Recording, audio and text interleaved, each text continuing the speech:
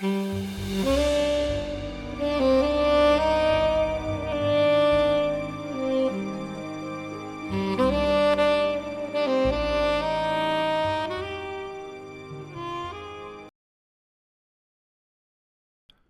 Hound of the Baskervilles. Another Adventure of Sherlock Holmes by A. Conan Doyle.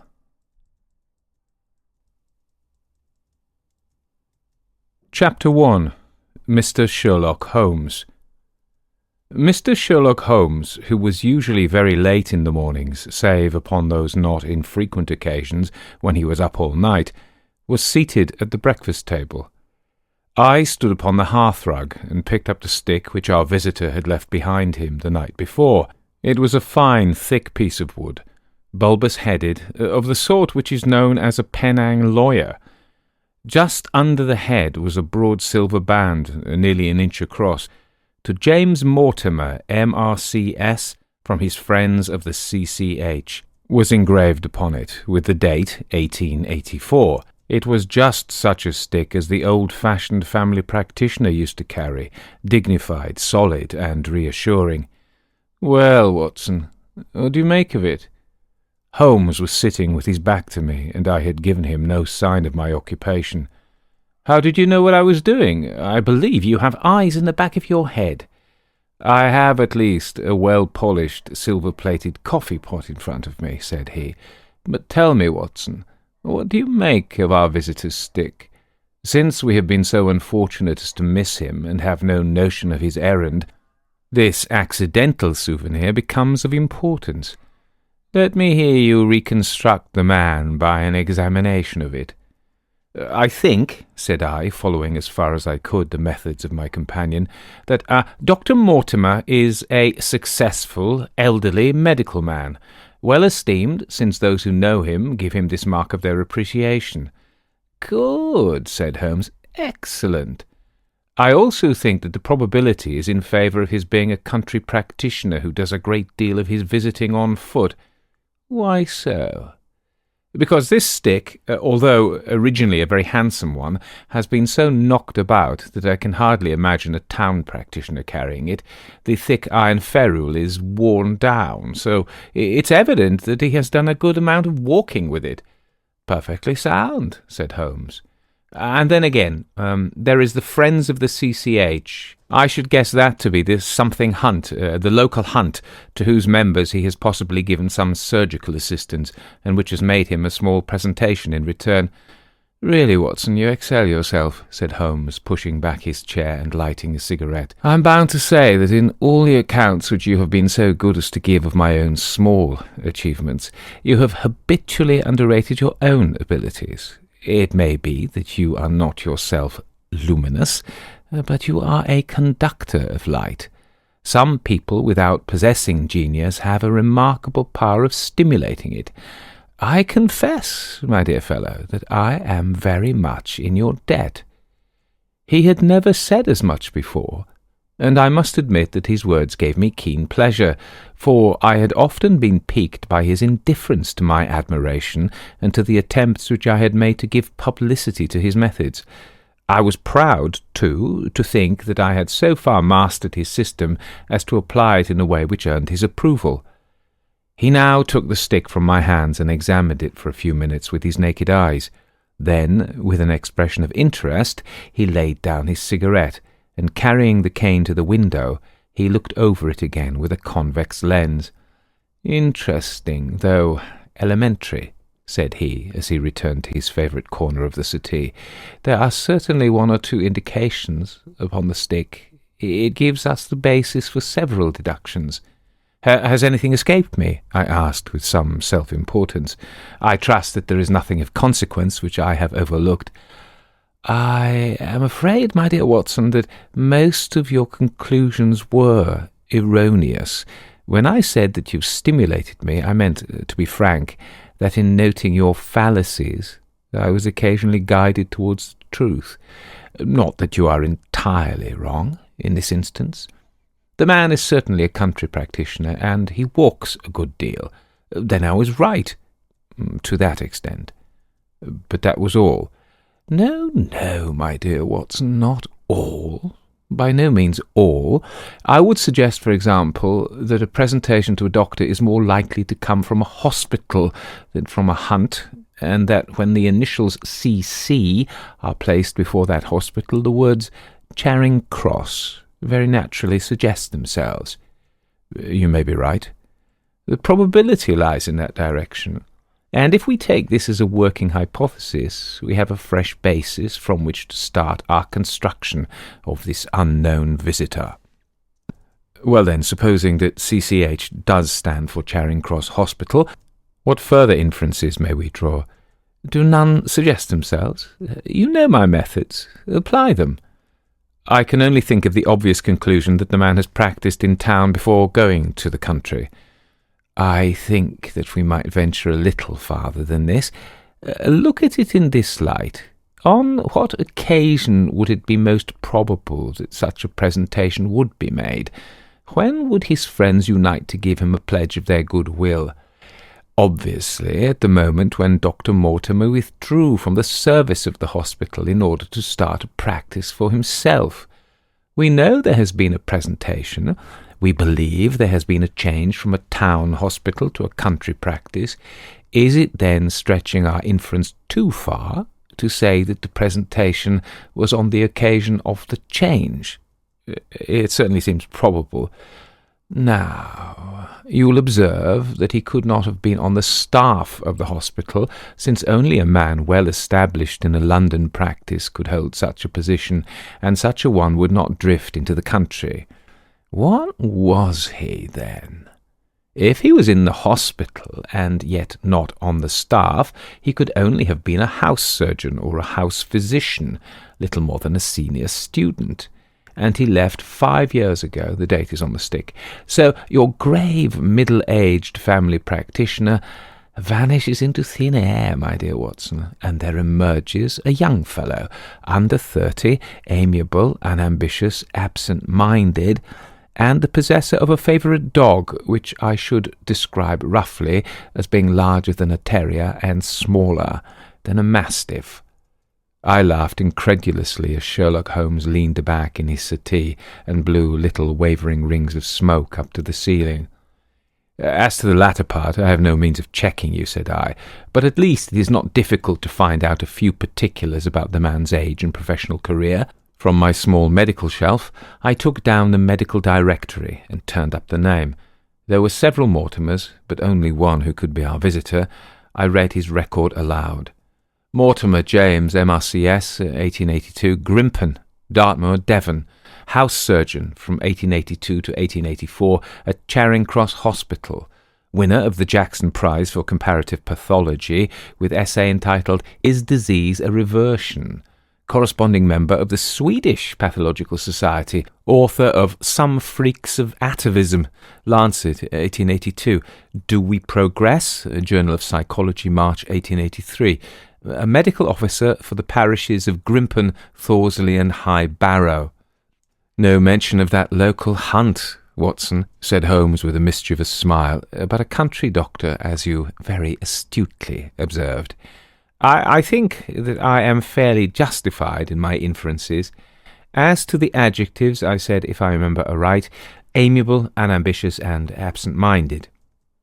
It is my experience that it is only an amiable man in this world who receives testimonials, only an unambitious one who abandons a London career for the country, and only an absent-minded one who leaves his stick and not his visiting card after waiting an hour in your room. And the dog has been in the habit of carrying this stick behind his master. Being a heavy stick, the dog has held it tightly by the middle, and the marks of the teeth are plainly visible. The dog's jaw, as shown in the space between these marks, is too broad, in my opinion, for a terrier, and not broad enough for a mastiff. It may have been, yes, by Jove, it is, a curly-haired spaniel. He had risen and paced the room as he spoke. Now he halted in the recess of the window. There was such a ring of conviction in his voice that I glanced up in surprise.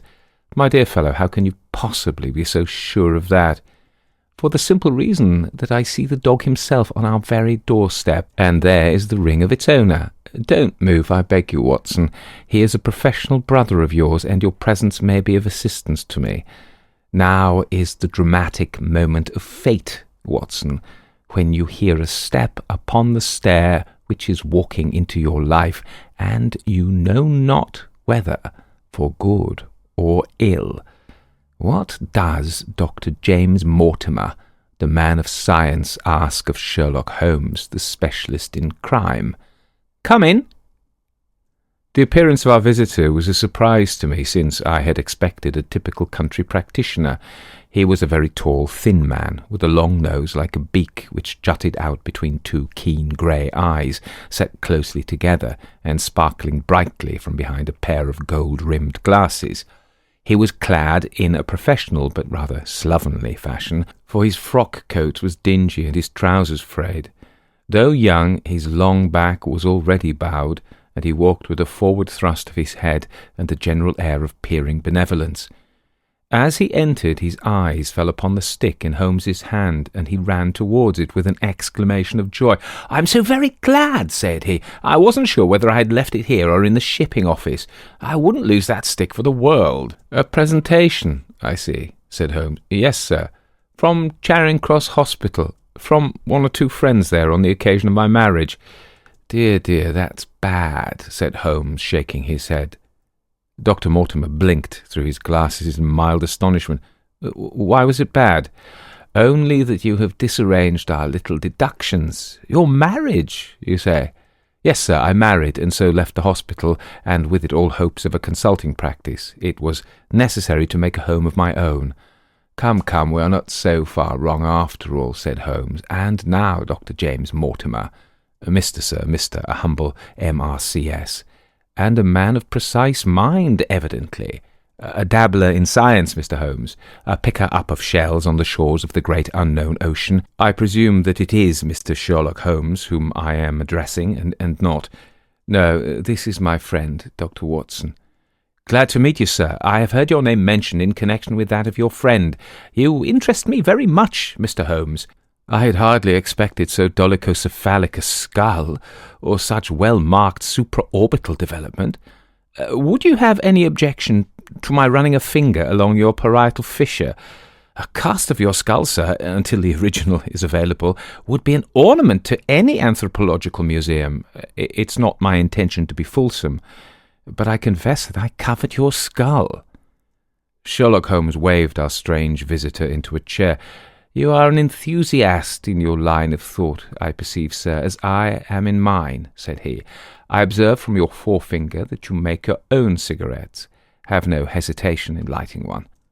The man drew out paper and tobacco and twirled the one up in the other with surprising dexterity. He had long, quivering fingers, as agile and restless as the antennae of an insect. Holmes was silent, but his little darting glances showed me the interest which he took in our curious companion. "I presume, sir," said he at last, "that it was not merely for the purpose of examining my skull that you have done me the honour to call here last night, and again today." "No, sir, no, though I am happy to have had the opportunity of doing that as well. I came to you, Mr. Holmes, because I recognise that I myself am an unpractical man, and because I am suddenly confronted with a most serious and extraordinary problem, recognising as I do that you are the second highest expert in Europe." "Indeed, sir. May I inquire who has the honour to be the first?" asked Holmes with some asperity. "To the man of precisely scientific mind, the work of Monsieur Bertillon must always appeal strongly." "Then had you not better consult him?" "I said, sir, to the precisely scientific mind, but as a practical man of affairs, it is acknowledged that you stand alone. I trust, sir, that I have not inadvertently—" "Just a little," said Holmes. "I think, Dr. Mortimer, you would do wisely if, without more ado, you would kindly tell me plainly what the exact nature of the problem is in which you demand my assistance." Chapter 2. The Curse of the Baskervilles. "I have in my pocket a manuscript," said Dr. James Mortimer, "I observed it as you entered the room," said Holmes. "It is an old manuscript, early 18th century, unless it is a forgery." "How can you say that, sir? You have presented an inch or two of it to my examination all the time that you have been talking. It would be a poor expert who could not give the date of a document within a decade or so. You may possibly have read my little monograph on the subject. I put that at 1730. The exact date is 1742. Dr. Mortimer drew it from his breast pocket. The family paper was committed to my care by Sir Charles Baskerville, whose sudden and tragic death some 3 months ago created so much excitement in Devonshire. I may say that I was his personal friend as well as his medical attendant. He was a strong-minded man, sir, shrewd, practical, and as unimaginative as I am myself. Yet he took this document very seriously, and his mind was prepared for just such an end as did eventually overtake him. Holmes stretched out his hand for the manuscript and flattened it upon his knee. "You'll observe, Watson, the alternative use of the long S and the short. It is one of the several indications which enabled me to fix the date." I looked over his shoulder at the yellow paper and the faded script. At the head was written Baskerville Hall, and below, in large scrawling figures, 1742. "It appears to be a statement of some sort." "Yes, it is a statement of a certain legend which runs in the Baskerville family. But I understand that it is something more modern and practical upon which you wish to consult me." "Most modern, a most practical, pressing matter, which must be decided within 24 hours. But the manuscript is short and is intimately connected with the affair. With your permission, I will read it to you." Holmes leaned back in his chair, placed his fingertips together, and closed his eyes with an air of resignation. Dr. Mortimer turned the manuscript to the light and read, in a high, cracking voice, the following curious old-world narrative. "Of the origin of the Hound of the Baskervilles there have been many statements, yet, as I come in a direct line from Hugo Baskerville, and as I had the story from my father, who also had it from his, I have set it down with all belief that it occurred even as is here set forth. And I would have you believe, my sons, that the same justice which punishes sin may also most graciously forgive it, and that no ban is so heavy but that by prayer and repentance it may be removed. Learn then from this story not to fear the fruits of the past, but rather to be circumspect in the future, that those foul passions, whereby our family has suffered so grievously, may not again be loosed to our undoing.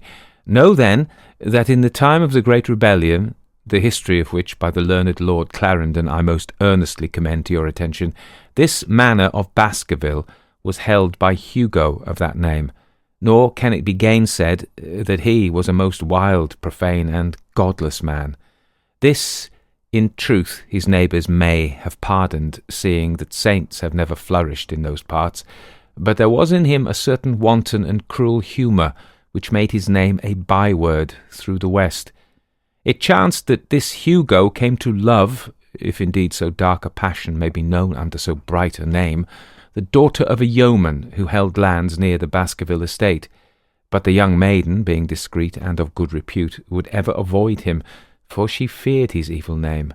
So it came to pass that one Michaelmas this Hugo, with 5 or 6 of his idle and wicked companions, stole down upon the farm and carried off the maiden, her father and brothers being from home, as he well knew. When they had brought her to the hall, the maiden was placed in an upper chamber, while Hugo and his friends sat down to a long carouse, as was their nightly custom. Now, the poor lass upstairs was like to have her wits turned at the singing and shouting and terrible oaths which came up to her from below, for they say that the words used by Hugo Baskerville, when he was in wine, were such as might blast the man who said them. At last, in the stress of her fear, she did that which might have daunted the bravest or most active man, for by the aid of the growth of ivy which covered and still covers the south wall, she came down from under the eaves, and so homeward across the moor, there being 3 leagues betwixt the hall and her father's farm. It chanced that some little time later Hugo left his guests to carry food and drink, with other worse things perchance, to his captive, and so found the cage empty, and the bird escaped. Then, as it would seem, he became as one that hath a devil, for rushing down the stairs into the dining room, he sprang upon the great table, flagons and trenchers flying before him, and he cried aloud before all the company that he would that very night render his body and soul to the powers of evil, if he might but overtake the wench. And while the revellers stood aghast at the fury of the man, one more wicked, or it may be more drunken than the rest, cried out that they should put the hounds upon her, whereat Hugo ran from the house, crying to his grooms that they should saddle his mare and unkennel the pack, and giving the hounds a kerchief of the maid's, he swung them to the line, and so off full cry in the moonlight over the moor. Now for some space the revellers stood agape, unable to understand all that had been done in such haste, but anon their bemused wits awoke to the nature of the deed which was like to be done upon the moorlands. Everything was now in an uproar, some calling for their pistols, some for their horses, and some for another flask of wine. But at length some sense came back to their crazed minds, and the whole of them, 13 in number, took horse and started in pursuit. The moon shone clear above them, and they rode swiftly abreast, taking that course which the maid must needs have taken if she were to reach her own home. They had gone a mile or two when they passed one of the night shepherds upon the moorlands, and they cried to him to know if he had seen the hunt. And the man, as the story goes, was so crazed with fear that he could scarce speak. But at last he said that he had indeed seen the unhappy maiden with the hounds upon the track. "But I have seen more than that," said he, "for Hugo Baskerville passed me upon his black mare, and there ran mute behind him such a hound of hell as God forbid should ever be at my heels." So the drunken squires cursed the shepherd and rode onward, but soon their skins turned cold, for there came a galloping across the moor, and the black mare, dabbled with white froth, went past with trailing bridle and empty saddle. Then the revellers rode close together, for a great fear was on them, but still they followed over the moor, though each, had he been alone, would have been right glad to have turned his horse's head. Riding slowly in this fashion, they came at last upon the hounds. These, though known for their valour and their breed, were whimpering in a cluster at the head of a deep dip or goyle, as we call it upon the moor, some slinking away, and some, with starting hackles and staring eyes, gazing down the narrow valley before them. The company had come to a halt, more sober men, as you may guess, than when they started. The most of them would by no means advance, but 3 of them, the boldest, or it may be the most drunken, rode forward down the goyle. Now it opened into a broad space in which stood 2 of those great stones still to be seen there, which were set by certain forgotten peoples in the days of old. The moon was shining bright upon the clearing, and there in the centre lay the unhappy maid where she had fallen, dead of fear and fatigue.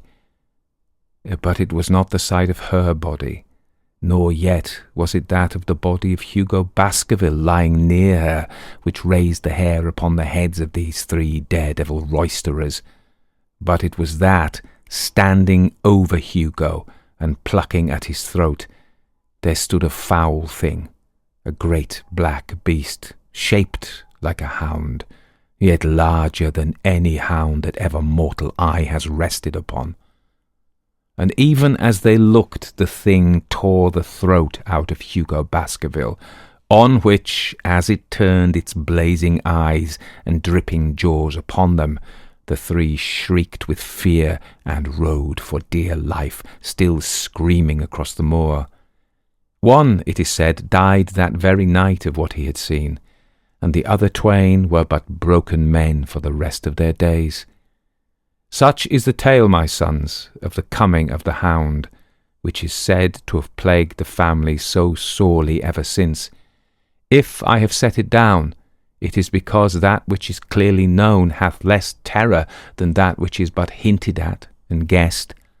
Nor can it be denied that many of the family have been unhappy in their deaths, which have been sudden, bloody, and mysterious. Yet may we shelter ourselves in the infinite goodness of Providence, which would not for ever punish the innocent beyond that third or fourth generation which is threatened in Holy Writ. To that Providence, my sons, I hereby commend you, and I counsel you by way of caution to forbear from crossing the moor in those dark hours when the powers of evil are exalted. This from Hugo Baskerville to his sons Roger and John, with instructions that they say nothing thereof to their sister Elizabeth. When Dr. Mortimer had finished reading this singular narrative, he pushed his spectacles up on his forehead and stared across at Mr. Sherlock Holmes. The latter yawned and tossed the end of his cigarette into the fire. "Well," said he, "did you not find it interesting?" "To a collector of fairy tales?" Dr. Mortimer drew a folded newspaper out of his pocket. "Now, Mr. Holmes, we will give you something a little more recent. This is the Devon County Chronicle of May 14th of this year. It is a short account of the facts elicited at the death of Sir Charles Baskerville, which occurred a few days before that date." My friend leaned a little forward, and his expression became intent. Our visitor readjusted his glasses and began. "The recent sudden death of Sir Charles Baskerville, whose name has been mentioned as the probable Liberal candidate for Mid-Devon at the next election, has cast a gloom over the county. Though Sir Charles had resided at Baskerville Hall for a comparatively short period, his amiability of character and extreme generosity had won the affection and respect of all who had been brought into contact with him. In these days of nouveau riche, it is refreshing to find a case where the scion of an old county family, which has fallen upon evil days, is able to make his own fortune and to bring it back with him, to restore the fallen grandeur of his line. Sir Charles, as it is well known, made large sums of money in South African speculation. More wise than those who go on until the wheel turns against them, he realized his gains and returned to England with them. It is only 2 years since he took up his residence at Baskerville Hall, and it is common talk how large were those schemes of reconstruction and improvement which have been interrupted by his death. Being himself childless, it was his openly expressed desire that the whole countryside should, within his own lifetime, profit by his good fortune, and many will have personal reasons for bewailing his untimely end. His generous donations to local and county charities have been frequently chronicled in these columns. The circumstances connected with the death of Sir Charles cannot be said to have been entirely cleared up by the inquest, but at least enough has been done to dispose of those rumours to which local superstition has given rise. There is no reason whatever to suspect foul play, or to imagine that death could be from any but natural causes. Sir Charles was a widower, and a man who may be said to have been in some ways of an eccentric habit of mind. In spite of his considerable wealth, he was simple in his personal tastes, and his indoor servants at Baskerville Hall consisted of a married couple named Barrymore, the husband acting as butler and the wife as housekeeper. Their evidence, corroborated by that of several friends, tends to show that Sir Charles's health has for some time been impaired, and points especially to some affection of the heart, manifesting itself in changes of colour, breathlessness, and acute attacks of nervous depression. Dr. James Mortimer, the friend and medical attendant of the deceased, has given evidence to the same effect. The facts of the case are simple. Sir Charles Baskerville was in the habit, every night before going to bed, of walking down the famous yew alley of Baskerville Hall. The evidence of the Barrymores shows that this had been his custom. On the 4th of May, Sir Charles had declared his intention of starting next day for London, and had ordered Barrymore to prepare his luggage. That night he went out as usual for his nocturnal walk, in the course of which he was in the habit of smoking a cigar. He never returned. At 12 o'clock, Barrymore, finding the hall door still open, became alarmed, and lighting a lantern, went in search of his master. The day had been wet, and Sir Charles's footmarks were easily traced down the alley. Halfway down this walk there is a gate which leads out onto the moor. There were indications that Sir Charles had stood for some little time here. He then proceeded down the alley, and it was at the far end of it that his body was discovered. One fact which has not been explained is the statement of Barrymore that his master's footprints altered their character from the time that he passed the moor gate, and that he appeared from thence onward to have been walking upon his toes. One Murphy, a gipsy horse-dealer, was on the moor at no great distance at the time, but he appears by his own confession to have been the worse for drink. He declares that he heard cries, but is unable to state from what direction they came.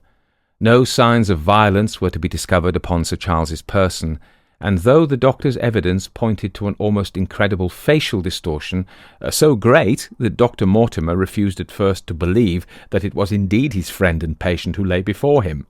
It was explained that that is a symptom which is not unusual in cases of dyspnea and death from cardiac exhaustion. This explanation was borne out by the post-mortem examination, which showed long-standing organic disease, and the coroner's jury returned a verdict in accordance with the medical evidence. It is well that this is so, for it is obviously of the utmost importance that Sir Charles's heir should settle at the Hall and continue the good work which has been so sadly interrupted. Had the prosaic finding of the coroner not finally put an end to the romantic stories which have been whispered in connection with the affair, it might have been difficult to find a tenant for Baskerville Hall. It is understood that the next of kin is Mr. Henry Baskerville, if he be still alive, the son of Sir Charles Baskerville's younger brother. The young man, when last heard of, was in America, and inquiries are being instituted with a view to informing him of his good fortune. Dr. Mortimer refolded his paper and replaced it in his pocket. Those are the public facts, Mr. Holmes, in connection with the death of Sir Charles Baskerville. I must thank you, said Sherlock Holmes, for calling my attention to a case which certainly presents some features of interest. I had observed some newspaper comment at the time, but I was exceedingly preoccupied by that little affair of the Vatican cameos, and in my anxiety to oblige the Pope, I lost touch with several interesting English cases. This article, you say, contains all the public facts? It does. Then let me have the private ones. He leaned back, put his fingertips together, and assumed his most impassive and judicial expression. In doing so, said Dr. Mortimer, who had begun to show signs of some strong emotion, I'm telling that which I have not confided to anyone. My motive for withholding it from the coroner's inquiry is that a man of science shrinks from placing himself in the public position or of seeming to endorse a popular superstition. I had the further motive that Baskerville Hall, as the paper says, would certainly remain untenanted if anything were done to increase its already rather grim reputation. For both these reasons I thought that I was justified in telling rather less than I knew, since no practical good could result from it. But with you there is no reason why I should not be perfectly frank. The moor is very sparsely inhabited, and those who live near each other are thrown very much together. For this reason I saw a good deal of Sir Charles Baskerville. With the exception of Mr. Frankland of Laughter Hall and Mr. Stapleton the naturalist, there are no other men of education within many miles. Sir Charles was a retiring man, but the chance of his illness brought us together, and a community of interests in science kept us so. He had brought back much scientific information from South Africa, and many a charming evening we have spent together discussing the comparative anatomy of the Bushman and the Hottentot. Within the last few months, it became increasingly plain to me that Sir Charles's nervous system was strained to the breaking point. He had taken this legend which I have read you exceedingly to heart, so much so that although he would walk in his own grounds, nothing would induce him to go out upon the moor at night. Incredible as it may appear to you, Mr. Holmes, he was honestly convinced that a dreadful fate overhung his family, and certainly the records which he was able to give of his ancestors were not encouraging. The idea of some ghastly presence constantly haunted him, and on more than one occasion he has asked me whether I had on my medical journeys at night ever seen any strange creature, or heard the baying of a hound. The latter question he put to me several times, and always with a voice which vibrated with excitement. I can well remember driving up to his house in the evening some 3 weeks before the fatal event. He chanced to be at his hall door. I had descended from my gig and was standing in front of him, when I saw his eyes fix themselves over my shoulder and stare past me with an expression of the most dreadful horror. I whisked round, and had just time to catch the glimpse of something, which I took to be a large black calf, passing at the head of the drive. So excited and alarmed was he that I was compelled to go down to the spot where the animal had been and look around for it. It was gone, however, and the incident appeared to make the worst impression upon his mind. I stayed with him all the evening, and it was on that occasion, to explain the emotion which he had shown, that he confided to my keeping that narrative which I read you when I first came. I mention this small episode because it assumes some importance in view of the tragedy which followed, but I was convinced at the time that the matter was entirely trivial, and that his excitement had no justification. It was at my advice that Sir Charles was about to go to London. His heart was, I knew, affected, and the constant anxiety in which he lived, however chimerical the cause of it might be, was evidently having a serious effect upon his health. I thought that a few months among the distractions of town would send him back a new man. Mr. Stapleton, a mutual friend, who was much concerned at his state of health, was of the same opinion. At the last instant came this terrible catastrophe. On the night of Sir Charles's death, Barrymore the butler, who made the discovery, sent Perkins the groom on horseback to me, and as I was sitting up late, I was able to reach Baskerville Hall within an hour of the event. I checked and corroborated all the facts which were mentioned at the inquest. I followed the footsteps down the yew alley. I saw the spot at the Moor gate where he seemed to have waited. I remarked the change in the shape of the prints after that point. I noted there were no other footsteps save those of Barrymore on the soft gravel, and finally I carefully examined the body, which had not been touched until my arrival. Sir Charles lay on his face, his arms out, his fingers dug into the ground, and his features convulsed with some strong emotion to such an extent that I could hardly have sworn to his identity. There was certainly no physical injury of any kind, but one false statement was made by Barrymore at the inquest. He said that there were no traces upon the ground near the body.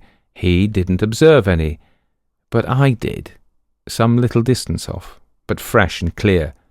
Footprints? Footprints. A man or a woman's? Dr. Mortimer looked strangely at us for an instant, and his voice sank almost to a whisper as he answered, Mr. Holmes, they were the footprints of a gigantic hound. Chapter 3. The Problem. I confess that these words a shudder passed through me. There was a thrill in the doctor's voice which showed that he was himself deeply moved by that which he told us. Holmes leaned forward in his excitement, and his eyes had the hard, dry glitter which shot from them when he was keenly interested. You saw this, as clearly as I see you, and you said nothing. What was the use? How was it that no one else saw it? The marks were some 20 yards from the body, and no one gave them a thought. I don't suppose I should have done so, had I not known this legend. There are many sheepdogs on the moor? No doubt, but this was no sheepdog. You say it was large, enormous, but it had not approached the body. No. What sort of night was it? Damp and raw, but not actually raining. No. What is the alley like? There are 2 lines of old yew hedge, 12 feet high and impenetrable. The walk in the centre is about 8 feet across. Is there anything between the hedges and the walk? Yes, there's a strip of grass about 6 feet broad on either side. I understand that the yew hedge is penetrated at one point by a gate. Yes, the wicket gate, which leads on to the moor. Is there any other opening? None. So that to reach the yew alley, one either has to come down it from the house, or else to enter it by the moor gate. There is an exit through a summer house at the far end. Had Sir Charles reached this? No, he lay about 50 yards from it. Now, tell me, Dr. Mortimer, and this is important, the marks which you saw were on the path and not on the grass. No marks could show on the grass. Were they on the same side of the path as the moor gate? Yes, they were on the edge of the path, on the same side as the moor gate. You interest me exceedingly. Another point.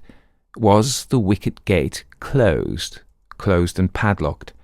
How high was it? About 4 feet high. Then anyone could have got over it. Yes. And what marks did you see by the wicket gate? None in particular. Good heaven, did no one examine? Yes, I examined myself, and found nothing. It was all very confused. Sir Charles had evidently stood there for 5 or 10 minutes. How do you know that? Because the ash had twice dropped from his cigar. Excellent! This is a colleague, Watson, after our own heart. But the marks? He had left his own marks all over that small patch of gravel. I could discern no others. Sherlock Holmes struck his hand against his knee with an impatient gesture. "If I had only been there," he cried. "It is evidently a case of extraordinary interest, and one which presented immense opportunities to the scientific expert. That gravel page upon which I might have read so much has been long ere this smudged by the rain and defaced by the clogs of curious peasants. Oh, Dr. Mortimer! Dr. Mortimer, to think that you should not have called me in. You have indeed much to answer for." "I could not call you in, Mr. Holmes, without disclosing these facts to the world, and I have already given my reasons for not wishing to do so. Besides—" "Why do you hesitate? There is a realm in which the most acute and most experienced of detectives is helpless. You mean that the thing is supernatural?" I did not positively say so. "No, but you evidently think it.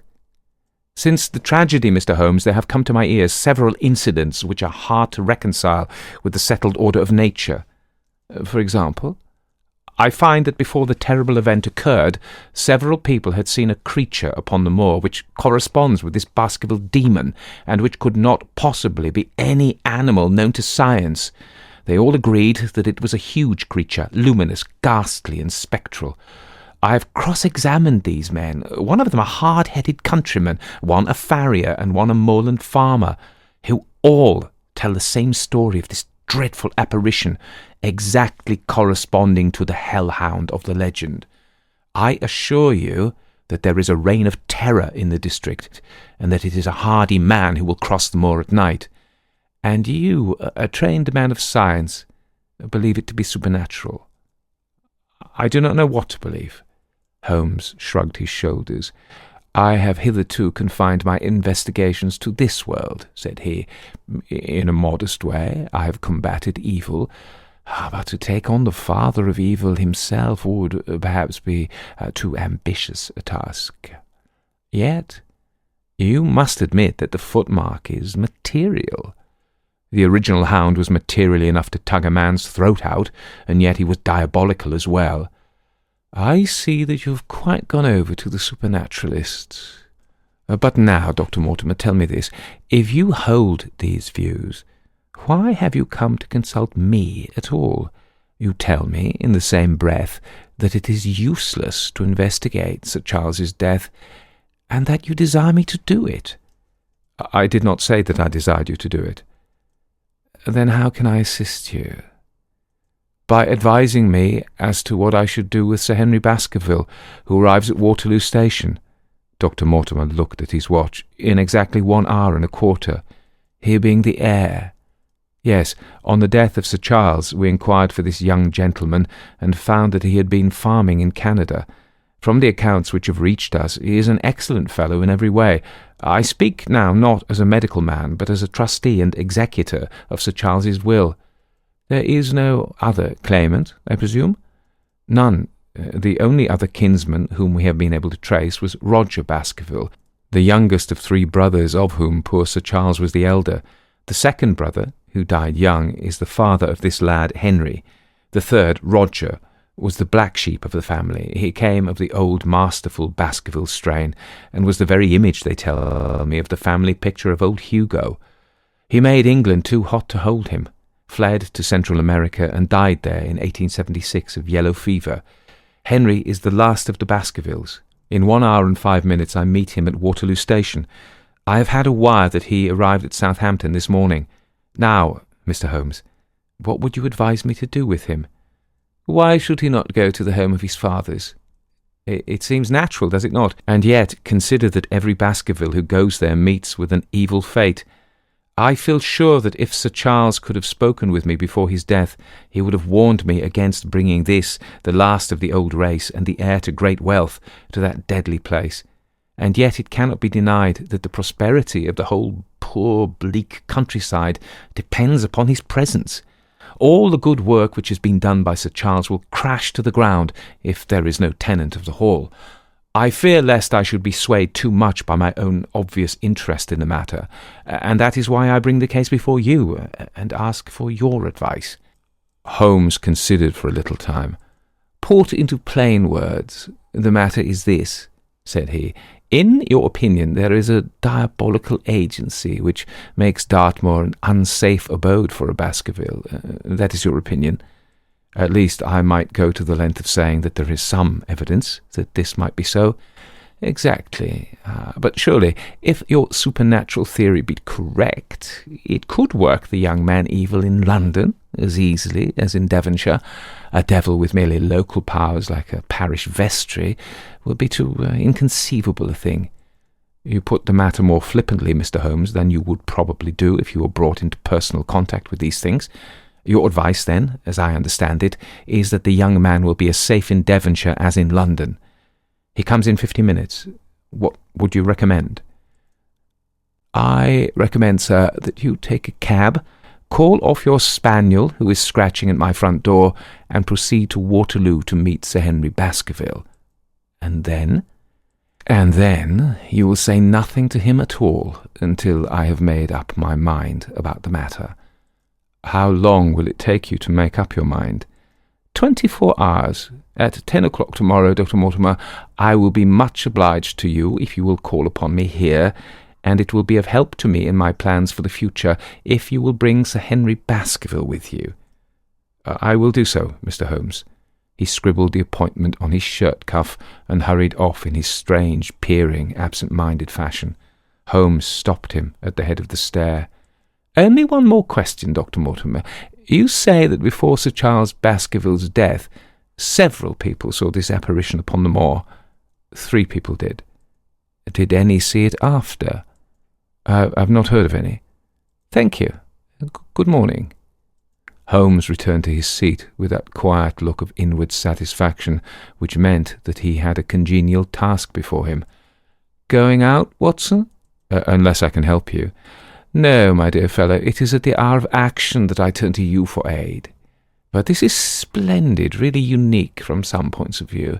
When you pass Bradley's, would you ask him to send up a pound of the strongest shag tobacco? Thank you. It would be as well if you could make it convenient not to return before evening.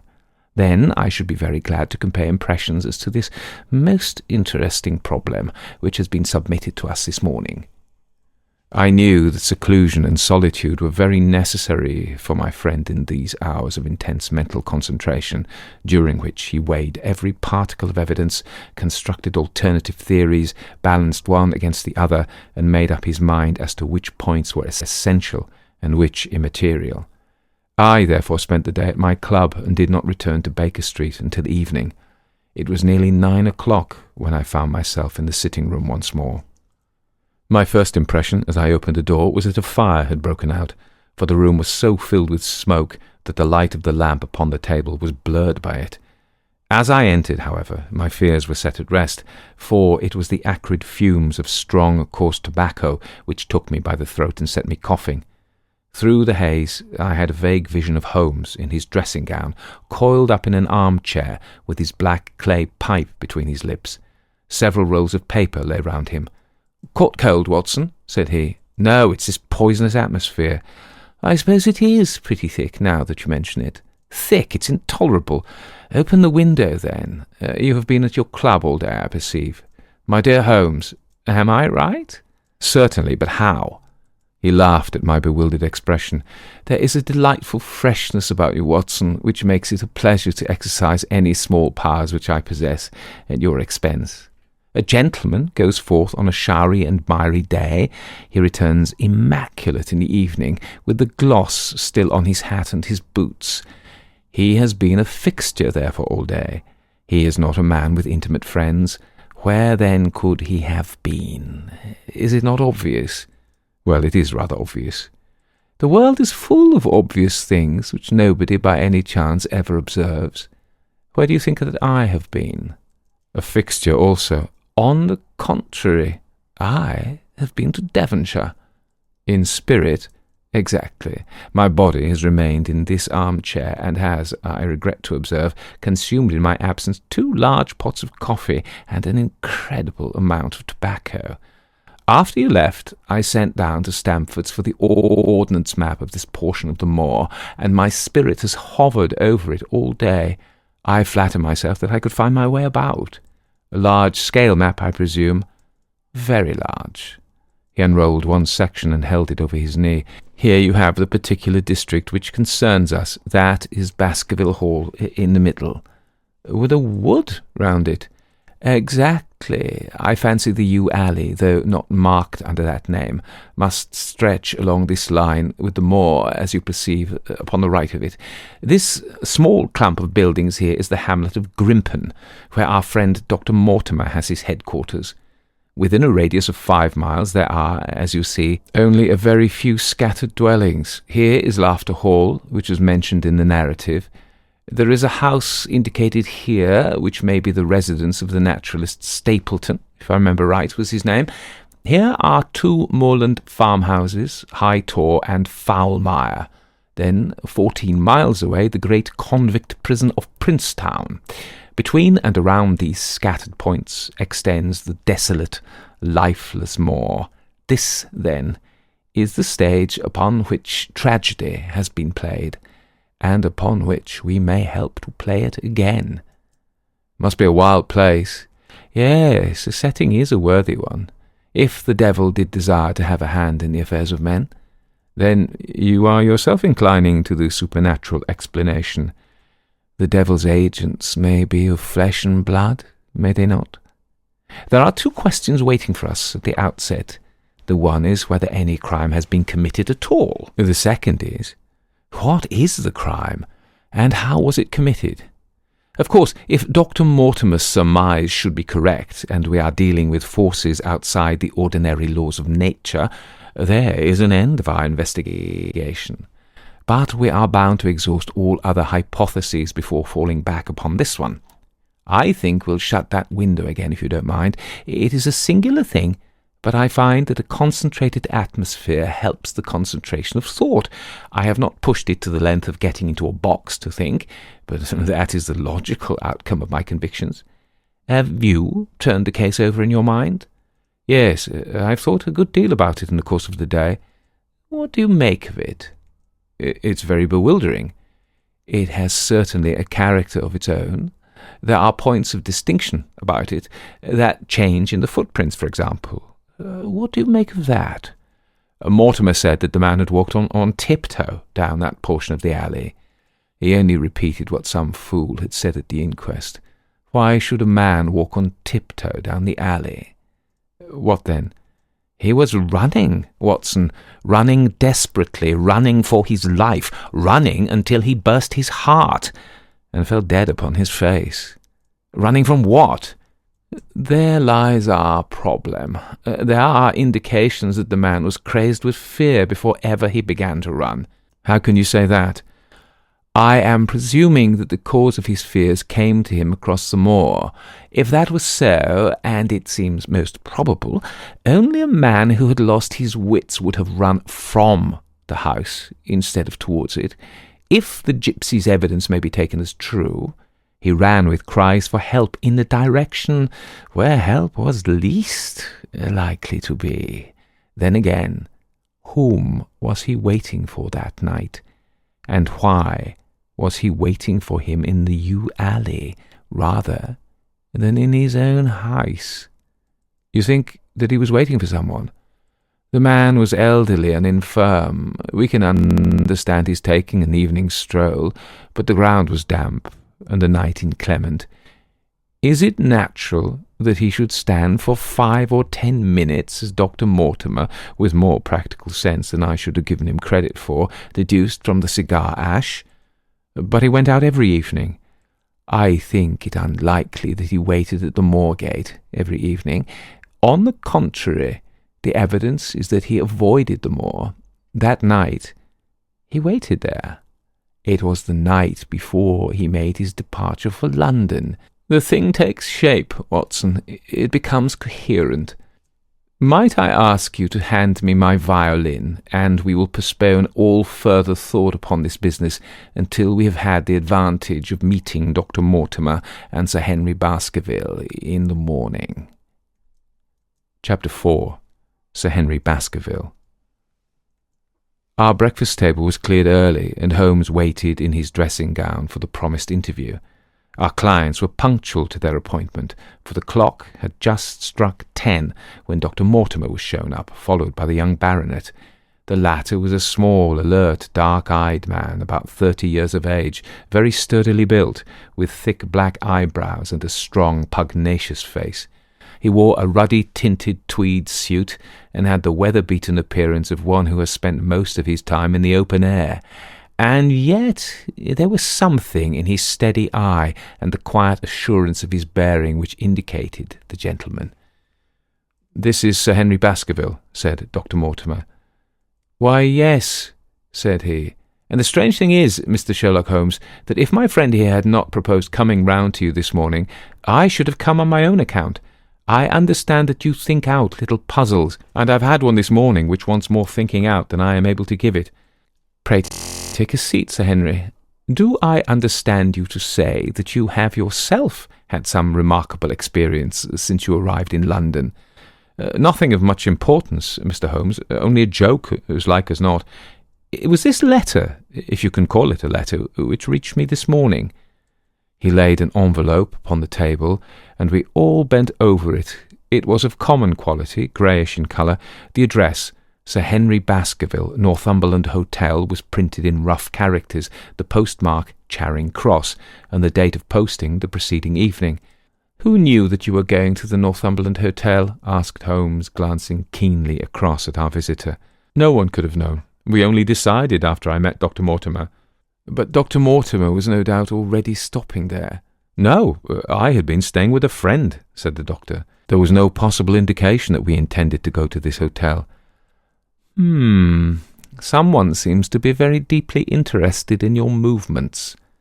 Out of the envelope he took a half-sheet of foolscap paper folded in 4. This he opened and spread flat upon the table. Across the middle of it, a single sentence had been formed by the expedient of pasting printed words upon it. It ran, "As you value your life or your reason, keep away from the Moor." The word Moor only was printed in ink. "Now," said Sir Henry Baskerville, "perhaps you'll tell me, Mr. Holmes, what in thunder is the meaning of that, and who it is that takes so much interest in my affairs." "What do you make of it, Dr. Mortimer? You must allow that there is nothing supernatural about this, at any rate." "No, sir, but it might very well come from someone who is convinced that the business is supernatural." "What business?" asked Sir Henry sharply. "It seems to me that all you gentlemen know a great deal more than I do about my own affairs." "You shall share our knowledge before you leave this room, Sir Henry, I promise you that," said Sherlock Holmes. "We will confine ourselves for the present, with your permission, to this very interesting document, which must have been put together and posted yesterday evening. Have you yesterday's Times, Watson?" "It's here in the corner." "Might I trouble you for it? The inside page, please, with the leading articles." He glanced swiftly over it, running his eyes up and down the columns. "Capital article, this on free trade. Permit me to give you an extract from it. You may be cajoled into imagining that your own special trade or your own industry will be encouraged by a protective tariff, but it stands to reason that such legislation must in the long run keep wealth away from the country, diminish the value of our imports, and lower the general conditions of life in this island." "What do you think of that, Watson?" cried Holmes in high glee, rubbing his hands together with satisfaction. "Don't you think that is an admirable sentiment?" Dr. Mortimer looked at Holmes with an air of professional interest, and Sir Henry Baskerville turned a pair of puzzled dark eyes upon me. "I don't know much about the tariff and things of that kind," said he, "but it seems to me we've got a bit off the trail so far as the note is concerned." "On the contrary, I think we are particularly hot upon the trail, Sir Henry. Watson here knows more about my methods than you do. But I fear that even he has not quite grasped the significance of this sentence. No, I confess that I see no connection. And yet, my dear Watson, there is so very close a connection that the one is extracted out of the other. You, your life, reason, value, keep away from the... Don't you see now whence these words have been taken? By thunder, you're right. Well, if that isn't smart, cried Sir Henry. If any possible doubt remained, it is settled by the fact that keep away and from thee are cut out in one piece. Well, now, so it is. Really, Mr. Holmes, this exceeds anything which I could have imagined, said Dr. Mortimer, gazing at my friend in amazement. I could understand anyone saying that the words were from a newspaper, but that you should name which, and add that it came from the leading article, is really one of the most remarkable things which I have ever known. How did you do it? I presume, Doctor, that you could tell the skull of a Negro from that of an Eskimo. Most certainly. But how? Because that is my special hobby. The differences are obvious. The supraorbital crest, the facial angle, the maxillary curve, But this is my special hobby, and the differences are equally obvious. There is as much difference to my eyes between the leaded bourgeois type of a Times article and the slovenly print of an evening halfpenny paper as there could be between your Negro and your Eskimo. The detection of types is one of the most elementary branches of knowledge to the special expert in crime, though I confess that once when I was very young I confused the Leeds Mercury with the Western Morning News. But a Times leader is entirely distinctive, and these words could have been taken from nothing else. As it was done yesterday, the strong probability was that we should find the words in yesterday's issue. So far as I can follow you then, Holmes, said Sir Henry Baskerville, someone cut out this message with the scissors. Nail scissors, said Holmes. You can see that it was a very short-bladed scissors, since the cutter had to take 2 snips over keep away. That is so. Someone then cut out the message with a pair of short-bladed scissors, pasted it with paste. Gum, said Holmes, with gum to the paper. But I want to know why the word Moor should have been written. Because he could not find it in print. The other words were all simple and might have been found in any issue, but Moor would be less common. Why, of course, that would explain it. Have you read anything else in this message, Mr. Holmes? There are 1 or 2 indications, and yet the utmost pains have been taken to remove all clues. The address, you observe, is printed in rough characters. But the Times is a paper which is seldom found in any hands but those of the highly educated. We may take it, therefore, that the letter was composed by an educated man who wished to pose as an uneducated one, and his effort to conceal his own writing suggests that writing might be known, or come to be known, by you. Again, you will observe that the words are not gummed on an accurate line, but that some are much higher than others. Life, for example, is quite out of its proper place. That may point to carelessness, or it may point to agitation and hurry upon the part of the cutter. On the whole, I incline to the latter view, since the matter was evidently important, and it is unlikely that the composer of such a letter would be careless. If he were in a hurry, it opens up the interesting question why he should be in a hurry, since any letter posted up to early morning would reach Sir Henry before he would leave his hotel. Did the composer fear an interruption? And from whom? We are coming now rather into the region of guesswork, said Dr. Mortimer. Say rather into the region where we balance probabilities and choose the most likely. It is the scientific use of the imagination, but we always have some material basis on which to start our speculation. Now, you would call it a guess, no doubt, but I am almost certain that this address has been written in an hotel. How in the world can you say that?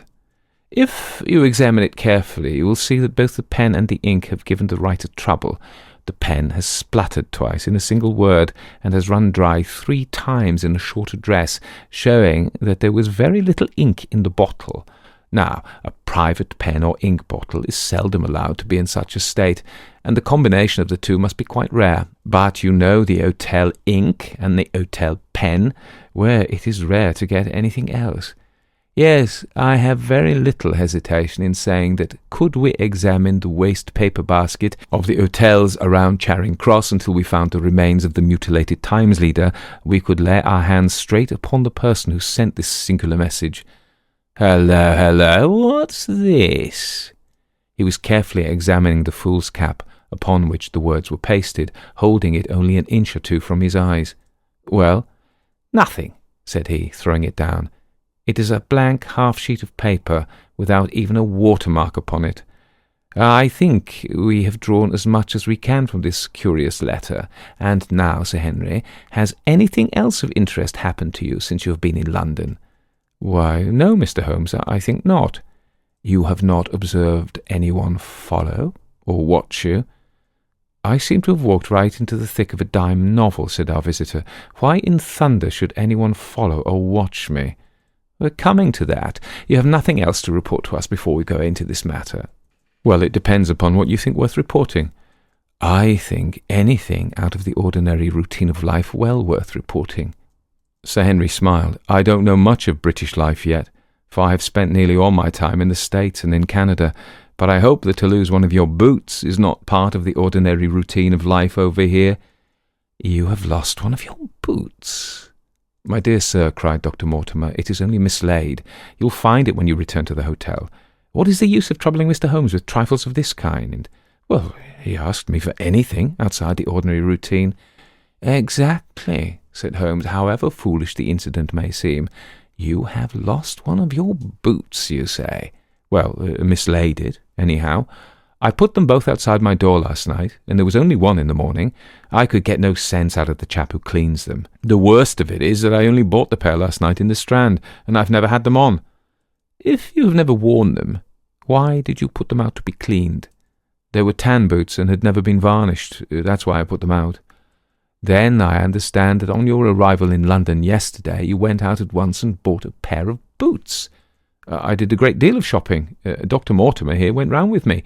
You see, if I am to be squire down there, I must dress the part, and it may be that I have got a little careless in my ways out west. Among other things, I bought these brown boots, gave $6 for them, and had one stolen before ever I had them on my feet. It seems a singularly useless thing to steal, said Sherlock Holmes. I confess that I share Dr. Mortimer's belief that it will not be long before the missing boot is found. And now, gentlemen, said the baronet with decision, it seems to me that I have spoken quite enough about the little that I know. It's time that you kept your promise and gave me a full account of what we're all driving at. Your request is a very reasonable one, Holmes answered. Dr. Mortimer, I think you could not do better than to tell your story as you told it to us. Thus encouraged, our scientific friend drew his papers from his pocket and presented the whole case as he had done upon the morning before. Sir Henry Baskerville listened with the deepest attention and with an occasional exclamation of surprise. Well, I seem to have come into an inheritance with a vengeance, said he, when the long narrative was finished. Of course, I've heard of the hound since I was in the nursery. It's the pet story of the family, though I never thought of taking it seriously before. But as to my uncle's death, well, it all seems to be boiling up in my head, and I can't get it clear yet. You don't seem quite to have made up your mind whether it's a case for a policeman or a clergyman. Precisely. And now there's this affair of the letter to me at the hotel. I suppose that fits into its place. It seems to show that someone knows more than we do about what goes on upon the moor, said Dr. Mortimer. And also, said Holmes, that someone is not ill-disposed towards you since they warn you of danger. Or it may be that they wish, for their own purposes, to scare me away. Well, of course, that is possible also. I am very much indebted to you, Dr. Mortimer, for introducing me to a problem which presents several interesting alternatives. But the practical point which we now have to decide, Sir Henry, is whether it is or is not advisable for you to go to Baskerville Hall. Why should I not go? There seems to be danger. Do you mean danger from this family fiend, or do you mean danger from human beings? Well, that is what we have to find out. Whichever it is, my answer's fixed. There is no devil in hell, Mr. Holmes, and there is no man upon earth who can prevent me from going to the home of my own people, and you may take that to be my final answer. His dark brows knitted, and his face flushed to a dusky red as he spoke. It was evident that the fiery temper of the Baskervilles was not extinct in this their last representative. "Meanwhile," said he, "I've hardly had time to think over all that you've told me. It's a big thing for a man to have to understand and to decide at one sitting. I should like to have a quiet hour by myself to make up my mind. Now, look here, Mr. Holmes. It's 11:30 now, and I'm going back right away to my hotel. Suppose you and your friend Dr. Watson come round and lunch with us at 2.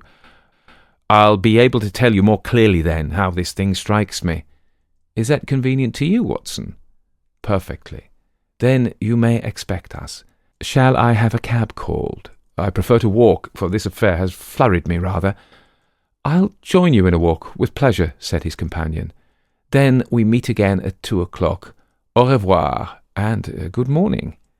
We heard the steps of our visitors descend the stair and the bang of the front door. In an instant Holmes had changed from the languid dreamer to the man of action. "Your hat and boots, Watson, quick, not a moment to lose." He rushed into his room in his dressing gown and was back again in a few seconds in a frock coat. We hurried together down the stairs and into the street. Dr. Mortimer and Baskerville were still visible about 200 yards ahead of us in the direction of Oxford Street.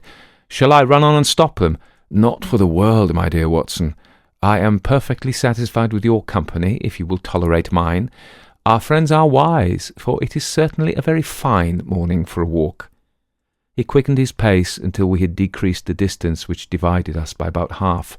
Then, still keeping 100 yards behind, we followed into Oxford Street, and so down Regent Street. Once our friend stopped and stared into a shop window, upon which Holmes did the same. An instant afterwards he gave a little cry of satisfaction, and following the direction of his eager eyes, I saw that a hansom cab with a man inside, which had halted on the other side of the street, was now proceeding slowly onward again. "There's our man, Watson. Come along, we'll have a good look at him, if we can do no more." At that instant I was aware of a bushy black beard and a pair of piercing eyes turned upon us through the side window of the cab. Instantly the trap-door at the top flew up. Something was screamed to the driver, and the cab flew madly off down Regent Street. Holmes looked eagerly round for another, but no empty one was in sight. Then he dashed in wild pursuit amid the stream of the traffic, but the start was too great, and already the cab was out of sight. "There now," said Holmes bitterly as he emerged panting and white with vexation from the tide of vehicles.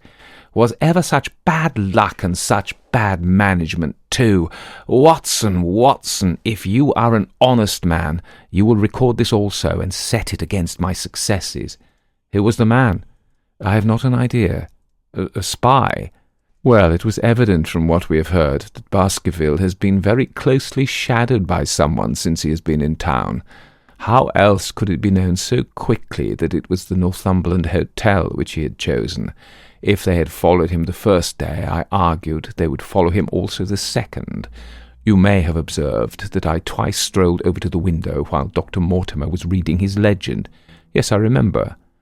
I was looking out for loiterers in the street, but I saw none. We are dealing with a clever man, Watson. This matter cuts very deep, and though I have not finally made up my mind whether it is a benevolent or a malevolent agency which is in touch with us, I am conscious always of power and design. When our friends left, I at once followed them in the hopes of marking down their invisible attendant. So wily was he that he had not trusted himself upon foot, but had availed himself of a cab so that he could loiter behind or dash past them and so escape their notice. His method had the additional advantage that if they were to take a cab, he was all ready to follow them. It has, however, one obvious disadvantage. It puts him at the power of the cabman. Exactly. What a pity we didn't get the number. My dear Watson, clumsy as I have been, you surely do not seriously imagine that I neglected to get the number. Number 2704 is our man, but that is of no use to us for the moment. I fail to see how you could have done more. On observing the cab, I should have instantly turned and walked in the other direction. I should then, at my leisure, have hired a second cab and followed the first at a respectful distance, or, better still, have driven to the Northumberland Hotel and waited there. When our unknown had followed Baskerville home, we should have had the opportunity of playing his own game upon himself, and seeing where he made for. As it is, by an indiscreet eagerness, which was taken advantage of with extraordinary quickness and energy by our opponent, we have betrayed ourselves, and lost our man. We had been sauntering slowly down Regent Street during this conversation, and Dr. Mortimer, with his companion, had long vanished in front of us. "There is no object in our following them," said Holmes. "The shadow has departed and will not return. We must see what further cards we have in our hands, and play them with decision. Could you swear to that man's face within the cab?" "I could swear only to the beard." "And so could I, from which I gather that in all probability it was a false one. A clever man upon so delicate an errand has no use for a beard, save to conceal his features. Come in here, Watson." He turned into one of the district messenger offices, where he was warmly greeted by the manager. "Ah, Wilson, I see you have not forgotten the little case in which I had the good fortune to help you." "No, sir, indeed I have not. You saved my good name, and perhaps my life." "My dear fellow, you exaggerate. I have some recollection, Wilson, that you had among your boys a lad named Cartwright, who showed some ability during the investigation." "Yes, sir, he's still with us." "Could you ring him up?" "Thank you, and I should be glad to have change of this £5 note."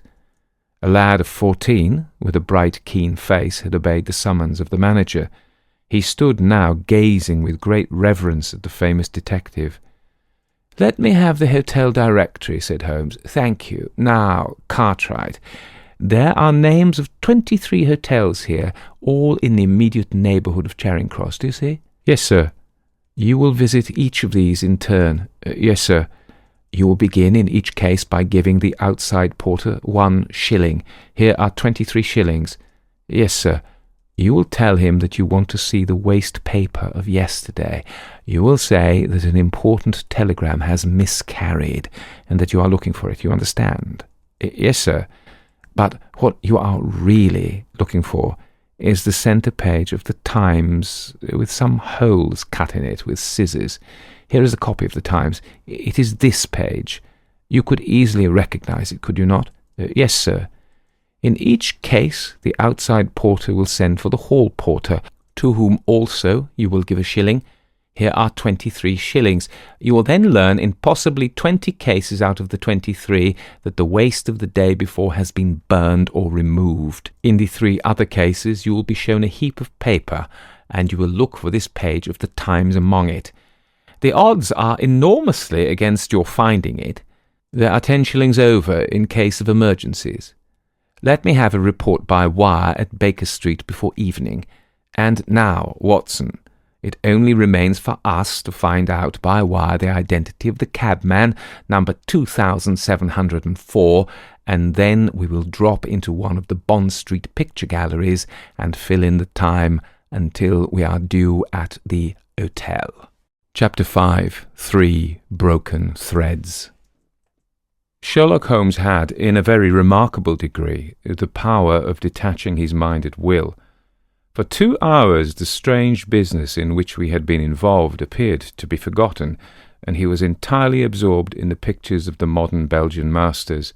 He would talk of nothing but art, of which he had the crudest ideas, from our leaving the gallery until we found ourselves at the Northumberland Hotel. "Sir Henry Baskerville is upstairs expecting you," said the clerk. "He asked me to show you up at once when you came." "Have you any objection to my looking at your register?" said Holmes. "Not in the least." The book showed that 2 names had been added after that of Baskerville. One was Theophilus Johnson and family of Newcastle, the other Mrs. Oldmore and maid of High Lodge, Alton. "Surely that must be the same Johnson whom I used to know," said Holmes to the porter. "A lawyer, is he not? Grey-haired, walks with a limp?" "No, sir, this is Mr. Johnson, the coal owner, a very active gentleman, not older than yourself." "Surely you're mistaken about his trade." "No, sir. He has used this hotel for many years, and is very well known to us." Ah, that settles it. Mrs. Oldmore, too. I seem to remember the name. Excuse my curiosity, but often in calling upon one friend, one finds another. She is an invalid lady, sir. Her husband was once Mayor of Gloucester. She always comes to us when she's in town. Thank you. I'm afraid I cannot claim her acquaintance. We have established a most important fact by these questions, Watson, he continued in a low voice as we went upstairs together. We now know that the people who are so interested in our friend have not settled down in his own hotel. That means that while they are, as we have seen, very anxious to watch him, they are equally anxious that he should not see them. Now, this is a most suggestive fact. What does it suggest? It suggests— Hello, my dear fellow, what on earth is the matter? As we came round the top of the steps, we had run up against Sir Henry Baskerville himself. His face was flushed with anger, and he held an old and dusty boot in one of his hands. So furious was he that he was hardly articulate, and when he did speak, it was in a much broader and more western dialect than any which we had heard from him in the morning. "Seems to me they are playing me for a sucker in this hotel," he cried. "Seems to me they are playing me for a sucker in this hotel," he cried. "They'll find they've started in to monkey with the wrong man unless they are careful. By thunder, if that chap can't find my missing boot, there will be trouble. I can take a joke with the best, Mr. Holmes, but they've got a bit over the mark this time." "Still looking for your boot?" "Yes, sir, and I mean to find it." "But surely you said that it was a new brown boot." "So it was, sir, and now it's an old black one." "What, you don't mean to say—" "That's just what I do mean to say. I had only 3 pairs in the world, the new brown, the old black, and the patent leathers which I am wearing. Last night they took one of my brown ones, and today they have sneaked one of the black." "Well, have you got it? Speak out, man, and don't stand staring." An agitated German waiter had appeared upon the scene. "No, sir, I have made inquiry all over the hotel, but I can hear no word of it." "Well, either that boot comes back before sundown, or I'll see the manager and tell him that I go right straight out of this hotel." "It shall be found, sir. I promise you that if you will have a little patience, it will be found." "Mind it is, for it's the last thing of mine that I'll lose in this den of thieves. Well, well, Mr. Holmes, you'll excuse my troubling you about such a trifle." "I think it's well worth troubling about." "Why, you look very serious over it." "How do you explain it?" "I just don't attempt to explain it. It seems the very maddest, queerest thing that ever happened to me." "The queerest, perhaps," said Holmes thoughtfully. "What do you make of it yourself?" "Well, I don't profess to understand it yet. This case of yours is very complex, Sir Henry. When taken in conjunction with your uncle's death, I am not sure that of all the 500 cases of capital importance which I have handled, there is one which cuts so deep. But we hold several threads in our hands, and the odds are that one or the other of them guides us to the truth. We may waste time in following the wrong one, but sooner or later we must come upon the right." We had a pleasant luncheon, in which little was said of the business which had brought us together. It was in the private sitting-room to which we afterwards repaired that Holmes asked Baskerville what were his intentions. "To go to Baskerville Hall." "And when?" "At the end of the week." "On the whole," said Holmes, "I think that your decision is a wise one. I have ample evidence that you are being dogged in London, and amid the millions of this great city it is difficult to discover who these people are, or what their object can be. If their intentions are evil, they may do you a mischief, and we should be powerless to prevent it. You did not know, Dr. Mortimer, that you were followed this morning from my house." Dr. Mortimer started violently. "Followed by whom?" "That, unfortunately, is what I cannot tell you. Have you among your neighbours or acquaintances on Dartmoor any man with a black, full beard?" "No, or let me see. Why, yes, Barrymore, Sir Charles's butler, is a man with a full black beard." "Ha! Where is Barrymore?" "He's in charge of the hall." "We had best ascertain if he really is there, or if by any possibility he might be in London." How can you do that? Give me a telegraph form. Is all ready for Sir Henry? That will do. Address to Mr. Barrymore, Baskerville Hall. What is the nearest telegraph office? Grimpen. Very good. We will send a second wire to the postmaster, Grimpen. Telegram to Mr. Barrymore to be delivered into his own hand. If absent, please return wire to Sir Henry Baskerville, Northumberland Hotel. That should let us know before the evening whether Barrymore is at his post in Devonshire or not. That's so, said Baskerville. By the way, Dr. Mortimer, who is this Barrymore, anyhow? He is the son of the old caretaker who's dead. They have looked after the Hall for 4 generations now. So far as I know, he and his wife are as respectable a couple as any in the county. At the same time, said Baskerville, it's clear enough that so long as there are none of the family at the Hall, these people have a mighty fine home and nothing to do. That is true. Did Barrymore profit at all by Sir Charles's will? Asked Holmes. He and his wife had £500 each. Ah, did they know that they would receive this? Yes, Sir Charles was very fond of talking about the provisions of his will.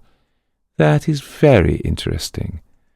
I hope, said Dr. Mortimer, that you do not look with suspicious eyes upon everyone who received a legacy from Sir Charles, for I also had £1,000 left to me. Indeed. And anyone else? There were many insignificant sums to individuals and a large number to public charities.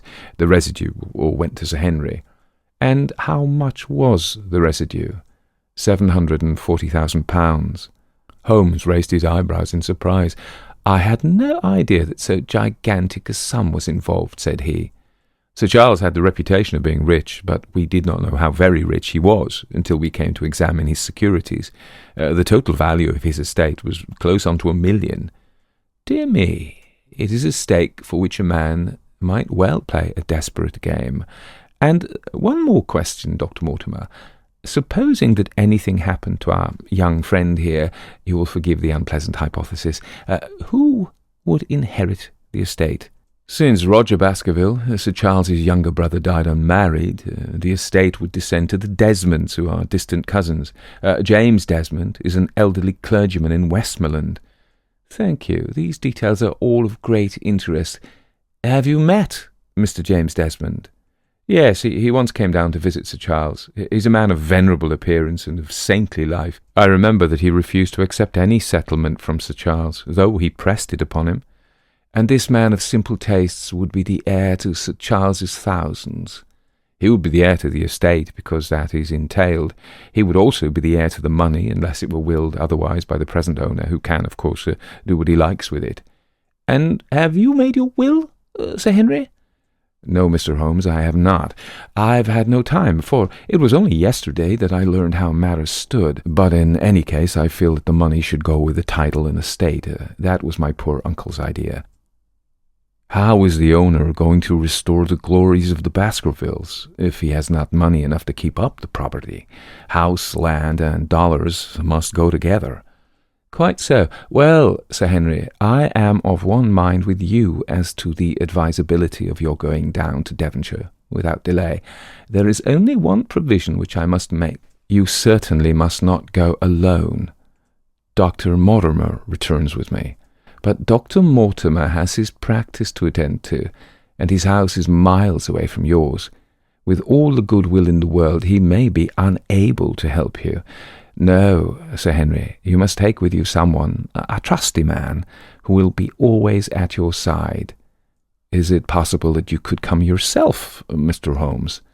If matters came to a crisis, I should endeavour to be present in person, but you can understand that with my extensive consulting practice and with the constant appeals which reach me from many quarters, it is impossible for me to be absent from London for an indefinite time. At the present instant, one of the most revered names in England is being besmirched by a blackmailer, and only I can stop a disastrous scandal.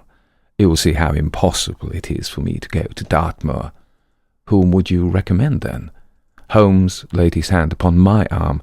If my friend would undertake it, there is no man who is better worth having at your side when you're in a tight place. No one can say so more confidently than I. The proposition took me completely by surprise. But before I had time to answer, Baskerville seized me by the hand and wrung it heartily. "Well, now, that is real kind of you, Dr. Watson," said he. "You see how it is with me, and you know just as much about the matter as I do. If you will come down to Baskerville Hall and see me through, I'll never forget it." The promise of adventure had always a fascination for me, and I was complimented by the words of Holmes, and by the eagerness with which the Baronet hailed me as a companion.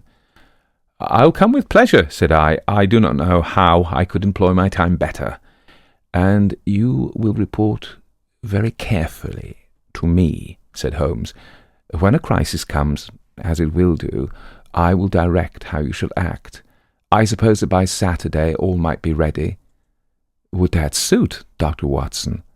"Perfectly. Then, on Saturday, unless you hear to the contrary, we shall meet at the 10:30 train from Paddington." We had risen to depart when Baskerville gave a cry of triumph, and diving into one of the corners of the room, he drew a brown boot from under a cabinet. "My missing boot!" he cried. "May all our difficulties vanish as easily," said Sherlock Holmes. "But it is a very singular thing," Dr. Mortimer remarked. "I searched this room carefully before lunch." And so did I," said Baskerville. "Every inch of it. There was certainly no boot in it then. In that case, the waiter must have placed it there while we were lunching."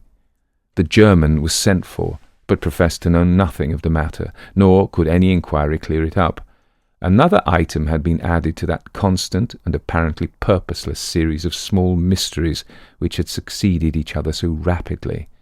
Setting aside the whole grim story of Sir Charles's death, we had a line of inexplicable incidents all within the limits of 2 days, which included the receipt of the printed letter, the black-bearded spy in the hansom, the loss of the new brown boot, the loss of the old black boot, and now the return of the new brown boot. Holmes sat in silence in the cab as we drove back to Baker Street, and I knew from his drawn brows and keen face that his mind, like my own, was busy in endeavouring to frame some scheme into which all these strange and apparently disconnected episodes could be fitted. All afternoon and late into the evening he sat lost in tobacco and thought. Just before dinner 2 telegrams were handed in. The first ran, "Have just heard that Barrymore is at the Hall, Baskerville." The second, "Visited 23 hotels as directed, but sorry to report unable to trace cut sheet of Times, Cartwright." There go 2 of my threads, Watson. There is nothing more stimulating than a case where everything goes against you. We must cast around for another scent. We still have the cabman who drove the spy. Exactly. I have wired to get his name and address from the official registry. I should not be surprised if this were an answer to my question. The ring at the bell proved to be something even more satisfactory than an answer, however, for the door opened and a rough-looking fellow entered, who was evidently the man himself. "I got a message from the head office. A gent at this address had been inquiring for number 2704, said he. "I've driven my cab this 7 years and never a word of complaint. I come here, straight from the yard, to ask you to your face what you had against me." "I have nothing in the world against you, my good man," said Holmes. "On the contrary, I have half a sovereign for you, if you will give me a clear answer to my questions." "Well, I've had a good day and no mistake," said the cabman with a grin. "What was it you wanted to ask, sir?" "First of all, your name and address in case I want you again." "John Clayton, 3 Turpey Street, the Borough. My cab's out of Shipley's Yard near Waterloo Station." Sherlock Holmes made a note of it.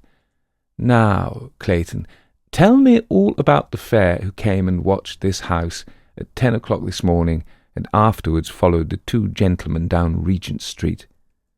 The man looked surprised and a little embarrassed. "Why, it's no good my telling you things, for you seem to know as much as I do already," said he. "The truth is that a gentleman told me that he was a detective, and that I was to say nothing about him to anyone." "My good fellow, this is a very serious business, and you may find yourself in a pretty bad position if you try to hide anything from me.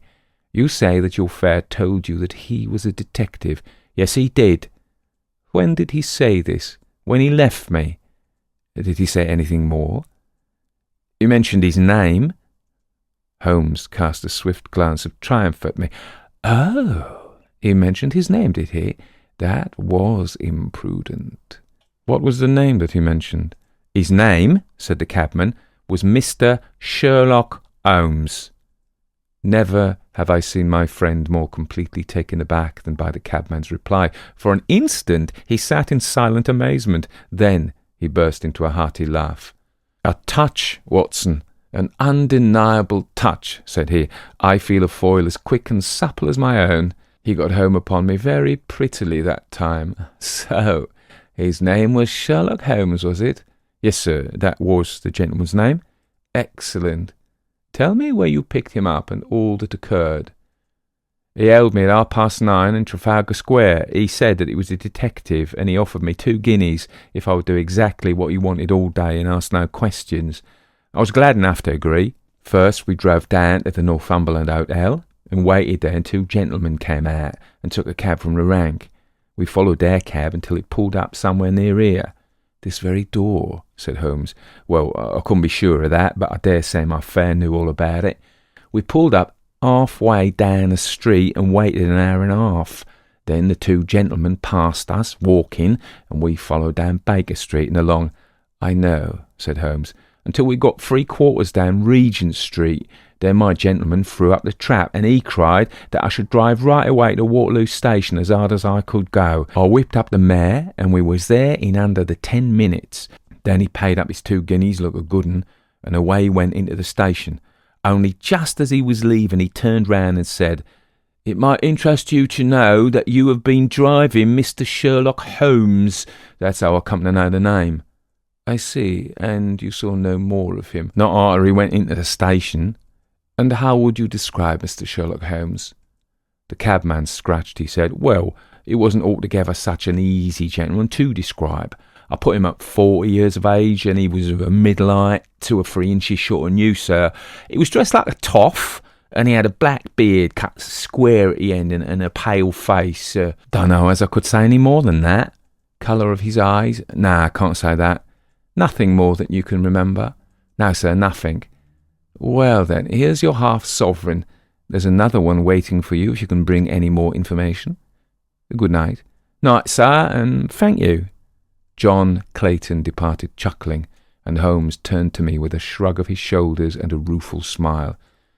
"Snap goes our 3rd thread, and we end where we began," said he. "The cunning rascal. He knew our number, knew that Sir Henry Baskerville had consulted me, spotted who I was in Regent Street, conjectured that I had got the number of the cab and would lay my hands on the driver, and so sent back this audacious message. I tell you, Watson, this time we have got a foeman who is worthy of our steel. I've been checkmated in London. I can only wish you better luck in Devonshire. But I'm not easy in my mind about it." "About what?" "About sending you. It's an ugly business, Watson, an ugly, dangerous business, and the more I see of it, the less I like it. Yes, my dear fellow, you may laugh, but I give you my word that I shall be very glad to have you back safe and sound in Baker Street once more." Chapter 6. Baskerville Hall. Sir Henry Baskerville and Dr. Mortimer were ready upon the appointed day, and we started, as arranged, for Devonshire. Mr. Sherlock Holmes drove with me to the station and gave me his last parting injunctions and advice. "I will not bias your mind by suggesting theories or suspicions, Watson," said he. "I wish you simply to report facts in the fullest possible manner to me, and you can leave me to do the theorizing." What sort of facts?" I asked. "Anything which may seem to have a bearing, however indirect, upon the case, and especially the relations between young Baskerville and his neighbours, or any fresh particulars concerning the death of Sir Charles. I have made some inquiries myself in the last few days, but the results have, I fear, been negative. One thing only appears to be certain, and that is that Mr. James Desmond, who is the next heir, is an elderly gentleman of a very amiable disposition, so that this persecution does not arise from him. I really think that we may eliminate him entirely from our calculations. There remain the people who will actually surround Sir Henry Baskerville upon the moor. Would it not be well in the first place to get rid of this Barrymore couple? By no means. You could not make a greater mistake. If they are innocent, it would be a cruel injustice, and if they are guilty, we should be giving up all chance of bringing it home to them. No, we will preserve them upon our list of suspects. Then there is a groom at the Hall, if I remember right. There are 2 moorland farmers. There is our friend Dr. Mortimer, whom I believe to be entirely honest, and there is his wife, of whom we know nothing. There is this naturalist, Stapleton, and there is his sister, who is said to be a young lady of attractions. There is Mr. Frankland of Laughter Hall, who is also an unknown factor, and there are 1 or 2 other neighbours. These are the folk who must be your very special study. I'll do my best. You have arms, I suppose? Yes, I thought it as well to take them. Most certainly. Keep your revolver near you night and day, and never relax your precautions. Our friends had already secured a first-class carriage and were waiting for us on the platform.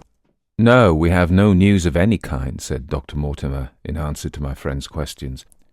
I can swear to one thing, and that is that we have not been shadowed during the last 2 days. We have never gone out without keeping a sharp watch, and no one could have escaped our notice. You have always kept together, I presume.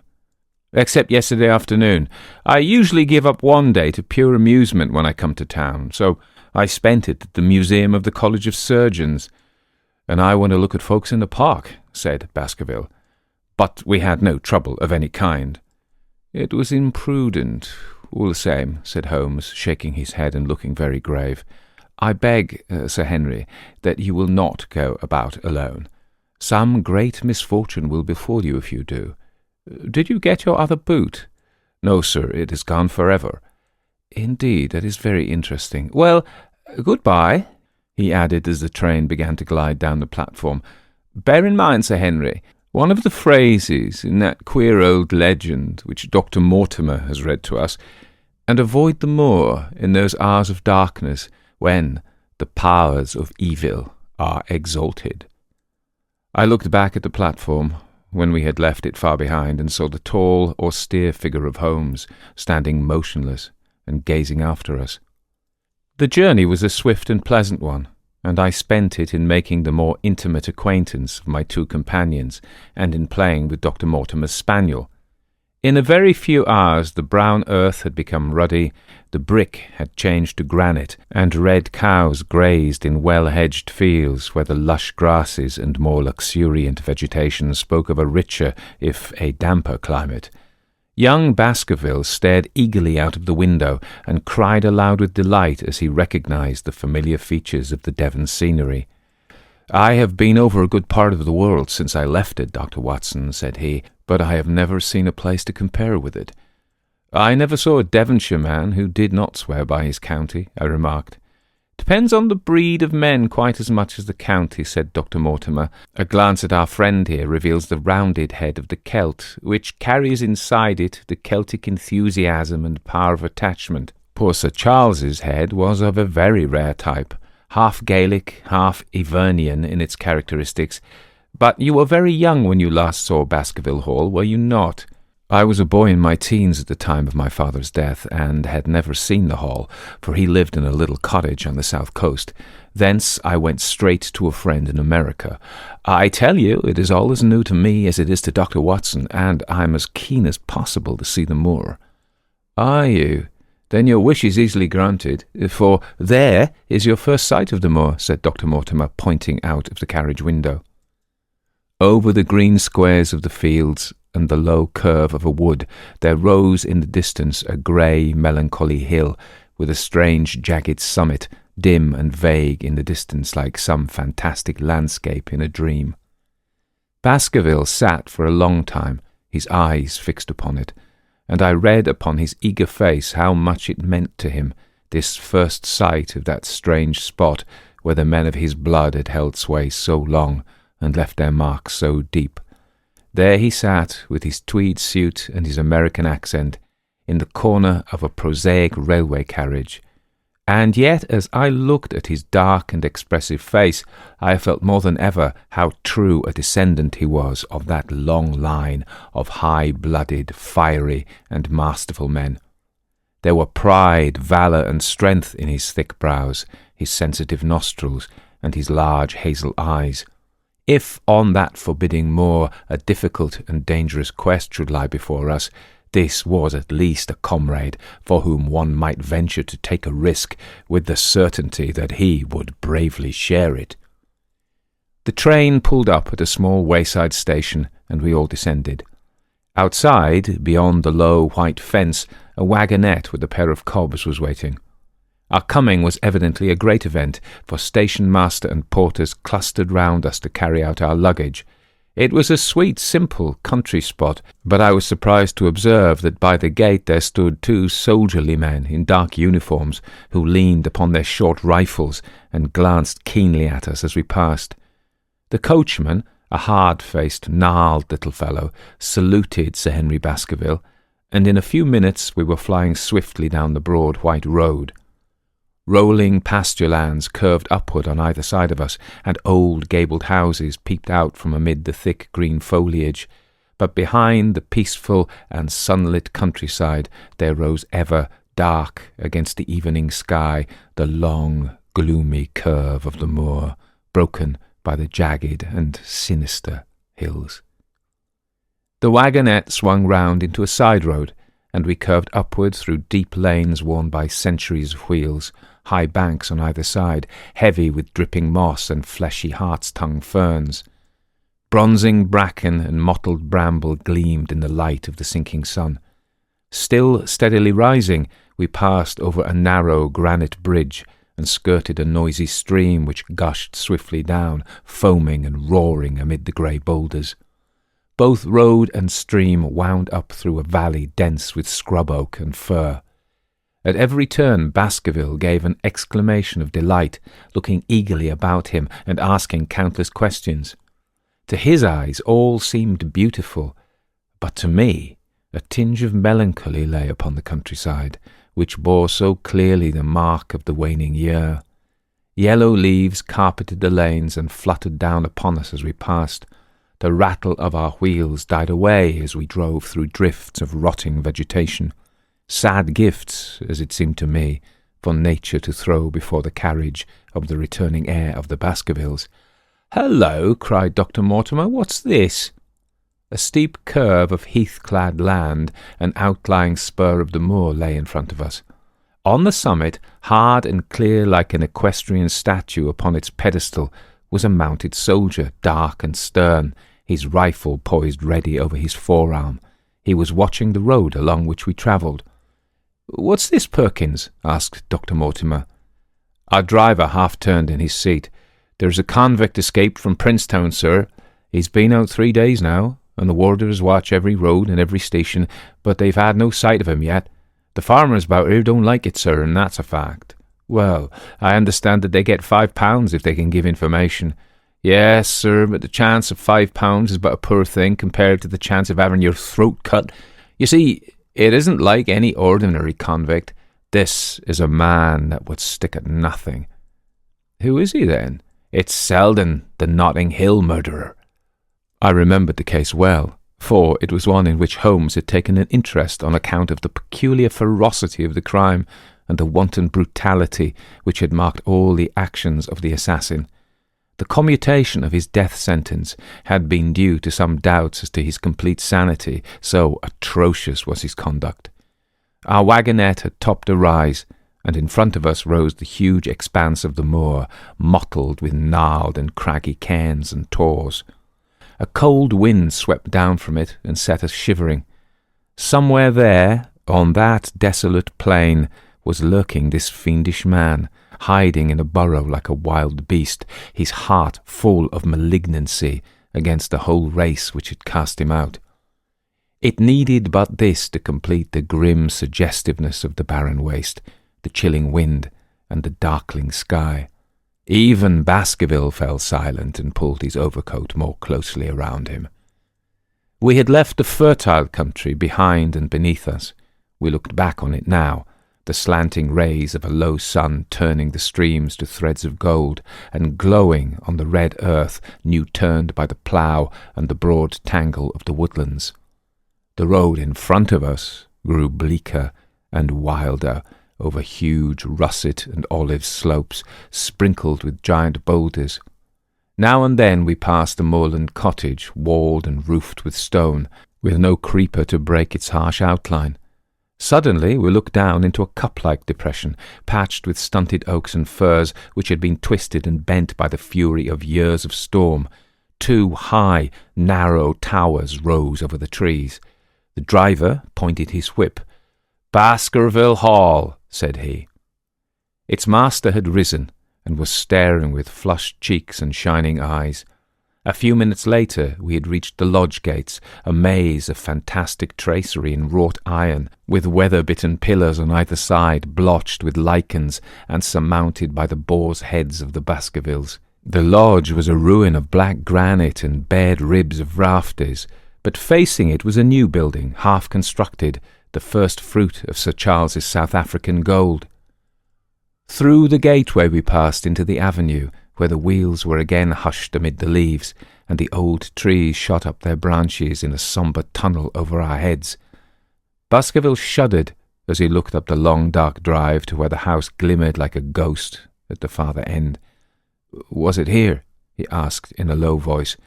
No, the yew alley is on the other side." The young heir glanced round with a gloomy face. "It's no wonder my uncle felt as if trouble were coming on him in such a place as this," said he. "It's enough to scare any man. I'll have a row of electric lamps up here inside of 6 months, and you won't know it again, with 1,000 candle power, Swan and Edison, right here in front of the hall door." The avenue opened into a broad expanse of turf, and the house lay before us. In the fading light, I could see that the centre was a heavy block of building from which porch projected. The whole front was draped in ivy, with a patch clipped bare here and there where a window or a coat of arms broke through the dark veil. From this central block rose the twin towers, ancient, crenellated, and pierced with many loopholes. To right and left of the turrets were more modern wings of black granite. A dull light shone through heavy mullioned windows, and from the high chimneys which rose from the steep high-angled roof there sprang a single black column of smoke. "Welcome, Sir Henry. Welcome to Baskerville Hall." A tall man had stepped from the shadow of the porch to open the door of the wagonette. The figure of a woman was silhouetted against the yellow light of the hall. She came out and helped the man to hand down our bags. "You don't mind my driving straight home, Sir Henry?" said Dr. Mortimer. "My wife's expecting me. Surely you'll stay and have some dinner." "No, I must go. I shall probably find some work awaiting me. I would stay to show you over the house, but Barrymore will be a better guide than I. Goodbye, and never hesitate, night or day, to send for me, if I can be of service." The wheels died away down the drive, while Sir Henry and I turned into the hall, and the door clanged heavily behind us. It was a fine apartment in which we found ourselves, large, lofty, and heavily raftered, with huge balks of age-blackened oak. In the great old-fashioned fireplace, behind the high iron dogs, a log fire crackled and snapped. Sir Henry and I held out our hands to it, for we were numb from our long drive. Then we gazed round us at the high thin window of old stained glass, the oak panelling, the stags' heads, the coats of arms upon the walls, all dim and sombre in the subdued light of the central lamp. "It's just as I imagined it," said Sir Henry. "Is it not the picture of an old family home? To think that this should be the same hall in which for 500 years my people have lived. It strikes me solemn to think of it." I saw his dark face lit up with a boyish enthusiasm as he gazed about him. The light beat upon him where he stood, but long shadows trailed down the walls and hung like a black canopy above him. Barrymore had returned from taking our luggage to our rooms. He stood in front of us now with the subdued manner of a well-trained servant. He was a remarkable-looking man, tall, handsome, with a square black beard and pale, distinguished features. "Would you wish dinner to be served at once, sir?" "Is it ready?" "In a very few minutes, sir. You'll find hot water in your rooms." My wife and I will be happy, Sir Henry, to stay with you until you have made your fresh arrangements, but you will understand that under the new conditions this house will require a considerable staff." "What new conditions?" "I only meant, sir, that Sir Charles led a very retired life, and we were able to look after his wants. You would, naturally, wish to have more company, and so you'll need changes in your household." "Do you mean that your wife and you wish to leave?" "Only when it's quite convenient to you, sir." "But your family have been with us for several generations, have they not? I should be sorry to begin my life here by breaking an old family connection." I seemed to discern some signs of emotion upon the butler's white face. I feel that also, sir, and so does my wife, but to tell the truth, sir, we were both very much attached to Sir Charles, and his death gave us a shock and made these surroundings very painful to us. I fear that we shall never again be easy in our minds at Baskerville Hall." "But what do you intend to do?" "I have no doubt, sir, that we shall succeed in establishing ourselves in some business. Sir Charles's generosity has given us the means to do so. And now, sir, perhaps I had best show you to your rooms." A square balustraded gallery ran round the top of the old hall, approached by a double stair. From this central point, 2 long corridors extended the whole length of the building, from which all the bedrooms opened. My own was in the same wing as Baskerville's, and almost next door to it. These rooms appeared to be much more modern than the central part of the house, and the bright paper and numerous candles did something to remove the sombre impression which our arrival had left upon my mind. But the dining room, which opened out of the hall, was a place of shadow and gloom. It was a long chamber with a step separating the dais where the family sat from the lower portion reserved for their dependents. At one end a minstrel's gallery overlooked it. Black beams shot across above our heads, and a smoke-darkened ceiling beyond them. With rows of flaring torches to light it up, and the colour and rude hilarity of an old-time banquet, it might have softened. But now, when 2 black-clothed gentlemen sat in the little circle of light thrown by a shaded lamp, one's voice became hushed and one's spirit subdued. A dim line of ancestors in every variety of dress, from the Elizabethan knight to the buck of the Regency, stared down upon us and daunted us by their silent company. We talked little, and I, for one, was glad when the meal was over and we were able to retire into the modern billiard-room and smoke a cigarette. "My word, it isn't a very cheerful place," said Sir Henry. "I suppose one can tone down to it, but I feel a bit out of the picture at present. I don't wonder that my uncle got a little jumpy if he lived all alone in such a house as this. However, if it suits you, we will retire early tonight, and perhaps things may seem more cheerful in the morning." I drew aside my curtains before I went to bed, and looked out from my window.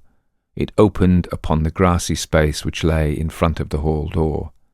Beyond, 2 copses of trees moaned and swung in a rising wind.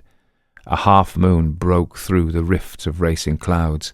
In its cold light I saw beyond the trees a broken fringe of rocks and the long, low curve of the melancholy moor. I closed the curtain, feeling that my last impression was in keeping with the rest. And yet it was not quite the last. I found myself weary and yet wakeful, tossing restlessly from side to side, seeking for the sleep which would not come.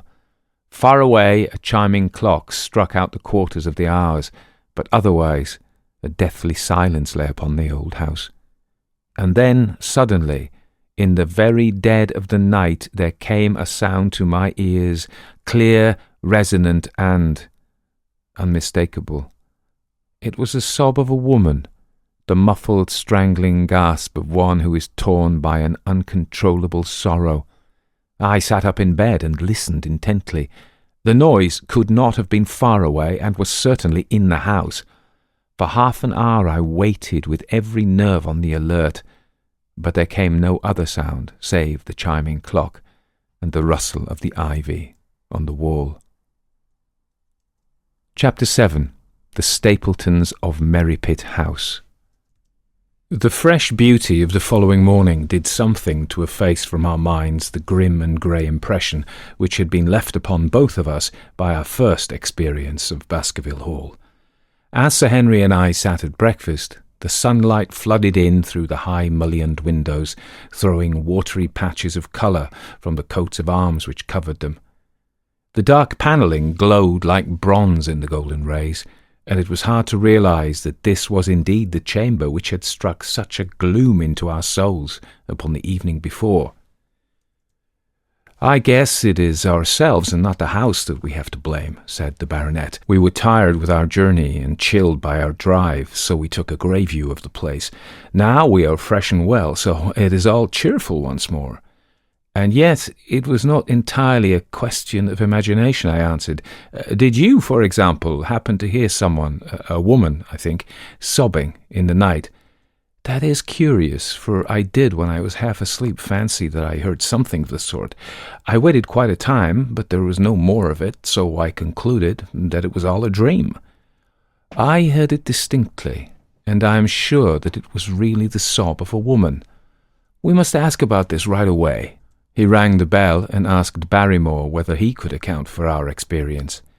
It seemed to me that the pallid features of the butler turned a shade paler still as he listened to his master's question. "There are only 2 women in the house, Sir Henry," he answered. "One is the scullery maid, who sleeps in the other wing. The other is my wife, and I can answer for it that the sound could not have come from her." And yet he lied as he said it. For it chanced that after breakfast I met Mrs. Barrymore in the long corridor with the sun full upon her face. She was a large, impassive, heavy-featured woman, with a stern, set expression of mouth, but her telltale eyes were red and glanced at me from between swollen lids. It was she, then, who wept in the night, and if she did so, her husband must know it. Yet he had taken the obvious risk of discovery in declaring that it was not so. Why had he done this? And why did she weep so bitterly? Already round this pale-faced, handsome, black-bearded man there was gathering an atmosphere of mystery and of gloom. It was he who had been the first to discover the body of Sir Charles, and we only had his word for all the circumstances which led up to the old man's death. Was it possible that it was Barrymore, after all, whom we had seen in the cab in Regent Street? The beard might well have been the same. The cabman had described a somewhat shorter man, but such an impression might easily have been erroneous. How could I settle the point forever? Obviously, the first thing to do was to see the Grimpen postmaster and find whether the test telegram had really been placed in Barrymore's own hands. Be the answer what it might, I should at least have something to report to Sherlock Holmes. Sir Henry had numerous papers to examine after breakfast, so that the time was propitious for my excursion. It was a pleasant walk of 4 miles along the edge of the moor, leading me at last to a small grey hamlet, in which 2 larger buildings, which proved to be the inn and the house of Dr. Mortimer, stood high above the rest. The postmaster, who was also the village grocer, had a clear recollection of the telegram. "Certainly, sir," said he, "I had the telegram delivered to Mr. Barrymore exactly as directed." "Who delivered it?" "My boy here, James. You delivered that telegram to Mr. Barrymore at the Hall last week, didn't you?" "Yes, father, I delivered it." "Into his own hands?" I asked. "Well, he was up in the loft at the time, so that I couldn't put it into his own hands, but I gave it into Mrs. Barrymore's hands, and she promised to deliver it at once." "Did you see Mr. Barrymore?" "No, sir. I tell you he was in the loft." "If you didn't see him, how do you know he was in the loft?" "Well, surely his own wife ought to know where he is," said the postmaster testily. "Didn't he get the telegram? If there is any mistake, it is for Mr. Barrymore himself to complain." It seemed hopeless to pursue the inquiry any farther, but it was clear that in spite of Holmes's ruse, we had no proof that Barrymore had not been in London all the time. Suppose that it were so. Suppose that the same man had been the last who had seen Sir Charles alive, and the first to dog the new heir when he returned to England. What then? Was he the agent of others, or had he some sinister design of his own? What interest could he have in persecuting the Baskerville family? I thought of the strange warning clipped out of the leading article of the Times. Was that his work? Or was it possibly the doing of someone who was bent upon counteracting his schemes? The only conceivable motive was that which had been suggested by Sir Henry, that if the family could be scared away, a comfortable and permanent home would be secured for the Barrymores. But surely such an explanation as that would be quite inadequate to account for the deep and subtle scheming which seemed to be weaving an invisible net round the young baronet. Holmes himself had said that no more complex case had come to him in all the long series of his sensational investigations. I prayed, as I walked back along the grey, lonely road, that my friend might soon be freed from his preoccupations and able to come down to take this heavy burden of responsibility from my shoulders. Suddenly my thoughts were interrupted by the sound of running feet behind me, and by a voice which called me by name. I turned, expecting to see Dr. Mortimer, but to my surprise it was a stranger who was pursuing me. He was a small, slim, clean-shaven, prim-faced man, flaxen-haired and lean-jawed, between 30 and 40 years of age, dressed in a grey suit and wearing a straw hat. A tin box for botanical specimens hung over his shoulder, and he carried a green butterfly net in one of his hands. "You will, I'm sure, excuse my presumption, Dr. Watson," said he, as he came panting up to where I stood. "Here on the moor we are homely folk, and do not wait for formal introductions. You may possibly have heard my name from our mutual friend, Mortimer. I am Stapleton, of Merripit House." "Your net and box would have told me as much," said I, "for I knew that Mr. Stapleton was a naturalist, but how did you know me?" "I have been calling on Mortimer, and he pointed you out to me from the window of his surgery as you passed. As our road lay the same way, I thought that I would overtake you and introduce myself. I trust that Sir Henry is none the worse for his journey." "He's very well, thank you." "We were all afraid that after the sad death of Sir Charles, the new baronet might refuse to live here. It's asking much of a wealthy man to come down and bury himself in a place of this kind, but I need not tell you that it means a very great deal to the countryside. Sir Henry has, I suppose, no superstitious fears in the matter?" "I do not think that is likely. Of course, you know the legend of the fiend dog which haunts the family." "I've heard it." "It's extraordinary how credulous the peasants are about here. Any number of them are ready to swear that they have seen such a creature upon the moor." He spoke with a smile, but I seemed to read in his eyes that he took the matter more seriously. "The story took a great hold upon the imagination of Sir Charles, and I have no doubt that it led to his tragic end." "But how?" His nerves were so worked up that the appearance of any dog might have had a fatal effect upon his diseased heart. I fancy that he really did see something of the kind upon that last night in the yew alley. I feared that some disaster might occur, for I was very fond of the old man, and I knew that his heart was weak. "How did you know that?" "My friend Mortimer told me." "You think, then, that some dog pursued Sir Charles, and that he died of fright in consequence? Have you any better explanation?" "I have not come to any conclusion." "Has Mr. Sherlock Holmes?" The words took away my breath for an instant, but a glance at the placid face and steadfast eyes of my companion showed that no surprise was intended. "It is useless for us to pretend that we do not know you, Dr. Watson," said he. "The records of your detective have reached us here, and you could not celebrate him without being known yourself. When Mortimer told me your name, he could not deny your identity. If you are here, then it follows that Mr. Sherlock Holmes is interesting himself in the matter, and I am naturally curious to know what view he may take." "I am afraid that I cannot answer that question." "May I ask if he is going to honour us with a visit himself?" "He cannot leave town at present. He has other cases which engage his attention." "What a pity! He might throw some light on that which is so dark to us. But as to your own researches, if there is any possible way in which I can be of service to you, I trust that you will command me. If I had any indication of the nature of your suspicions, or how you propose to investigate the case, I might perhaps even now give you some aid or advice." "I assure you that I am simply here upon a visit to my friend Sir Henry, and that I need no help of any kind." "Excellent," said Stapleton. "You're perfectly right to be wary and discreet. I am justly reproved for what I feel was an unjustifiable intrusion, and I promise you that I will not mention the matter again." We had come to a point where a narrow grassy path struck off from the road and wound away across the moor. A steep, boulder-sprinkled hill lay upon the right, which had, in bygone days, been cut into a granite quarry.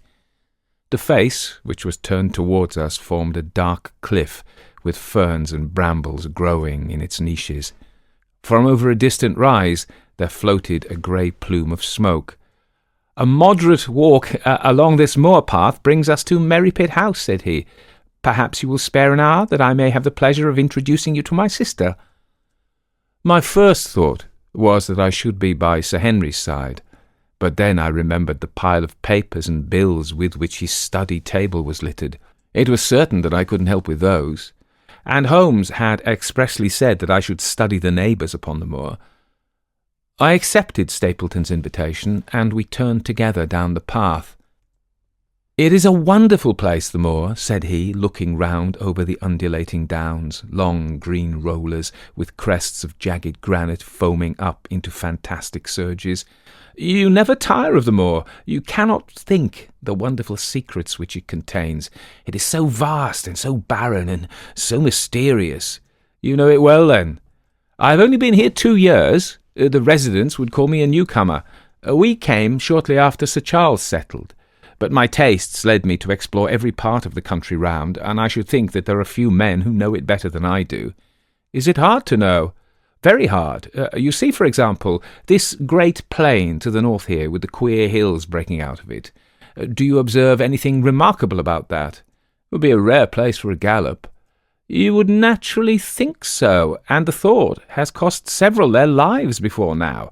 You notice those bright green spots scattered thickly over it?"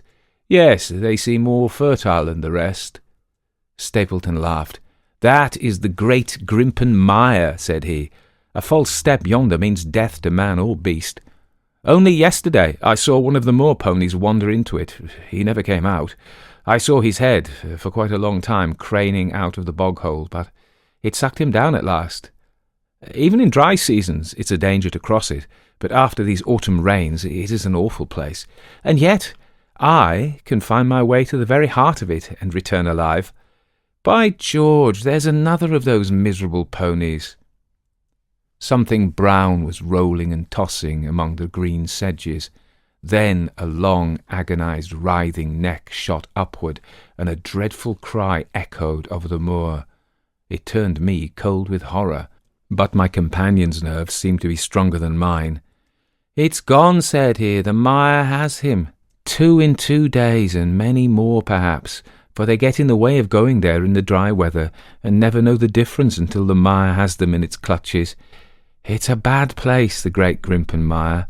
And you say you can penetrate it?" "Yes, there are 1 or 2 paths which a very active man can take. I've found them out."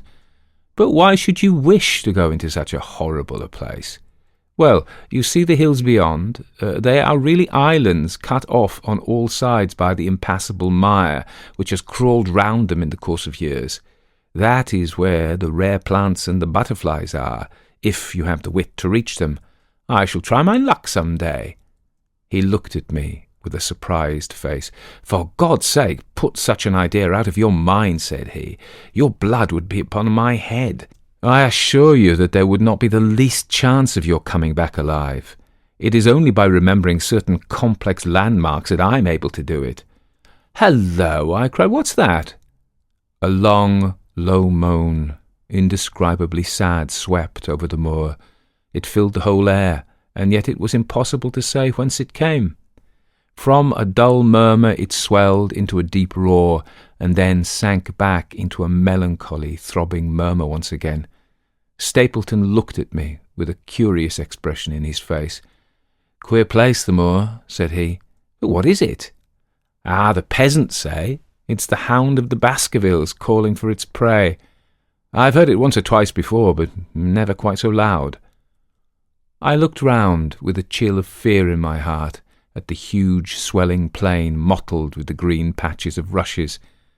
Nothing stirred over the vast expanse save a pair of ravens which croaked loudly from a tor behind us. "You are an educated man. You don't believe in such nonsense as that," said I. "What do you think is the cause of so strange a sound? Bogs make queer noises sometimes. It's the mud settling, or the water rising, or something. No, that was a living voice." "Well, perhaps it was. Did you ever hear a bittern booming?" "No, I never did. It's a very rare bird, practically extinct in England now, but all things are possible upon the moor. Yes, I shouldn't be surprised to learn that what we have heard is the cry of the last of the bitterns. It's the weirdest, strangest thing that I ever heard in my life. Yes, it's rather an uncanny place altogether. Look at the hillside yonder. What do you make of those?" The whole steep slope was covered with grey circular rings of stone, a score of them at least. "What are they? Sheep pens?" "No, they are the homes of our worthy ancestors. Prehistoric man lived thickly on the moor, and as no one in particular has lived there since, we find all his little arrangements exactly as he left them. These are his wigwams with the roofs off. You can even see his hearth and his couch if you have the curiosity to go inside. But it's quite a town. When was it inhabited?" "Neolithic man, no date." "What did he do?" "Grazed his cattle on these slopes, and he learned to dig for tin when the bronze sword began to supersede the stone axe. Look at the great trench on the opposite hill. That's his mark. Yes, you'll find some very singular points about the moor, Dr. Watson. Oh, excuse me an instant. It is surely Cyclopides." A small fly or moth had fluttered across our path, and in an instant Stapleton was rushing with extraordinary energy and speed in pursuit of it. To my dismay, the creature flew straight for the great mire, and my acquaintance never paused for an instant, bounding from tuft to tuft behind it, his green net waving in the air. His grey clothes and jerky, zigzag, irregular progress made him not unlike some huge moth himself. I was standing watching his pursuit with a mixture of admiration for his extraordinary activity and fear lest he should lose his footing in the treacherous mire, when I heard the sound of steps and, turning round, found a woman near me upon the path. She had come from the direction in which the plume of smoke indicated the position of Merripit House, but the dip of the moor had hid her until she was quite close. I could not doubt that this was the Miss Stapleton of whom I had been told, since ladies of any sort must be few upon the moor, and I remembered that I had heard someone describe her as being a beauty. The woman who approached me was certainly that, and of a most uncommon type. There couldn't have been a greater contrast between brother and sister, for Stapleton was neutral-tinted, with light hair and grey eyes, while she was darker than any brunette whom I had seen in England, slim, elegant, and tall. She had a proud, finely cut face, so regular that it might have seemed impassive were it not for the sensitive mouth and the beautiful, dark, eager eyes. With her perfect figure and elegant dress, she was indeed a strange apparition upon the lonely moorland path. Her eyes were on her brother as I turned, and then she quickened her pace towards me. I had raised my hat and was about to make some explanatory remark when her own words turned all my thoughts into a new channel. "Go back," she said. "Go straight back to London, instantly." I could only stare at her in stupid surprise. Her eyes blazed at me, and she tapped the ground impatiently with her foot. "Why should I go back?" I asked. "I cannot explain." She spoke in a low, eager voice, with a curious lisp in her utterance. "But for God's sake, do what I ask you. Go back, and never set foot upon the moor again." "But I've only just come." Man, she cried, "can't you tell when a warning is for your own good? Go back to London. Start tonight. Get away from this place at all costs. Hush, my brother's coming. Not a word of what I've said. Would you mind getting that orchid for me among the mare's tails yonder? We are very rich in orchids on the moor, though, of course, you're rather late to see the beauties of the place." Stapleton had abandoned the chase and came back to us breathing hard and flushed with his exertions. "Hello, Beryl," said he, and it seemed to me that the tone of his greeting was not altogether a cordial one. "Well, Jack, you're very hot. Yes, I was chasing a cyclopides. He is very rare and seldom found in the late autumn. What a pity I should have missed him. He spoke unconcernedly, but his small light eyes glanced incessantly from the girl to me. You've introduced yourselves, I can see. Yes, I was telling Sir Henry that it was rather late for him to see the true beauties of the moor. Why, who do you think this is? I imagine that it must be Sir Henry Baskerville. Oh, no, said I, only a humble commoner, but his friend. My name is Dr. Watson. A flush of vexation passed over her expressive face. We have been talking at cross purposes, said she. Why, you hadn't very much time for talk, her brother remarked with the same questioning eyes. I talked as if Dr. Watson were a resident instead of being merely a visitor, said she. It cannot much matter to him whether it's early or late for the orchids. But you will come on, will you not, and see Merripit House? A short walk brought us to it, a bleak moorland house, once the farm of some grazier in the old prosperous days, but now put into repair and turned into a modern dwelling. An orchard surrounded it, but the trees, as is usual upon the moor, were stunted and nipped, and the effect of the whole place was mean and melancholy. We were admitted by a strange, wizened, rusty-coated old manservant who seemed in keeping with the house. Inside, however, there were large rooms furnished with an elegance in which I seemed to recognise the taste of the lady. As I looked from their windows at the interminable granite-flecked moor rolling unbroken to the farthest horizon, I could not but marvel at what could have brought this highly educated man and this beautiful woman to live in such a place. Queer spot to choose, is it not? Said he, as if in answer to my thought. And yet we manage to make ourselves fairly happy, do we not, Beryl? Quite happy, said she, but there was no ring of conviction in her words. I had a school, said Stapleton. It was in the North Country. The work, to a man of my temperament, was mechanical and uninteresting, but the privilege of living with youth and helping to mould those young minds, and of impressing them with one's own character and ideals, was very dear to me. However, the fates were against us. A serious epidemic broke out in the school, and 3 of the boys died. It never recovered from the blow, and much of my capital was irretrievably swallowed up. And yet, if it were not for the loss of the charming companionship of the boys, I could rejoice over my own misfortune, for, with my strong tastes for botany and zoology, I find an unlimited field of work here, and my sister is as devoted to nature as I am. All this, Dr. Watson, has been brought upon your head by your expression as you surveyed the moor out of our window. It certainly did cross my mind that it might be a little dull, less for you, perhaps, than for your sister. No, I'm never dull, said she quickly. We have books, we have our studies, and we have interesting neighbours. Dr. Mortimer is a most learned man in his own line. Poor Sir Charles was also an admirable companion. We knew him well, and miss him more than I can tell. Do you think that I should intrude if I were to call this afternoon and make the acquaintance of Sir Henry? I'm sure that he would be delighted. Then perhaps you would mention that I propose to do so. We may, in our humble way, do something to make things more easy for him until he becomes accustomed to his new surroundings. Will you come upstairs, Dr. Watson, and inspect my collection of Lepidoptera? I think it is the most complete one in the southwest of England. By the time you have looked through them, lunch will be almost ready. But I was eager to get back to my charge. The melancholy of the moor, the death of the unfortunate pony, the weird sound which had been associated with the grim legend of the Baskervilles, all these things tinged my thoughts with sadness. Then, on the top of these more or less vague impressions, there had come the definite and distinct warning of Miss Stapleton, delivered with such intense earnestness that I could not doubt that some grave and deep reason lay behind it. I resisted all pressure to stay for lunch, and I set off at once upon my return journey, taking the grass-grown path by which we had come.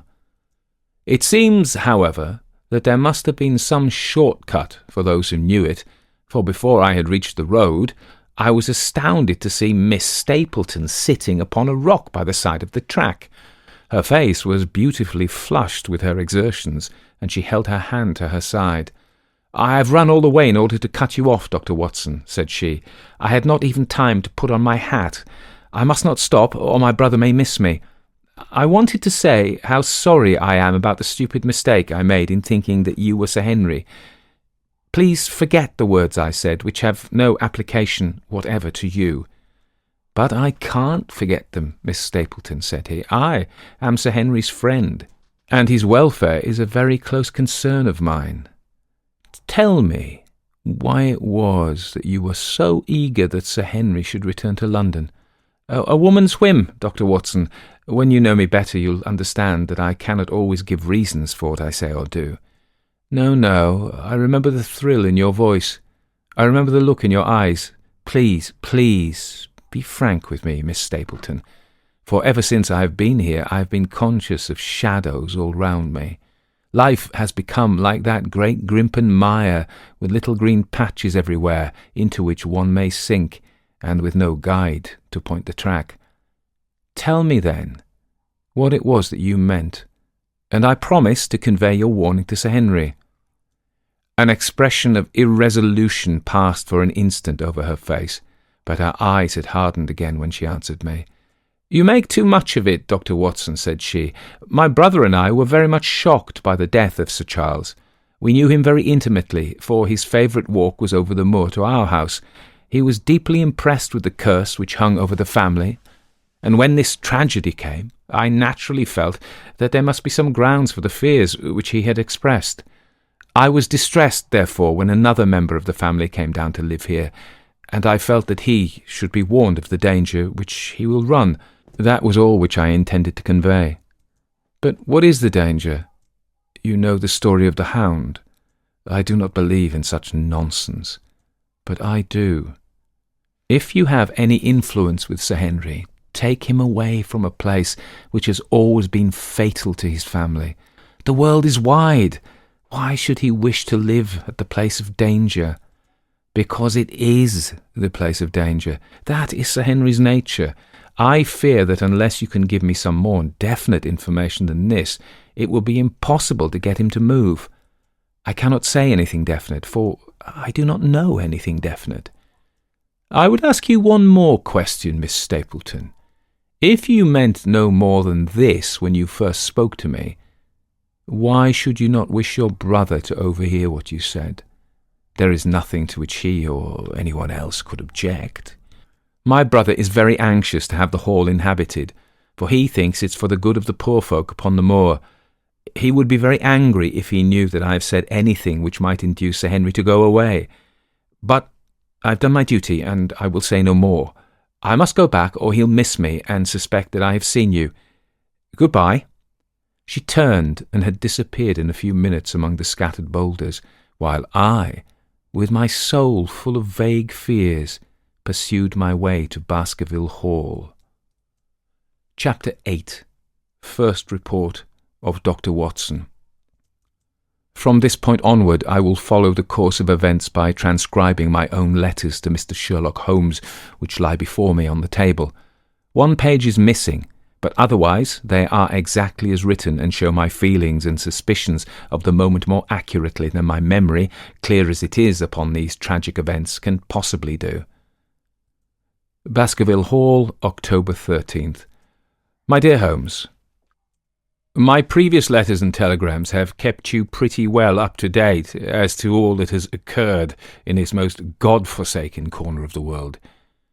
The longer one stays here, the more does the spirit of the moor sink into one's soul, its vastness and also its grim charm. When you are once out upon its bosom, you have left all traces of modern England behind you, but, on the other hand, you are conscious everywhere of the homes and the work of the prehistoric people. On all sides of you as you walk are the houses of these forgotten folk, with their graves and the huge monoliths which are supposed to have marked their temples. As you look at their grey stone huts against the scarred hillsides, you leave your own age behind you, and if you were to see a skin-clad, hairy man crawl out from the low door, fitting a flint-tipped arrow onto the string of his bow, you would feel that his presence there was more natural than your own. The strange thing is that they should have lived so thickly on what must always have been most unfruitful soil. I'm no antiquarian, but I could imagine that they were some unwarlike and harried race who were forced to accept that which none other would occupy. All this, however, is foreign to the mission on which you sent me, and will probably be very uninteresting to your severely practical mind. I can still remember your complete indifference as to whether the sun moved round the earth or the earth round the sun. Let me, therefore, return to the facts concerning Sir Henry Baskerville. If you have not had any report within the last few days, it's because up to today there was nothing of importance to relate. Then a very surprising circumstance occurred, which I shall tell you in due course. But first of all, I must keep you in touch with some of the other factors in the situation. One of these, concerning which I have said little, is the escaped convict upon the moor. There is a strong reason now to believe that he has got right away, which is a considerable relief to the lonely householders of this district. A fortnight has passed since his flight, during which he has not been seen and nothing has been heard of him. It is surely inconceivable that he could have held out upon the moor during all that time.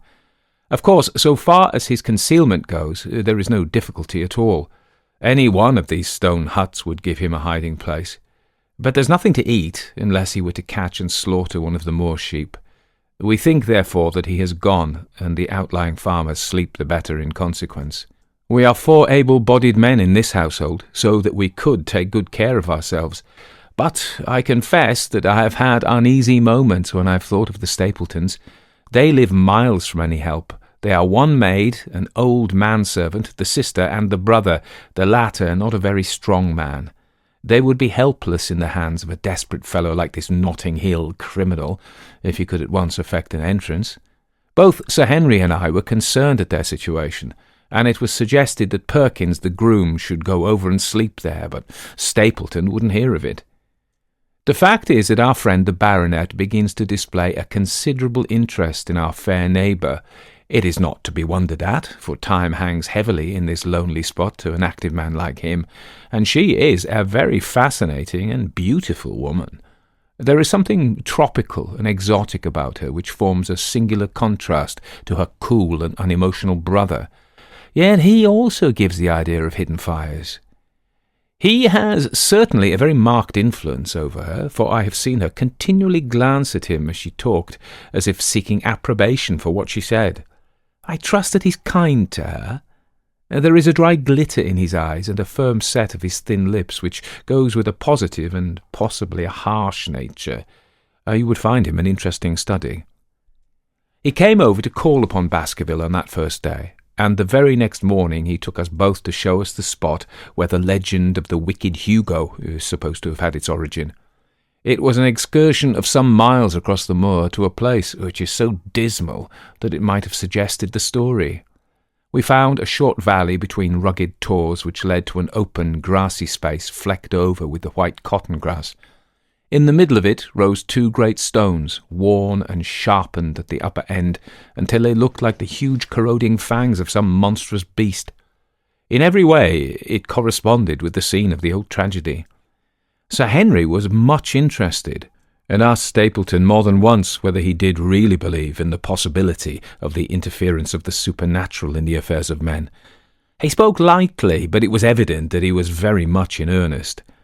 Stapleton was guarded in his replies, but it was easy to see that he said less than he might, and that he would not express his whole opinion out of consideration for the feelings of the baronet.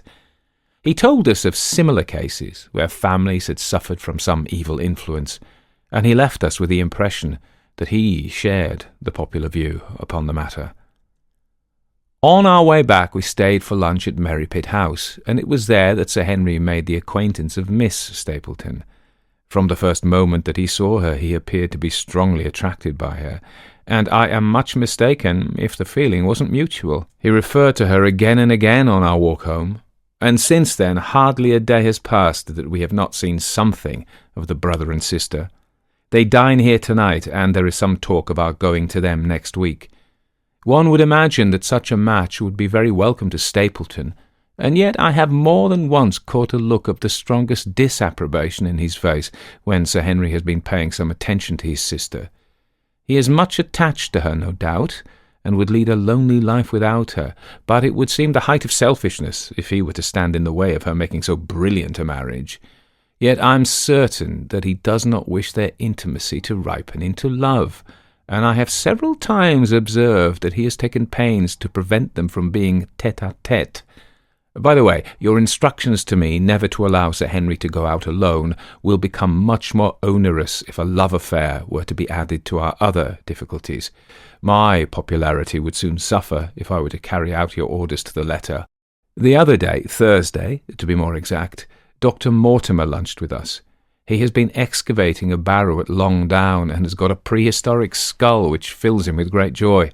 Never was there such a single-minded enthusiast as he. The Stapletons came in afterwards, and the good doctor took us all to the yew alley at Sir Henry's request, to show us exactly how everything occurred upon that fateful night. It's a long, dismal walk, the yew alley, between two high walls of clipped hedge, with a narrow band of grass upon either side. At the far end is an old tumble-down summer-house. Halfway down is the Moor gate, where the old gentleman left his cigar-ash. It's a white wooden gate with a latch. Beyond it lies the wide moor. I remembered your theory of the affair and tried to picture all that had occurred. As the old man stood there, he saw something coming across the moor, something which terrified him so that he lost his wits and ran until he died of sheer horror and exhaustion. There was the long, gloomy tunnel down which he fled. And from what? A sheepdog of the moor, or a spectral hound, black, silent, and monstrous? Was there a human agency in the matter? Did the pale, watchful Barrymore know more than he cared to say? It was all dim and vague, but always there is the dark shadow of crime behind it. One other neighbour I have met since I wrote last, that is Mr. Frankland of Laughter Hall, who lives some 4 miles to the south of us. He is an elderly man, red-faced, white-haired and choleric. His passion is for the British law, and he has spent a large fortune in litigation. He fights for the mere pleasure of fighting, and is equally ready to take up either side of a question, so that it's no wonder that he has found it a costly amusement. Sometimes he will shut up a right-of-way and defy the parish to make him open it. At others he will with his own hands tear down some other man's gate and declare that a path has existed there from time immemorial, defying the owner to prosecute him for trespass. He is learned in old manorial and communal rights, and he applies his knowledge sometimes in favour of the villagers of Fernworthy and sometimes against them, so that he is periodically either carried in triumph down the village street, or else burned in effigy, according to his latest exploit. He is said to have about 7 lawsuits upon his hands at present, which will probably swallow up the remainder of his fortune, and so draw his sting and leave him harmless for the future. Apart from the law, he seems a kindly, good-natured person, and I only mention him because you were particular that I should send some description of the people who surround us. He is curiously employed at present, for, being an amateur astronomer, he has an excellent telescope, with which he lies upon the roof of his own house and sweeps the moor all day in the hope of catching a glimpse of the escaped convict. If he would confine his energies to this, all would be well, but there are rumours that he intends to prosecute Dr. Mortimer for opening a grave without the consent of the next of kin, because he dug up the Neolithic skull in the barrow on Long Down. He helps to keep our lives from being monotonous and gives a little comic relief where it's badly needed. And now, having brought you up to date in the escaped convict, the Stapletons, Dr. Mortimer and Frankland of Laughter Hall, let me end on that which is most important and tell you more about the Barrymores, and especially about the surprising development of last night. First of all, about the test telegram which you sent from London in order to make sure that Barrymore was really here. I have already explained that the testimony of the postmaster shows that the test was worthless, and that we have no proof one way or the other. I told Sir Henry how the matter stood, and he at once, in his downright fashion, had Barrymore up and asked him whether he had received the telegram himself. Barrymore said that he had. "Did the boy deliver it into your own hands?" asked Sir Henry. Barrymore looked surprised and considered for a little time. "No," said he. "I was in the box-room at the time, and my wife brought it up to me." "Did you answer it yourself?" No, I told my wife what to answer, and she went down to write it. In the evening he recurred to the subject of his own accord. "I couldn't quite understand the object of your questions this morning, Sir Henry," said he. "I trust that they do not mean that I've done anything to forfeit your confidence." Sir Henry had to assure him that it was not so, and pacify him by giving him a considerable part of his old wardrobe, the London outfit having now all arrived. "Mrs. Barrymore is of interest to me. She is a heavy, solid person, very limited, intensely respectable, and inclined to be puritanical. You could hardly conceive a less emotional subject, yet I have told you how on the first night here I heard her sobbing bitterly, and since then I have more than once observed traces of tears upon her face. Some deep sorrow gnaws ever at her heart. Sometimes I wonder if she has a guilty memory which haunts her, and sometimes I suspect Barrymore of being a domestic tyrant. I've always felt that there was something singular and questionable in this man's character, but the adventure of last night brings all my suspicions to a head. And yet it may seem a small matter in itself. You're aware that I'm not a very sound sleeper, and since I have been on guard in this house, my slumbers have been lighter than ever. Last night, about 2 a.m, I was aroused by a stealthy step passing my room. I rose, opened my door, and peeped out. A long black shadow was trailing down the corridor. It was thrown by a man who walked softly down the passage with a candle held in his hand. He was in shirt and trousers with no covering to his feet. I could merely see the outline, but his height told me that it was Barrymore. He walked very slowly and circumspectly, and there was something indescribably guilty and furtive in his whole appearance. I've told you that the corridor is broken by the balcony which runs round the hall, but that it is resumed on the farther side. I waited until he had passed out of sight, and then I followed him. When I came round the balcony, he had reached the end of the farther corridor, and I could see from the glimmer of light through an open door that he had entered one of the rooms. Now, all these rooms are unfurnished and unoccupied, so that his expedition became more mysterious than ever. The light shone steadily as if he was standing motionless. I crept down the passage as noiselessly as I could and peeped round the corner of the door. Barrymore was crouching at the window, with the candle held against the glass. His profile was half turned towards me, and his face seemed to be rigid with expectation as he stared out into the blackness of the moor. For some minutes he stood watching intently. Then he gave a deep groan, and with an impatient gesture he put out the light. Instantly I made my way back to my room, and very shortly came the stealthy steps passing once more upon their return journey. Long afterwards, when I had fallen into a light sleep, I heard a key turn somewhere in a lock, but I couldn't tell whence the sound came. What it all means I can't guess, but there is some secret business going on in this house of gloom, which sooner or later we shall get to the bottom of. I do not trouble you with my theories, for you asked me to furnish you only with facts. I have had a long talk with Sir Henry this morning, and we have made a plan of campaign founded upon my observations of last night. I will not speak about it just now, but it should make my next report interesting reading. Chapter 9. The Light upon the Moor. Second report of Dr. Watson. Baskerville Hall, October 15th. My dear Holmes, if I was compelled to leave you without much news during the early days of my mission, you must acknowledge that I am making up for lost time, and that events are now crowding thick and fast upon us. In my last report, I ended upon my top note with Barrymore at the window, and now I have quite a budget already which will, unless I am much mistaken, considerably surprise you. Things have taken a turn which I could not have anticipated. In some ways they have within the last 48 hours become much clearer, and in some ways they have become more complicated. But I will tell you all, and you shall judge for yourself. Before breakfast on the morning following my adventure, I went down the corridor and examined the room in which Barrymore had been on the night before. The western window through which he had stared so intently has, I noticed, one peculiarity above all other windows in the house. It commands the nearest outlook onto the moor. There is an opening between two trees, which enables one from this point of view to look right down upon it, while from all the other windows it is only a distant glimpse which can be obtained. It follows, therefore, that Barrymore, since only this window would serve the purpose, must have been looking out for something or somebody upon the moor.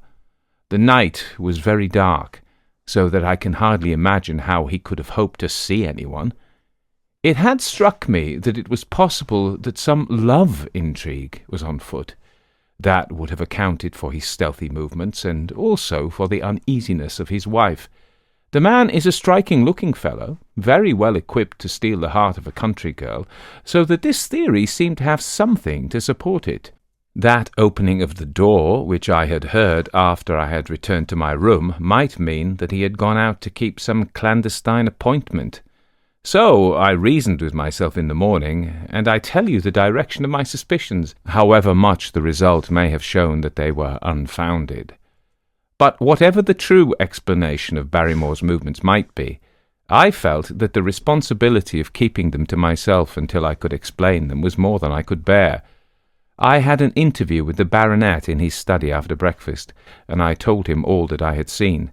He was less surprised than I had expected. "I knew that Barrymore walked about nights, and I had a mind to speak to him about it," said he. 2 or 3 times I have heard his steps in the passage, coming and going, just about the hour you name." "Perhaps, then, he pays a visit every night to that particular window," I suggested. "Perhaps he does. If so, we should be able to shadow him and see what it is that he's after. I wonder what your friend Holmes would do if he were here." "I believe that he would do exactly what you now suggest," said I. "He would follow Barrymore and see what he did. Then we shall do it together. But surely he would hear us. The man is rather deaf, and in any case we must take our chance on that. We'll sit up in my room tonight and wait until he passes." Sir Henry rubbed his hands with pleasure, and it was evident that he hailed the adventure as a relief to his somewhat quiet life upon the moor. The baronet has been in communication with the architect who prepared the plans for Sir Charles, and with a contractor from London, so that we may expect great changes to begin here soon. There have been decorators and furnishers up from Plymouth, and it is evident that our friend has large ideas and means to spare no pains or expense to restore the grandeur of his family. When the house is renovated and refurnished, all that he will need will be a wife to make it complete. Between ourselves, there are pretty clear signs that this will not be wanting, if the lady is willing, for I have seldom seen a man more infatuated with a woman than he is with our beautiful neighbour, Miss Stapleton, and yet the course of true love does not run quite as smoothly as one would under the circumstances expect. Today, for example, its surface was broken by a very unexpected ripple, which has caused our friend considerable perplexity and annoyance. After the conversation which I have quoted about Barrymore, Sir Henry put on his hat and prepared to go out. As a matter of course, I did the same. "What, are you coming, Watson?" he said, looking at me in a curious way. "That depends on whether you're going on the moor," said I. "Yes, I am." "Well, you know what my instructions are. I'm sorry to intrude, but you heard how earnestly Holmes insisted that I shouldn't leave you, and especially that you should not go alone upon the moor." Sir Henry put his hand upon my shoulder with a pleasant smile. "My dear fellow," said he, "Holmes, with all his wisdom, did not foresee some things which have happened since I have been on the moor. You understand me? I'm sure that you're the last man in the world who would wish to be a spoil-sport. I must go out alone." It put me in a most awkward position. I was at a loss what to say or what to do, and before I had made up my mind, he picked up his cane and was gone. But when I came to think the matter over, my conscience reproached me bitterly for having on any pretext allowed him to go out of my sight. I imagined what my feelings would be if I had to return to you and to confess that some misfortune had occurred through my disregard for your instructions. I assure you my cheeks flushed at the very thought. It might not even now be too late to overtake him, so I set off at once in the direction of Merripit House. I hurried along the road at the top of my speed without seeing anything of Sir Henry until I came to the point where the moor path branches off. There, fearing that perhaps I had come in the wrong direction after all, I mounted a hill from which I could command a view, the same hill which is cut into the dark quarry. Thence I saw him at once. He was on the moor path, about a quarter of a mile off, and a lady was by his side who could only be Miss Stapleton. It was clear that there was already an understanding between them, and that they had met by appointment. They were walking slowly along in deep conversation, and I saw her making quick little movements of her hands as if she were very earnest in what she was saying, while he listened intently and once or twice shook his head in strong dissent. I stood among the rocks watching them, very much puzzled as to what I should do next.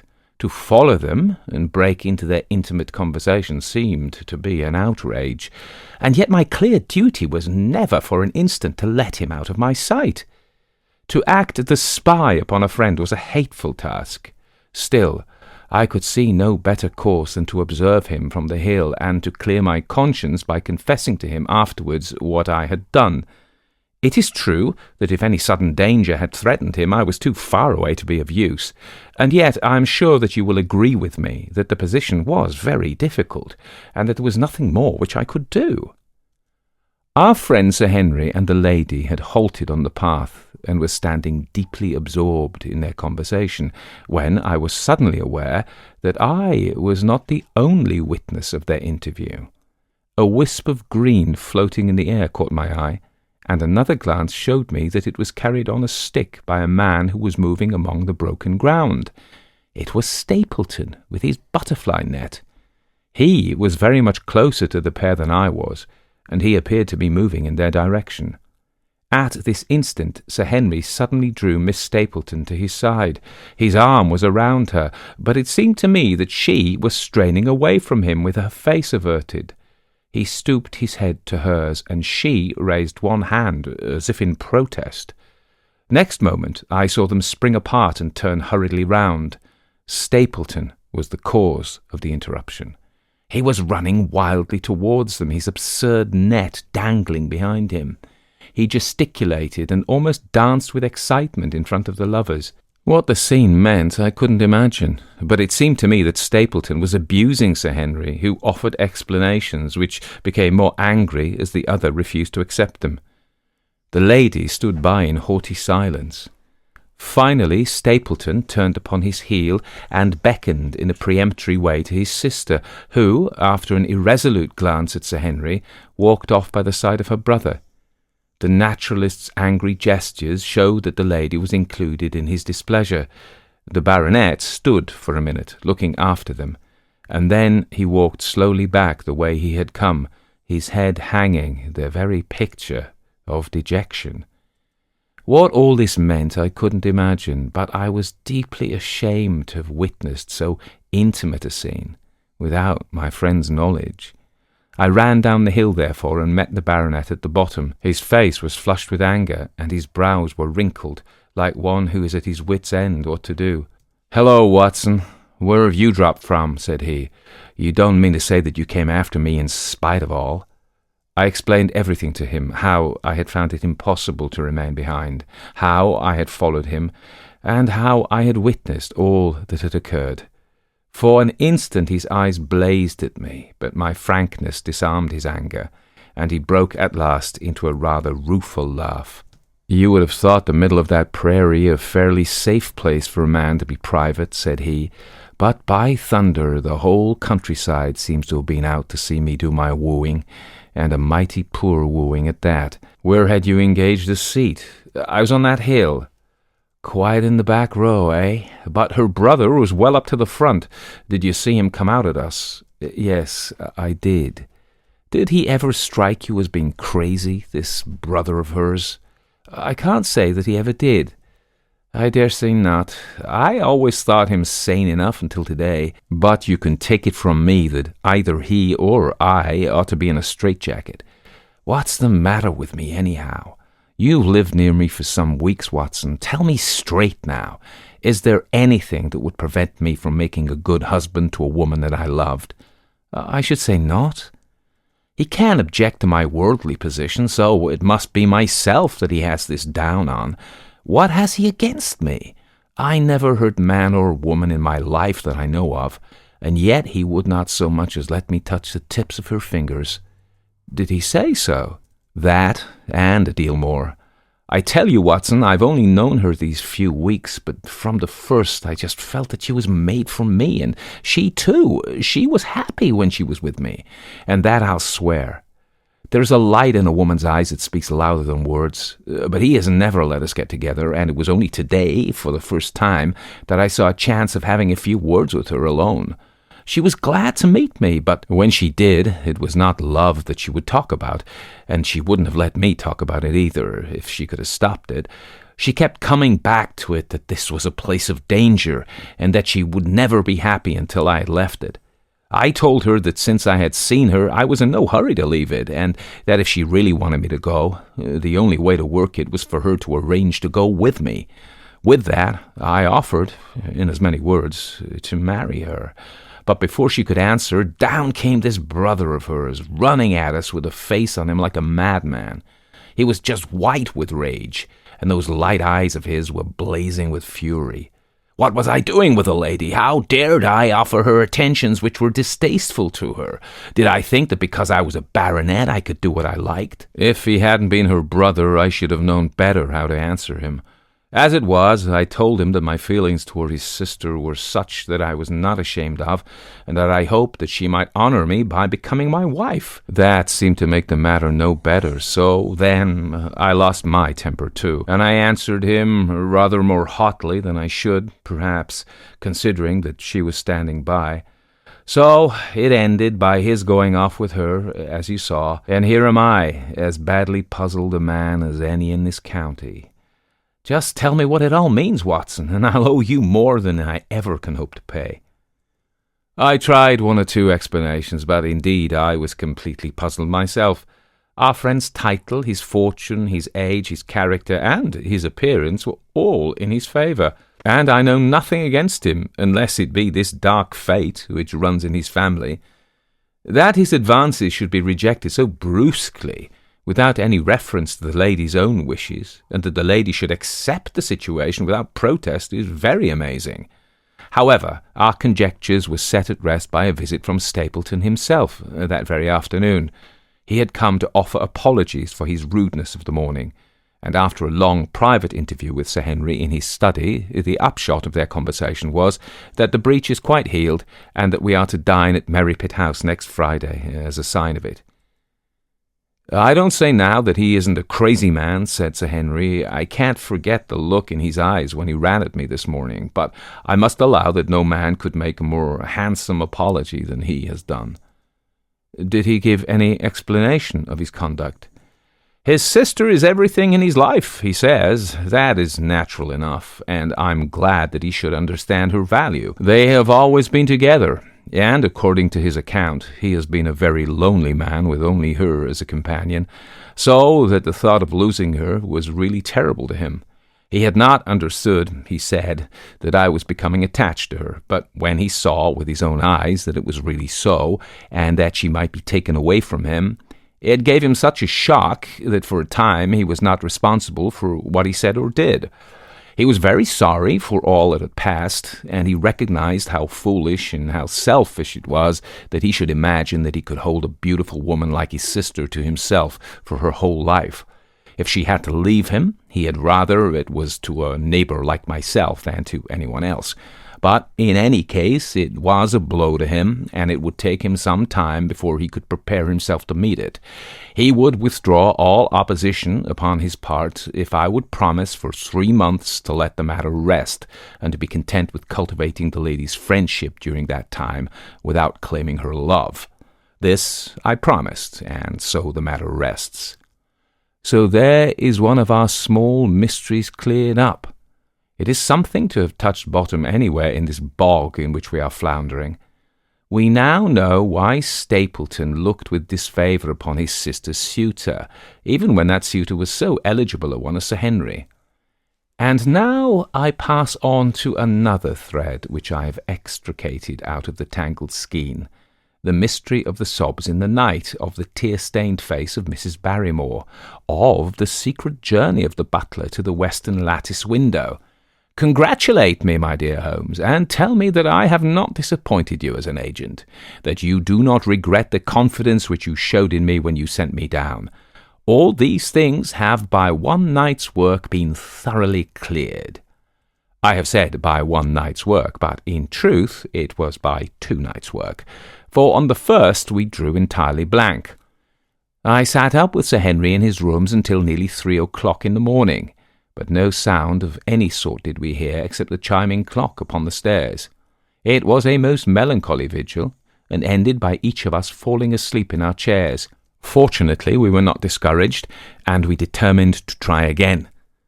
The next night we lowered the lamp and sat smoking cigarettes without making the least sound.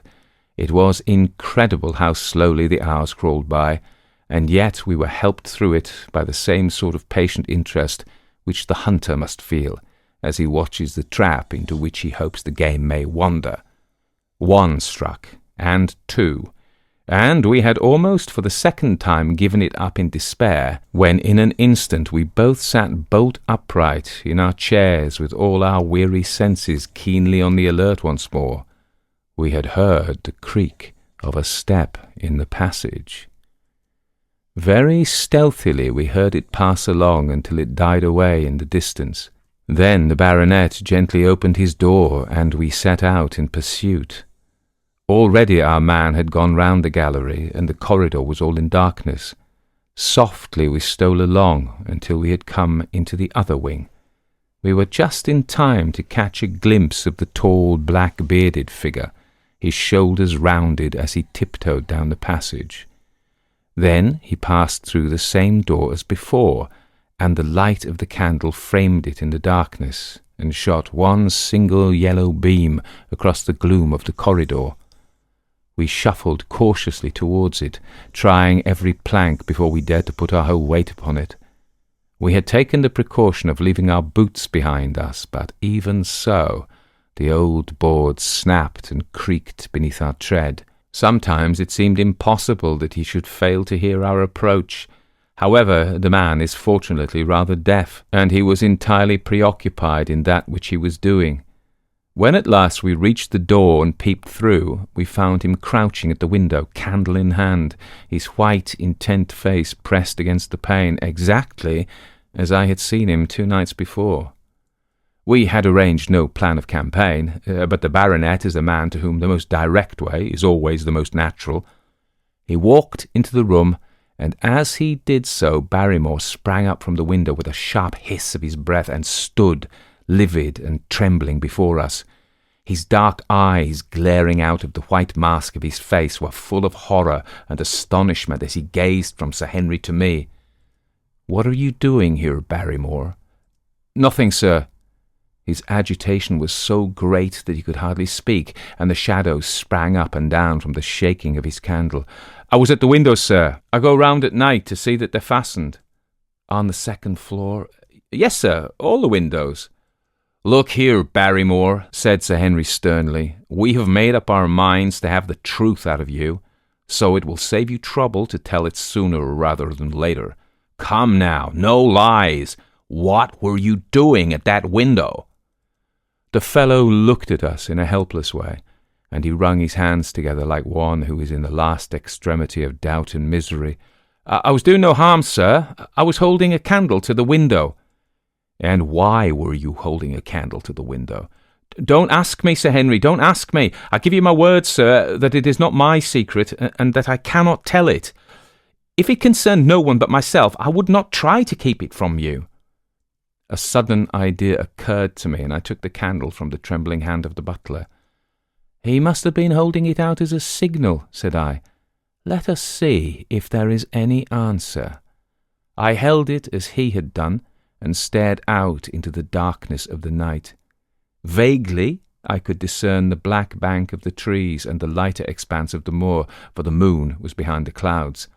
And then I gave a cry of exultation, for a tiny pinpoint of yellow light had suddenly transfixed the dark veil and glowed steadily in the centre of the black square framed by the window.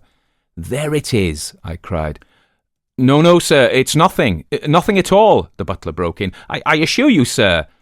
"Move your light across the window, Watson," cried the baronet. "See, the other moves also.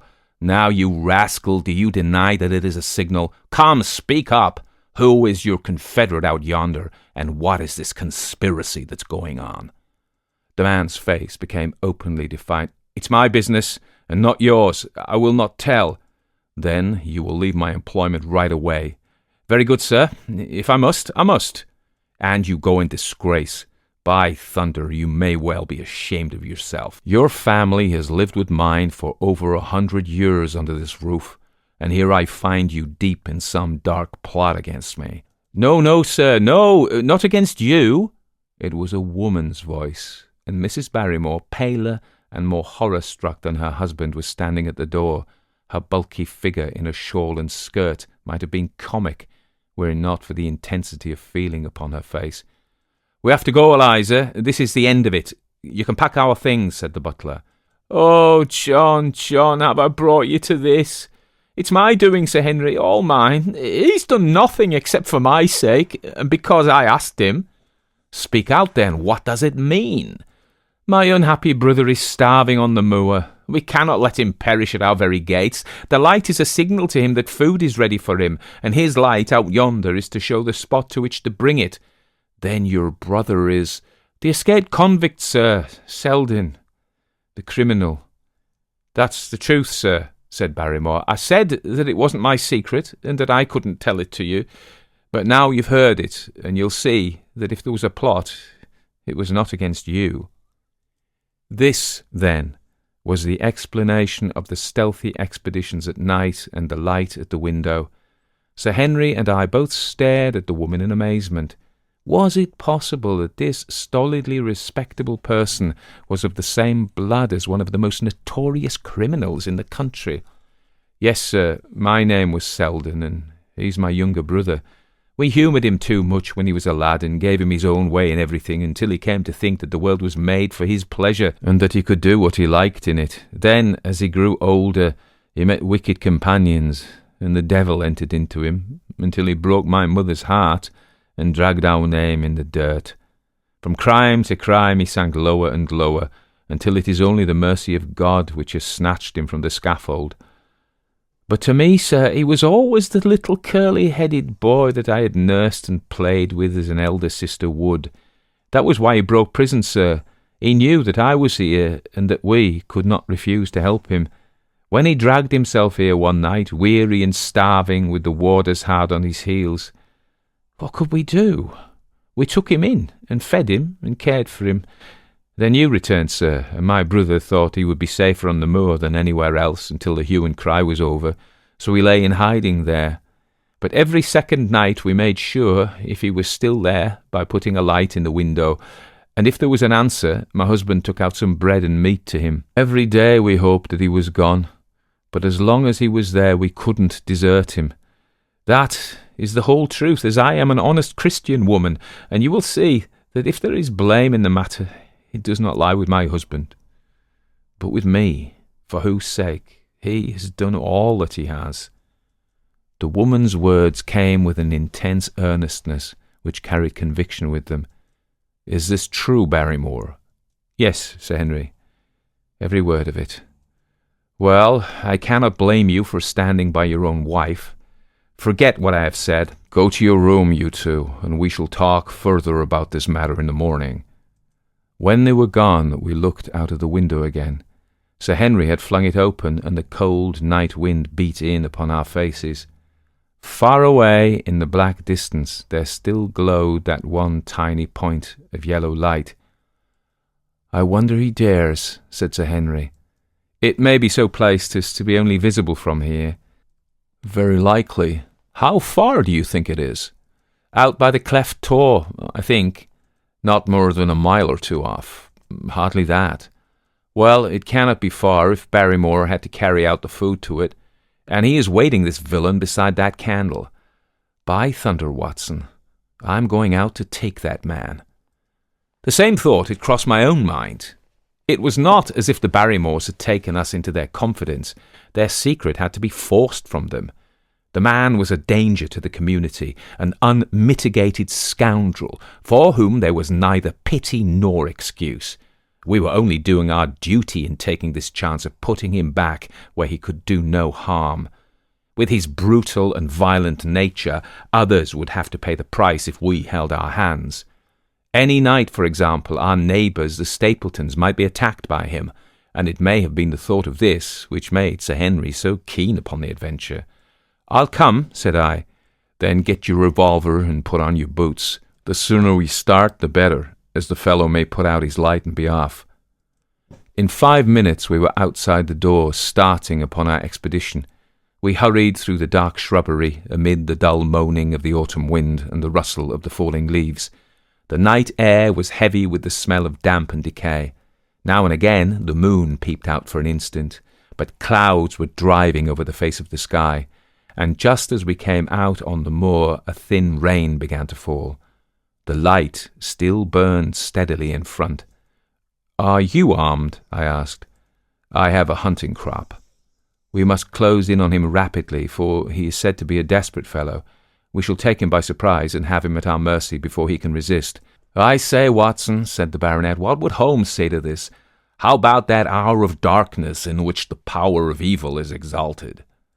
As if in answer to his words, there rose suddenly out of the vast gloom of the moor that strange cry which I had already heard upon the borders of the great Grimpen Mire. It came with the wind through the silence of the night, a long, deep mutter, then a rising howl, and then the sad moan in which it died away.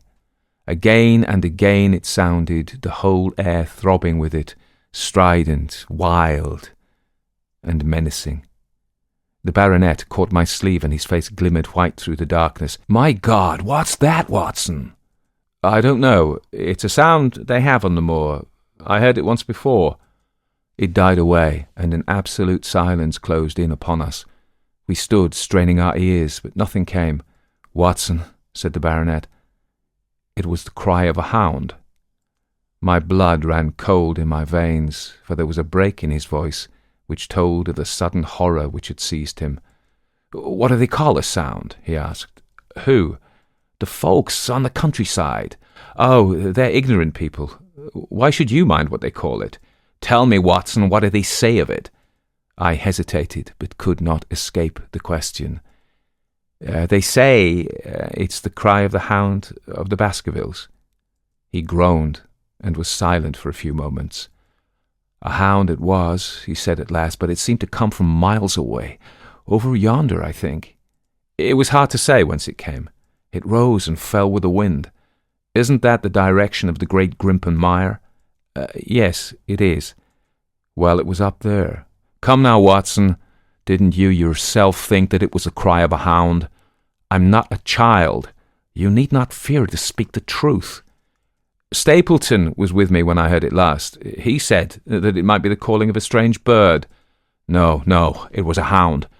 "My God, can there be some truth in all these stories? Is it possible that I am really in danger from so dark a cause? You don't believe it, do you, Watson?" No. And yet, it was one thing to laugh about it in London, and it is another to stand out here in the darkness of the moor and to hear such a cry as that. And my uncle, there was the footprint of the hound beside him as he lay. It all fits together. I don't think that I'm a coward, Watson, but that sound seemed to freeze my very blood. Feel my hand." It was as cold as a block of marble. "You'll be all right tomorrow. I don't think I'll get that cry out of my head. What do you advise that we do now? Shall we turn back?" "No, by thunder, we have come out to get our man, and we will do it. We after the convict, and a hellhound, as likely as not, after us. Come on, we'll see it through if all the fiends of the pit were loose upon the moor." We stumbled slowly along in the darkness. with the black loom of the craggy hills around us and the yellow speck of light burning steadily in front. There is nothing so deceptive as the distance of a light upon a pitch-dark night, and sometimes the glimmer seemed to be far away upon the horizon, and sometimes it might have been within a few yards of us, but at last we could see whence it came, and then we knew that we were indeed very close. A guttering candle was stuck in a crevice of the rocks which flanked it on either side, so as to keep the wind from it, and also to prevent it from being visible save in the direction of Baskerville Hall. A boulder of granite concealed our approach, and crouching behind it, we gazed over it at the signal light. It was strange to see this single candle burning there in the middle of the moor, with no sign of life near it, just the one straight yellow flame and the gleam of the rock on each side of it. "What shall we do now?" whispered Sir Henry. "Wait here. He must be near his light. Let's see if we can get a glimpse of him." The words were hardly out of my mouth when we both saw him. Over the rocks, in the crevice of which the candle burned, there was thrust out an evil yellow face, a terrible animal face, all seamed and scored with vile passions. Foul with mire, with a bristling beard, and hung with matted hair, it might well have belonged to one of those old savages who dwelt in the burrows on the hillsides. The light beneath him was reflected in his small, cunning eyes, which peered fiercely to right and left through the darkness, like a crafty and savage animal who has heard the steps of the hunters. Something had evidently aroused his suspicions. It might have been that Barrymore had some private signal which we had neglected to give, or the fellow may have had some other reason for thinking that all was not well, but I could read his fears upon his wicked face. Any instant he might dash out the light and vanish in the darkness. I sprang forward, therefore, and Sir Henry did the same. At the same moment the convict screamed out a curse at us and hurled a rock which splintered up against the boulder which had sheltered us. I caught one glimpse of his short, squat, strongly built figure as he sprang to his feet and turned to run. At the same moment, by a lucky chance, the moon broke through the clouds. We rushed over the brow of the hill, and there was our man running with great speed down the other side, springing over the stones in his way with the activity of a mountain goat. A lucky long shot of my revolver might have crippled him, but I had brought it only to defend myself if attacked, and not to shoot an unarmed man who was running away. We were both swift runners and in fairly good training, but we soon found that we had no chance of overtaking him. We saw him for a long time in the moonlight, until he was only a small speck, moving swiftly among the boulders upon the side of a distant hill. We ran and ran until we were completely blown, but the space between us grew ever wider. Finally we stopped and sat panting on two rocks, while we watched him disappearing in the distance. And it was at this moment that there occurred a most strange and unexpected thing. We had risen from our rocks and were turning to go home, having abandoned the hopeless chase. The moon was low upon the right, and the jagged pinnacle of a granite tor stood up against the lower curve of its silver disk. There, outlined as black as an ebony statue on that shining background, I saw the figure of a man upon the tor. Do not think that it was a delusion, Holmes. I assure you that I have never in my life seen anything more clearly. As far as I could judge, the figure was that of a tall, thin man. He stood with his legs a little separated, his arms folded, his head bowed, as if he were brooding over that enormous wilderness of peat and granite which lay before him. He might have been the very spirit of that terrible place. It was not the convict. This man was far from the place where the latter had disappeared. Besides, he was a much taller man. With a cry of surprise I pointed him out to the baronet, but in the instant during which I had turned to grasp his arm, the man was gone. There was the sharp pinnacle of granite still cutting the lower edge of the moon, but its peak bore no trace of that silent and motionless figure. I wished to go in that direction and search the tor, but it was some distance away. The baronet's nerves were still quivering from that cry which recalled the dark story of his family, and he was not in the mood for fresh adventures. He had not seen this lonely man upon the tor, and could not feel the thrill which his strange presence and his commanding attitude had given to me. "A warder, no doubt," said he. "The Moor has been thick with them since this fellow escaped. Well, perhaps his explanation may be the right one, but I should like to have some further proof of it. Today we mean to communicate to the Princetown people where they should look for their missing man, but it is hard lines that we have not actually had the triumph of bringing him back as our own prisoner. Such are the adventures of last night, and you must acknowledge, my dear Holmes, that I have done you very well in the matter of a report. Much of what I tell you is no doubt quite irrelevant, but still I feel that it is best that I should let you have all the facts and leave you to select for yourself those which will be of most service to you in helping you to your conclusions. We're certainly making some progress. So far as the Barrymores go, we have found the motive of their actions, and that has cleared up the situation very much. But the Moor, with its mysteries and its strange inhabitants, remains as inscrutable as ever. Perhaps in my next I may be able to throw some light upon this also. Best of all would it be if you could come down to us. In any case, you will hear from me again in the course of the next few days." Chapter 10. Extract from the Diary of Dr. Watson. So far, I have been able to quote from the reports which I have forwarded during these early days to Sherlock Holmes. Now, however, I have arrived at a point in my narrative where I am compelled to abandon this method and to trust once more to my recollections, aided by the diary which I kept at the time. A few extracts from the latter will carry me on to those scenes which are indelibly fixed in every detail upon my memory. I proceed then from the morning which followed our abortive chase of the convict and our other strange experiences upon the moor. October 16th. A dull and foggy day with a drizzle of rain. The house is banked in with rolling clouds which rise now and then to show the dreary curves of the moor, with thin silver veins upon the sides of the hills, and the distant boulders gleaming where the light strikes them upon their wet faces. It is melancholy outside and in. The baronet is in a black reaction after the excitements of the night. I am conscious myself of a weight at my heart and a feeling of impending danger, ever-present danger, which is the more terrible because I am unable to define it. And have I not a cause for such a feeling? Consider the long sequence of incidents which have all pointed to some sinister influence which is at work around us. There is the death of the last occupant of the hall, fulfilling so exactly the conditions of the family legend, and there are the repeated reports from the peasants of the appearance of a strange creature upon the moor. Twice I have with my own ears heard the sound which resembled the distant baying of a hound.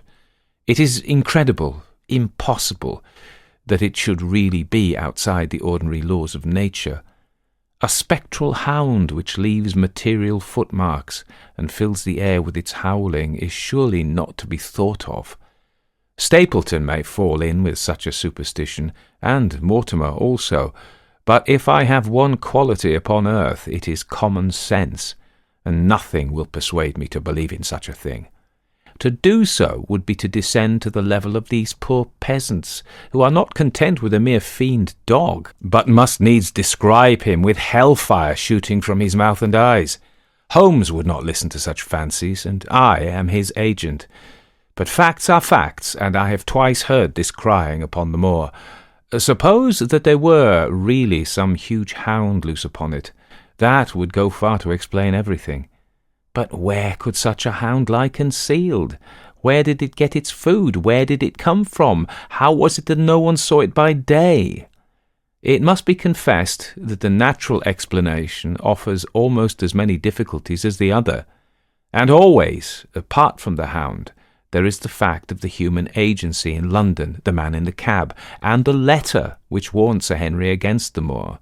This at least was real, but it might have been the work of a protecting friend as easily as that of an enemy. Where is that friend or enemy now? Has he remained in London, or has he followed us down here? Could he be the stranger whom I saw upon the tor? It's true that I have only had the one glance at him, and yet there are some things to which I am ready to swear. He is no one whom I have seen down here, and I have now met all the neighbours. The figure was far taller than that of Stapleton, far thinner than that of Frankland. Barrymore it might possibly have been, but we had left him behind us, and I am certain that he would not have followed us. A stranger, then, is still dogging us, just as a stranger dogged us in London. We have never shaken him off. If I could lay my hands upon that man, then at last we might find ourselves at the end of all our difficulties. To this one purpose I must now devote all my energies. My first impulse was to tell Sir Henry all my plans. My second and wisest one is to play my own game and speak as little as possible to anyone. He is silent and distrait. His nerves have been strangely shaken by that sound upon the moor.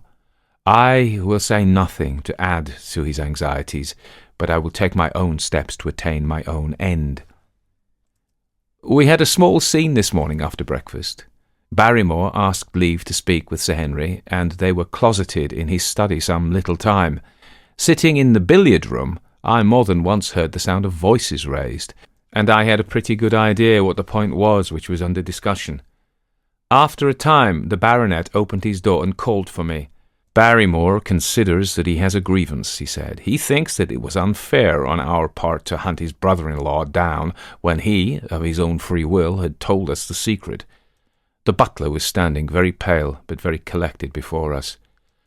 "I may have spoken too warmly, sir," said he, "and if I have, I am sure that I beg your pardon. At the same time, I was very much surprised when I heard you two gentlemen come back this morning and learned that you had been chasing Selden. The poor fellow has enough to fight against without my putting more upon his track." "If you had told us of your own free will, it would have been a different thing," said the baronet. "You only told us, or rather your wife only told us, when it was forced from you, and you couldn't help yourself." "I didn't think you would have taken advantage of it, Sir Henry. Indeed I didn't. The man is a public danger. There are lonely houses scattered over the moor, and he is a fellow who would stick at nothing. You only want to get a glimpse of his face to see that. Look at Mr. Stapleton's house, for example, with no one but himself to defend it. There is no safety for anyone until he is under lock and key. He'll break into no house, sir. I give you my solemn word upon that. But he will never trouble anyone in this country again. I assure you, Sir Henry, that in a very few days the necessary arrangements will have been made, and he will be on his way to South America. For God's sake, sir, I beg of you not to let the police know that he's still on the moor. They have given up the chase there, and he can lie quiet until the ship's ready for him. You can't tell on him without getting my wife and me into trouble. I beg you, sir, to say nothing to the police." "What do you say, Watson?" I shrugged my shoulders. If he was safely out of the country, it would relieve the taxpayer of a burden. "But how about the chance of his holding someone up before he goes?" "He would not do anything so mad, sir. We have provided him with all that he can want. To commit a crime would be to show where he was hiding." "That is true," said Sir Henry. "Well, Barrymore—" "God bless you, sir, and thank you from my heart. It would have killed my poor wife had he been taken again." "I guess we are aiding and abetting a felony, Watson. But after what we have heard, I don't feel as if I could give the man up. So there is an end to it. All right, Barrymore, you can go."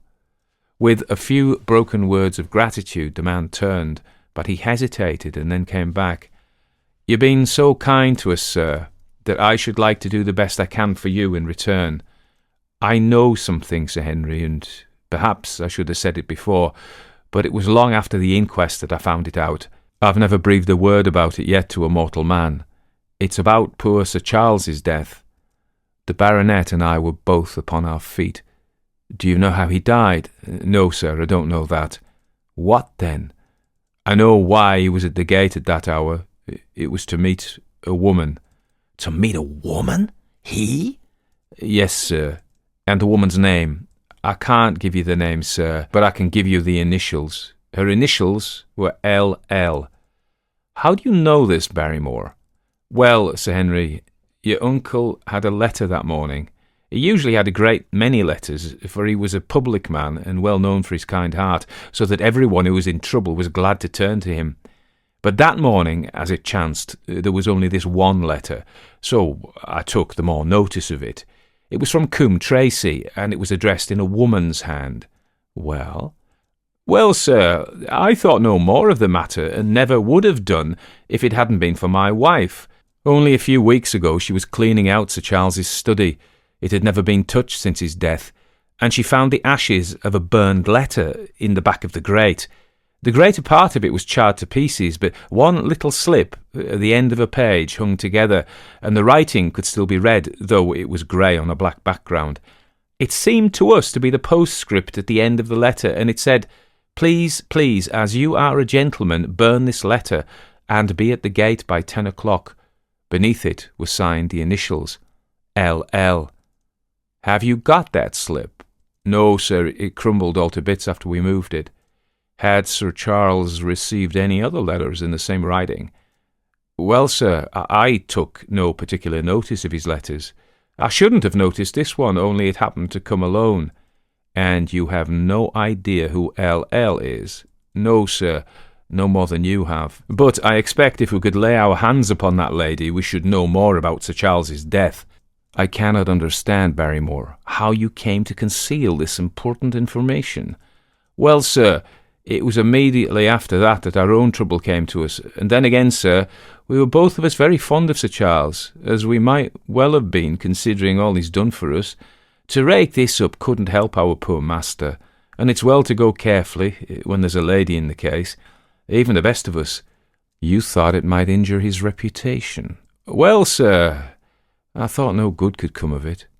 But now you have been kind to us, and I feel as if it would be treating you unfairly not to tell you all that I know about the matter. Very good, Barrymore, you can go. When the butler had left us, Sir Henry turned to me. Well, Watson, what do you think of this new light? It seems to leave the darkness rather blacker than before. So I think, but if we can only trace L.L., it should clear up the whole business. We have gained that much. We know that there is someone who has the facts if we can only find her. What do you think we should do? Let Holmes know all about it at once. It will give him the clue for which he has been seeking. I am much mistaken if it doesn't bring him down. I went at once to my room and drew up my report of the morning's conversation for Holmes. It was evident to me that he had been very busy of late, for the notes which I had from Baker Street were few and short, with no comments upon the information which I had supplied, and hardly any reference to my mission. No doubt his blackmailing case is absorbing all his faculties, and yet this new factor must surely arrest his attention and renew his interest. I wish that he were here.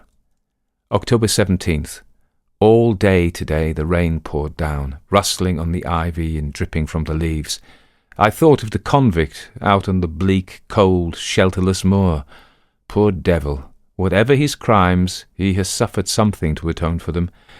And then I thought of that other one, the face in the cab, the figure against the moon.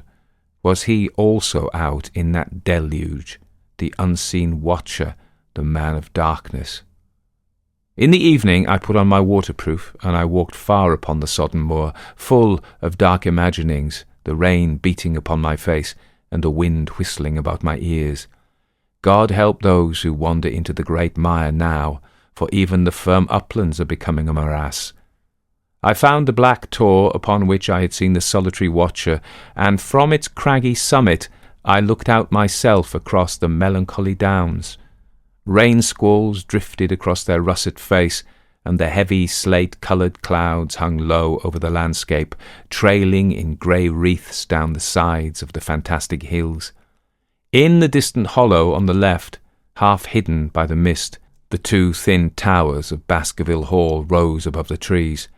They were the only signs of human life which I could see, save only those prehistoric huts which lay thickly upon the slopes of the hills. Nowhere was there any trace of that lonely man whom I had seen on the same spot 2 nights before. As I walked back, I was overtaken by Dr. Mortimer driving in his dog-cart over a rough moorland track which led from the outlying farmhouse of Foulmire. He has been very attentive to us, and hardly a day has passed that he has not called at the hall to see how we were getting on. He insisted upon my climbing into his dog-cart, and he gave me a lift homeward. I found him much troubled over the disappearance of his little spaniel.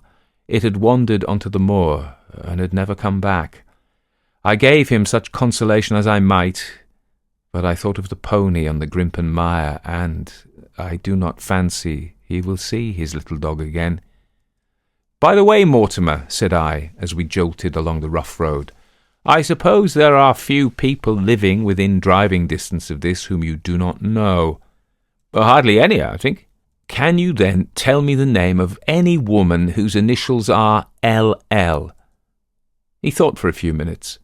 "No," said he, "there are a few gypsies and labouring folk for whom I can't answer, but among the farmers or gentry there's no one whose initials are those.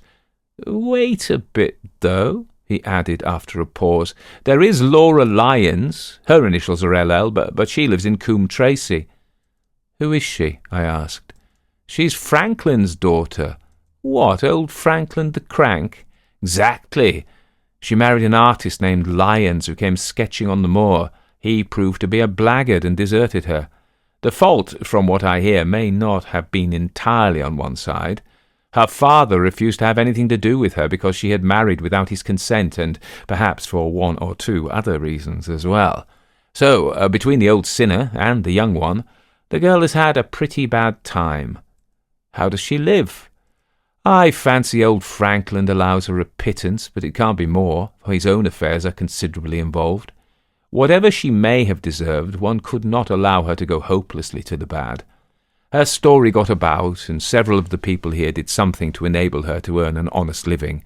Stapleton did, for one, and Sir Charles for another. I gave a trifle myself. It was to set her up in a typewriting business." He wanted to know the object of my inquiries, but I managed to satisfy his curiosity without telling him too much, for there is no reason why we should take anyone into our confidence. "Tomorrow morning I shall find my way to Coombe Tracey, and if I can see this Mrs. Laura Lyons of equivocal reputation, a long step will have been made towards clearing one incident in this chain of mysteries. I am certainly developing the wisdom of the serpent, for when Mortimer pressed his questions to an inconvenient extent, I asked him casually to what type Franklin's skull belonged, and so heard nothing but craniology for the rest of the drive. I have not lived for years with Sherlock Holmes for nothing. I have only one other incident to record upon this tempestuous and melancholy day. This was my conversation with Barrymore just now, which gives me one more strong card which I can play in due time. Mortimer had stayed to dinner, and he and the baronet played écarté afterwards. The butler brought me my coffee into the library, and I took the chance to ask him a few questions. "Well," said I, "has this precious relation of yours departed, or is he still lurking out yonder?" "I don't know, sir. I hope to heaven that he's gone, for he's brought nothing but trouble here. I've not heard of him since I left out food for him last, and that was 3 days ago." "Did you see him then?" "No, sir, but the food was gone when next I went that way." "Then he was certainly there." "So you'd think, sir, unless it was the other man who took it." I sat with my coffee cup halfway to my lips and stared at Barrymore. "You know that there is another man, then?" "Yes, sir, there is another man upon the moor." "Have you seen him?" "No, sir." "How do you know of him, then?" "Selden told me of him, sir, a week ago or more. He's in hiding too, but he's not a convict as far as I can make out. I don't like it, Dr. Watson. I tell you straight, sir, that I don't like it." He spoke with a sudden passion of earnestness. "Now listen to me, Barrymore. I have no interest in this matter but that of your master. I have come here with no object except to help him. Tell me, frankly, what it is that you don't like." Barrymore hesitated for a moment, as if he regretted his outburst, or found it difficult to express his own feelings in words. "It's all these goings-on, sir," he cried at last, waving his hand towards the rain-lashed window which faced the moor.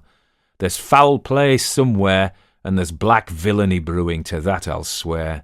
Very glad I should be, sir, to see Sir Henry on his way back to London again. But what is it that alarms you? Look at Sir Charles's death. That was bad enough for all the coroner said. Look at the noises on the moor at night. There's not a man who would cross it after sundown if he was paid for it. Look at this stranger hiding out yonder, all watching and waiting. What's he waiting for? What does it mean? It means no good to anyone of the name of Baskerville, and very glad I shall be to be quit of it all on the day that Sir Henry's new servants are ready to take over the hall. But about this stranger, said I, can you tell me anything about him? What did Selden say? Did he find out where he hid, or what he was doing? He saw him once or twice, but he's a deep one, and gives nothing away. At first he thought that he was the police, but soon he found that he had some lay of his own. A kind of gentleman he was, as far as he could see, but what he was doing he could not make out. And where did he say that he lived? Among the old houses on the hillside, the stone huts where the old folk used to live. But how about his food?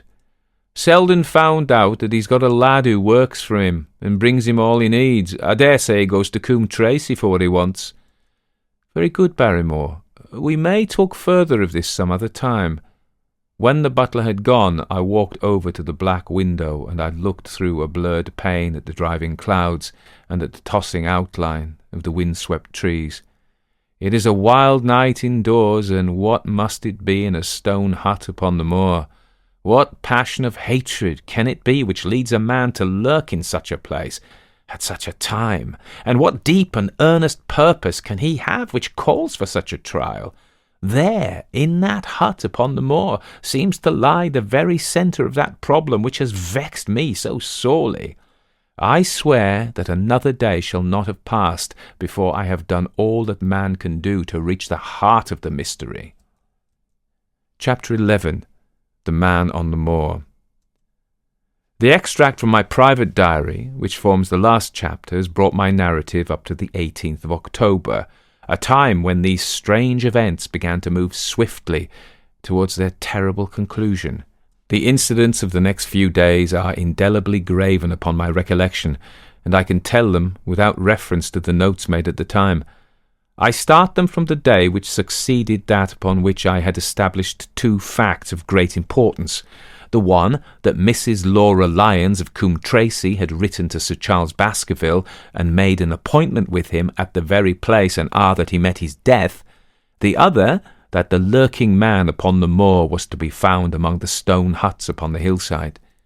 With these two facts in my possession, I felt that either my intelligence or my courage must be deficient if I could not throw some further light upon these dark places. I had no opportunity to tell the baronet what I had learned about Mrs. Lyons upon the evening before, for Dr. Mortimer remained with him at cards until it was very late. At breakfast, however, I informed him about my discovery and asked him whether he would care to accompany me to Coombe Tracey. At first he was very eager to come, but on second thoughts it seemed to both of us that if I went alone the results might be better. The more formal we made the visit, the less information we might obtain. I left Sir Henry behind, therefore, not without some prickings of conscience, and drove off upon my new quest. When I reached Coombe Tracey, I told Perkins to put up the horses, and I made inquiries for the lady whom I had come to interrogate. I had no difficulty in finding her rooms, which were central and well appointed. A maid showed me in without ceremony, and as I entered the sitting-room, a lady, who was sitting before a Remington typewriter, sprang up with a pleasant smile of welcome. Her face fell, however, when she saw that I was a stranger, and she sat down again and asked me the object of my visit. The first impression left by Mrs. Lyons was one of extreme beauty. Her eyes and hair were of the same rich hazel colour, and her cheeks, though considerably freckled, were flushed with the exquisite bloom of the brunette, the dainty pink which lurks at the heart of the sulphur rose. Admiration was, I repeat, the first impression, but the second was criticism. There was something subtly wrong with the face. Some coarseness of expression, some hardness perhaps of eye, some looseness of lip which marred its perfect beauty. But these, of course, are afterthoughts. At the moment I was simply conscious that I was in the presence of a very handsome woman, and that she was asking me the reasons for my visit. I had not quite understood until that instant how delicate my mission was. "I have the pleasure," said I, "of knowing your father." It was a clumsy introduction, and the lady made me feel it. "There is nothing in common between my father and me," she said. "I owe him nothing, and his friends are not mine. If it were not for the late Sir Charles Baskerville and some other kind hearts, I might have starved for all my father cared. It was about the late Sir Charles Baskerville that I've come here to see you." The freckles started out on the lady's face. "What can I tell you about him?" she asked, and her fingers played nervously over the stops of her typewriter. "You knew him, did you not? I have already said that I owe a great deal to his kindness. If I am able to support myself, it's largely due to the interest which he took in my unhappy situation." "Did you correspond with him?" The lady looked quickly up with an angry gleam in her hazel eyes. "What is the object of these questions?" she asked sharply. The object is to avoid a public scandal. It is better that I should ask them here than that the matter should pass outside our control." She was silent, and her face was still very pale. At last she looked up with something reckless and defiant in her manner. "Well, I'll answer," she said. "What are your questions?" "Did you correspond with Sir Charles?" "I certainly wrote to him once or twice to acknowledge his delicacy and his generosity." "Have you the dates of those letters?" "No." "Have you ever met him?" "Yes, once or twice, when he came into Coombe Tracey. He was a very retiring man, and he preferred to do good by stealth. But if you saw him so seldom, and wrote so seldom, how did he know enough about your affairs to be able to help you, as you say that he has done?"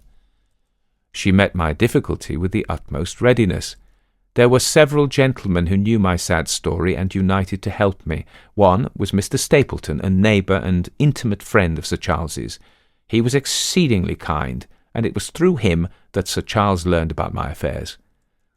I knew already that Sir Charles Baskerville had made Stapleton his almoner upon several occasions, so the lady's statement bore the impress of truth upon it. "Did you ever write to Sir Charles asking him to meet you?" I continued. Mrs. Lyons flushed with anger again. "Really, sir, this is a very extraordinary question." I'm sorry, madam, but I must repeat it." "Then I answer, certainly not." "Not on the very day of Sir Charles's death?" The flush had faded in an instant, and a deathly face was before me. Her dry lips could not speak the no which I saw rather than heard. "Surely your memory deceives you," said I. I could even quote a passage of your letter. It ran, "Please, please, as you are a gentleman, burn this letter, and be at the gate by 10 o'clock." I thought that she had fainted, but she recovered herself by a supreme effort. "Is there no such thing as a gentleman?" she gasped.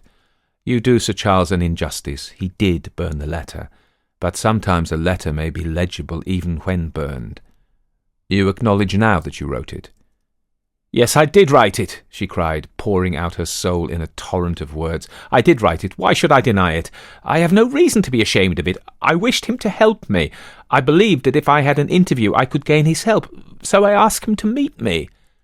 "But why at such an hour?"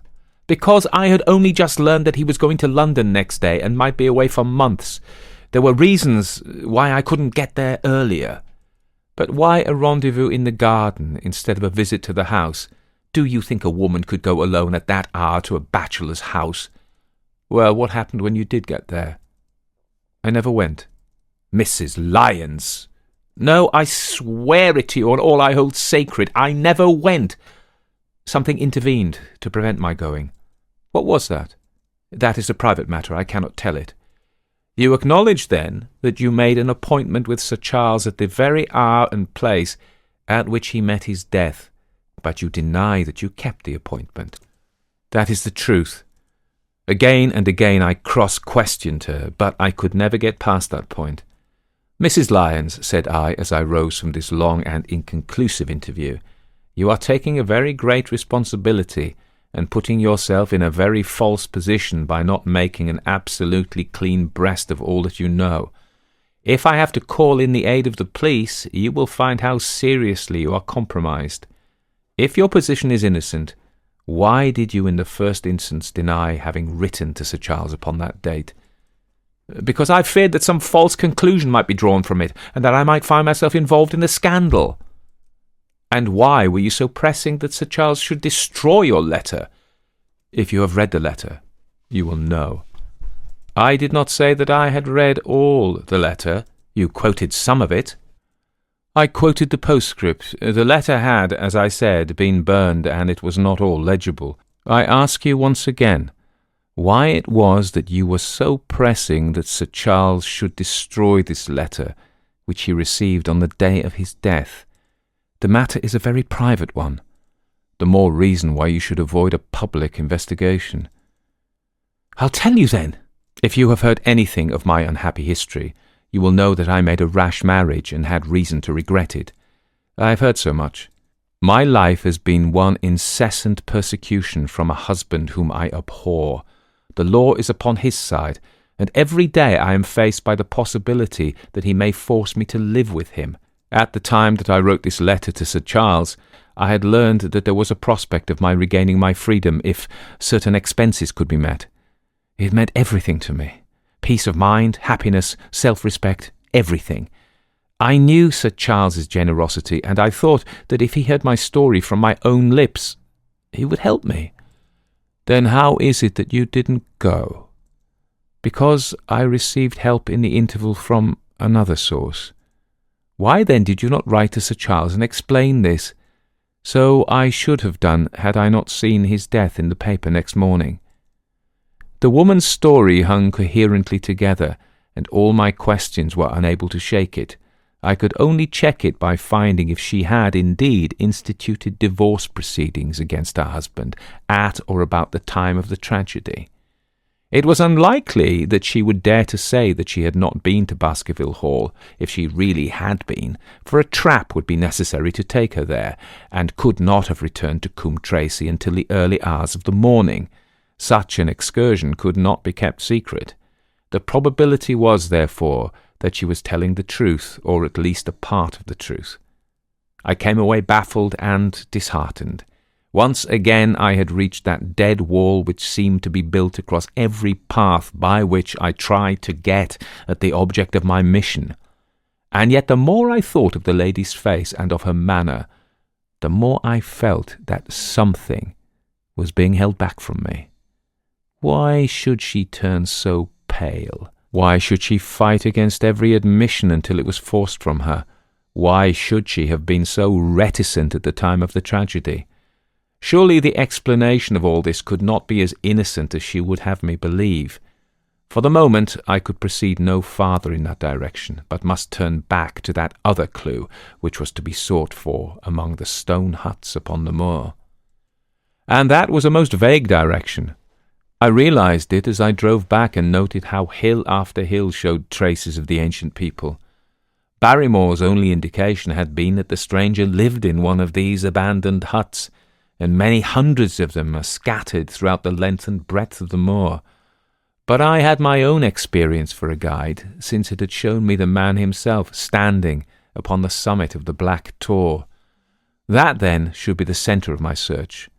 From there I should explore every hut upon the moor until I lighted upon the right one.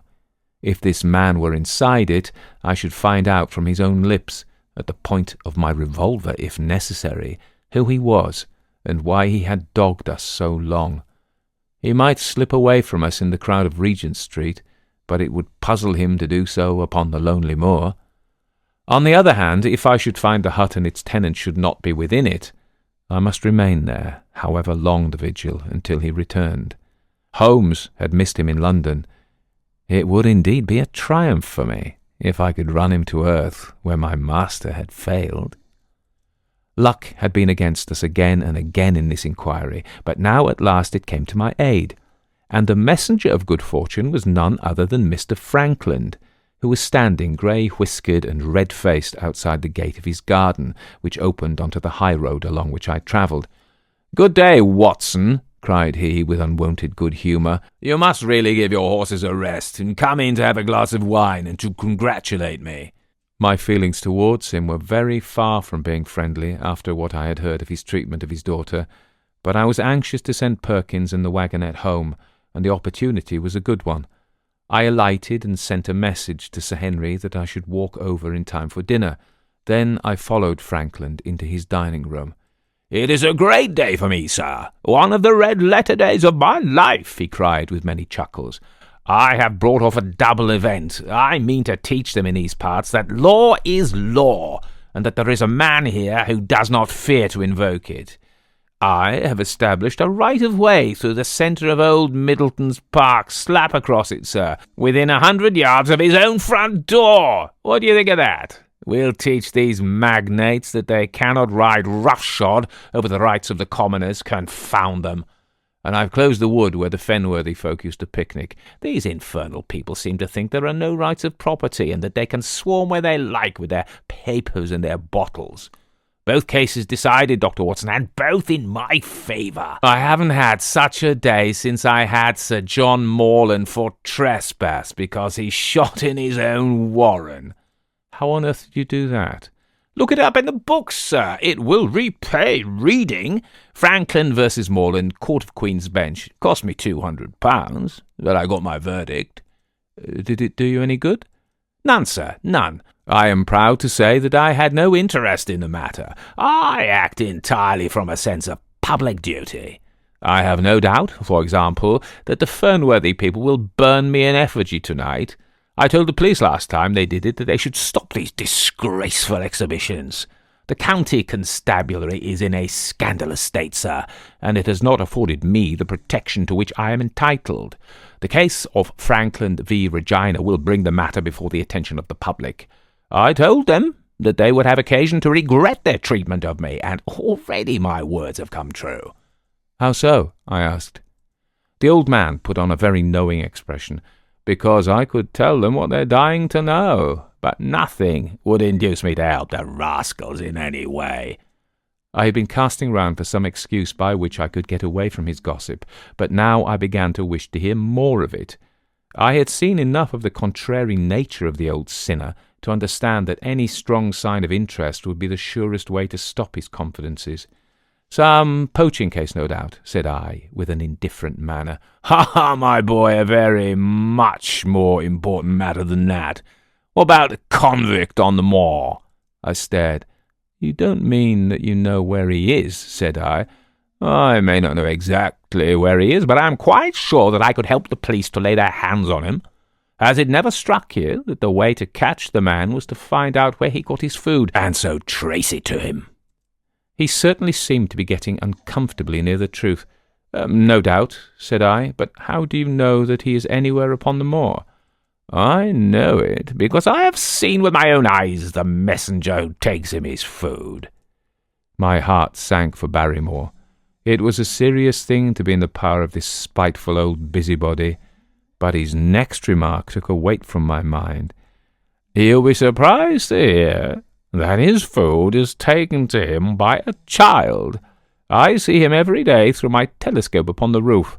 He passes along the same path at the same hour, and to whom should he be going except to the convict?"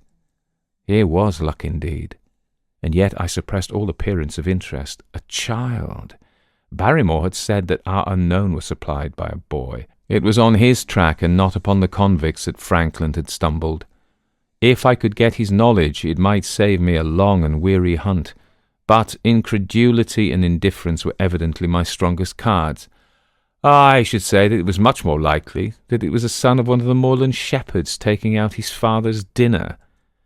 The least appearance of opposition struck fire out of the old autocrat. His eyes looked malignantly at me, and his grey whiskers bristled like those of an angry cat. "Indeed, sir," said he, pointing out over the wide-stretching moor. "Do you see that black tor over yonder? Well, do you see the low hill beyond, with the thorn-bush upon it? It is the stoniest part of the whole moor. Is that a place where a shepherd would likely to take his station? Your suggestion, sir, is a most absurd one." I meekly answered that I had spoken without knowing all the facts. My submission pleased him and led him to further confidences. "You may be sure, sir, that I have very good grounds before I come to an opinion. I have seen the boy again and again with his bundle, Every day, and sometimes twice a day, I have been able— But wait a moment, Dr. Watson. Do my eyes deceive me, or is there at the present moment something moving upon that hillside? It was several miles off, but I could distinctly see a small dark dot against the dull grey and green. "Come, sir, come!" cried Frankland, rushing upstairs. "You will see with your own eyes and judge for yourself." The telescope, a formidable instrument mounted upon a tripod, stood upon the flat leads of the house. Frankland clapped his eye to it and gave a cry of satisfaction. "Quick, Dr. Watson, quick, before he passes over the hill!" There he was, sure enough, a small urchin with a little bundle upon his shoulder, toiling slowly up the hill. When he reached the crest, I saw the ragged, uncouth figure outlined for an instant against the cold blue sky. He looked round him with a furtive and stealthy air, as one who dreads pursuit. Then he vanished over the hill. "Well, am I right? Certainly there's a boy who seems to have some secret errand, and what the errand is even a county constable could guess. But not one word shall they have from me, and I bind you to secrecy also, Dr. Watson. Not a word. You understand? Just as you wish. They have treated me shamefully. When the facts come out in Franklin versus Regina, I venture to think that a thrill of indignation will run through the county. Nothing would induce me to help the police in any way. For all they cared, it might have been me instead of my effigy which these rascals burned at the stake. Surely you're not going? You will help me to empty the decanter in honour of this great occasion." But I resisted all his solicitations, and succeeded in dissuading him from his announced intention of walking home with me. I kept the road as long as his eye was on me, and then I struck off across the moor and made for the stony hill over which the boy had disappeared. Everything was working in my favour, and I swore that it should not be through lack of energy or perseverance that I should miss the chance which fortune had thrown in my way. The sun was already sinking when I reached the summit of the hill, and the long slopes beneath me were all golden green on one side and grey shadow on the other. A haze lay low upon the farthest skyline, out of which jutted the fantastic shapes of Believer and Vixen Tor. Over the wide expanse there was no sound and no movement. One great grey bird, a gull or curlew, soared aloft in the blue heaven. He and I seemed to be the only living things between the huge arch of the sky and the desert beneath it. The barren scene, the sense of loneliness, and the mystery and urgency of my task all struck a chill into my heart. The boy was nowhere to be seen, but down beneath me in a cleft of the hills there was a circle of the old stone huts, and in the middle of them there was one which retained sufficient roof to act as a screen against the weather.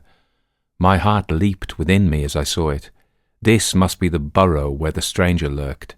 At last my foot was on the threshold of his hiding place. His secret was within my grasp. As I approached the hut, walking as warily as Stapleton would do, when with poised net he drew near the settled butterfly, I satisfied myself that the place had indeed been used as a habitation. A vague pathway among the boulders led to the dilapidated opening which served as a door. All was silent within. The unknown might be lurking there, or he might be prowling on the moor. My nerves tingled with the sense of adventure. Throwing aside my cigarette, I closed my hand upon the butt of my revolver, and walking swiftly up to the door, I looked in.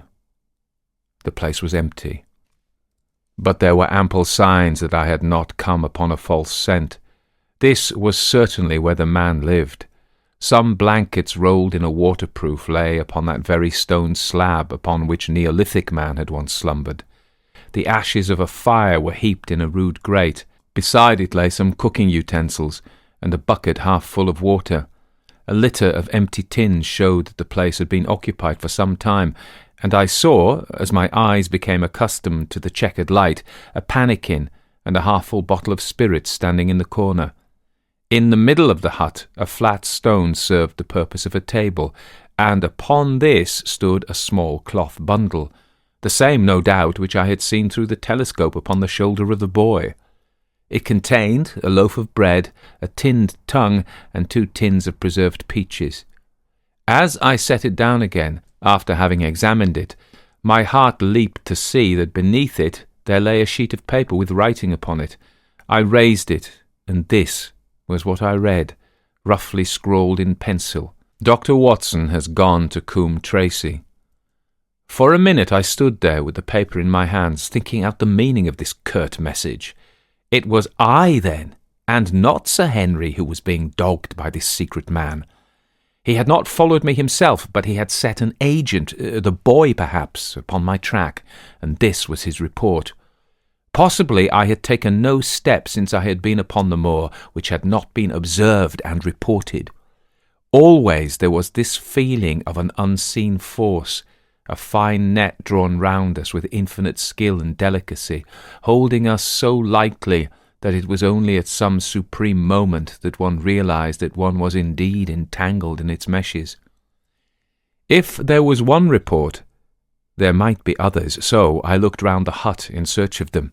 There was no trace, however, of anything of the kind, nor could I discover any sign which might indicate the character or intentions of the man who lived in this singular place, save that he must be of Spartan habits and cared little for the comforts of life. When I thought of the heavy rains and looked at the gaping roof, I understood how strong and immutable must be the purpose which had kept him in that inhospitable abode. Was he our malignant enemy, or was he by chance our guardian angel? I swore that I would not leave the hut until I knew.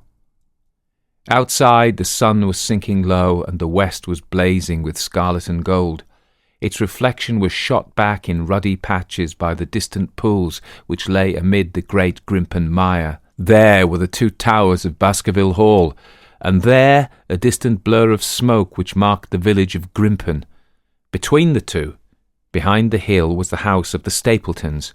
All was sweet and mellow and peaceful in the golden evening light, and yet as I looked at them, my soul shared none of the peace of nature, but quivered at the vagueness and the terror of that interview which every instant was bringing nearer.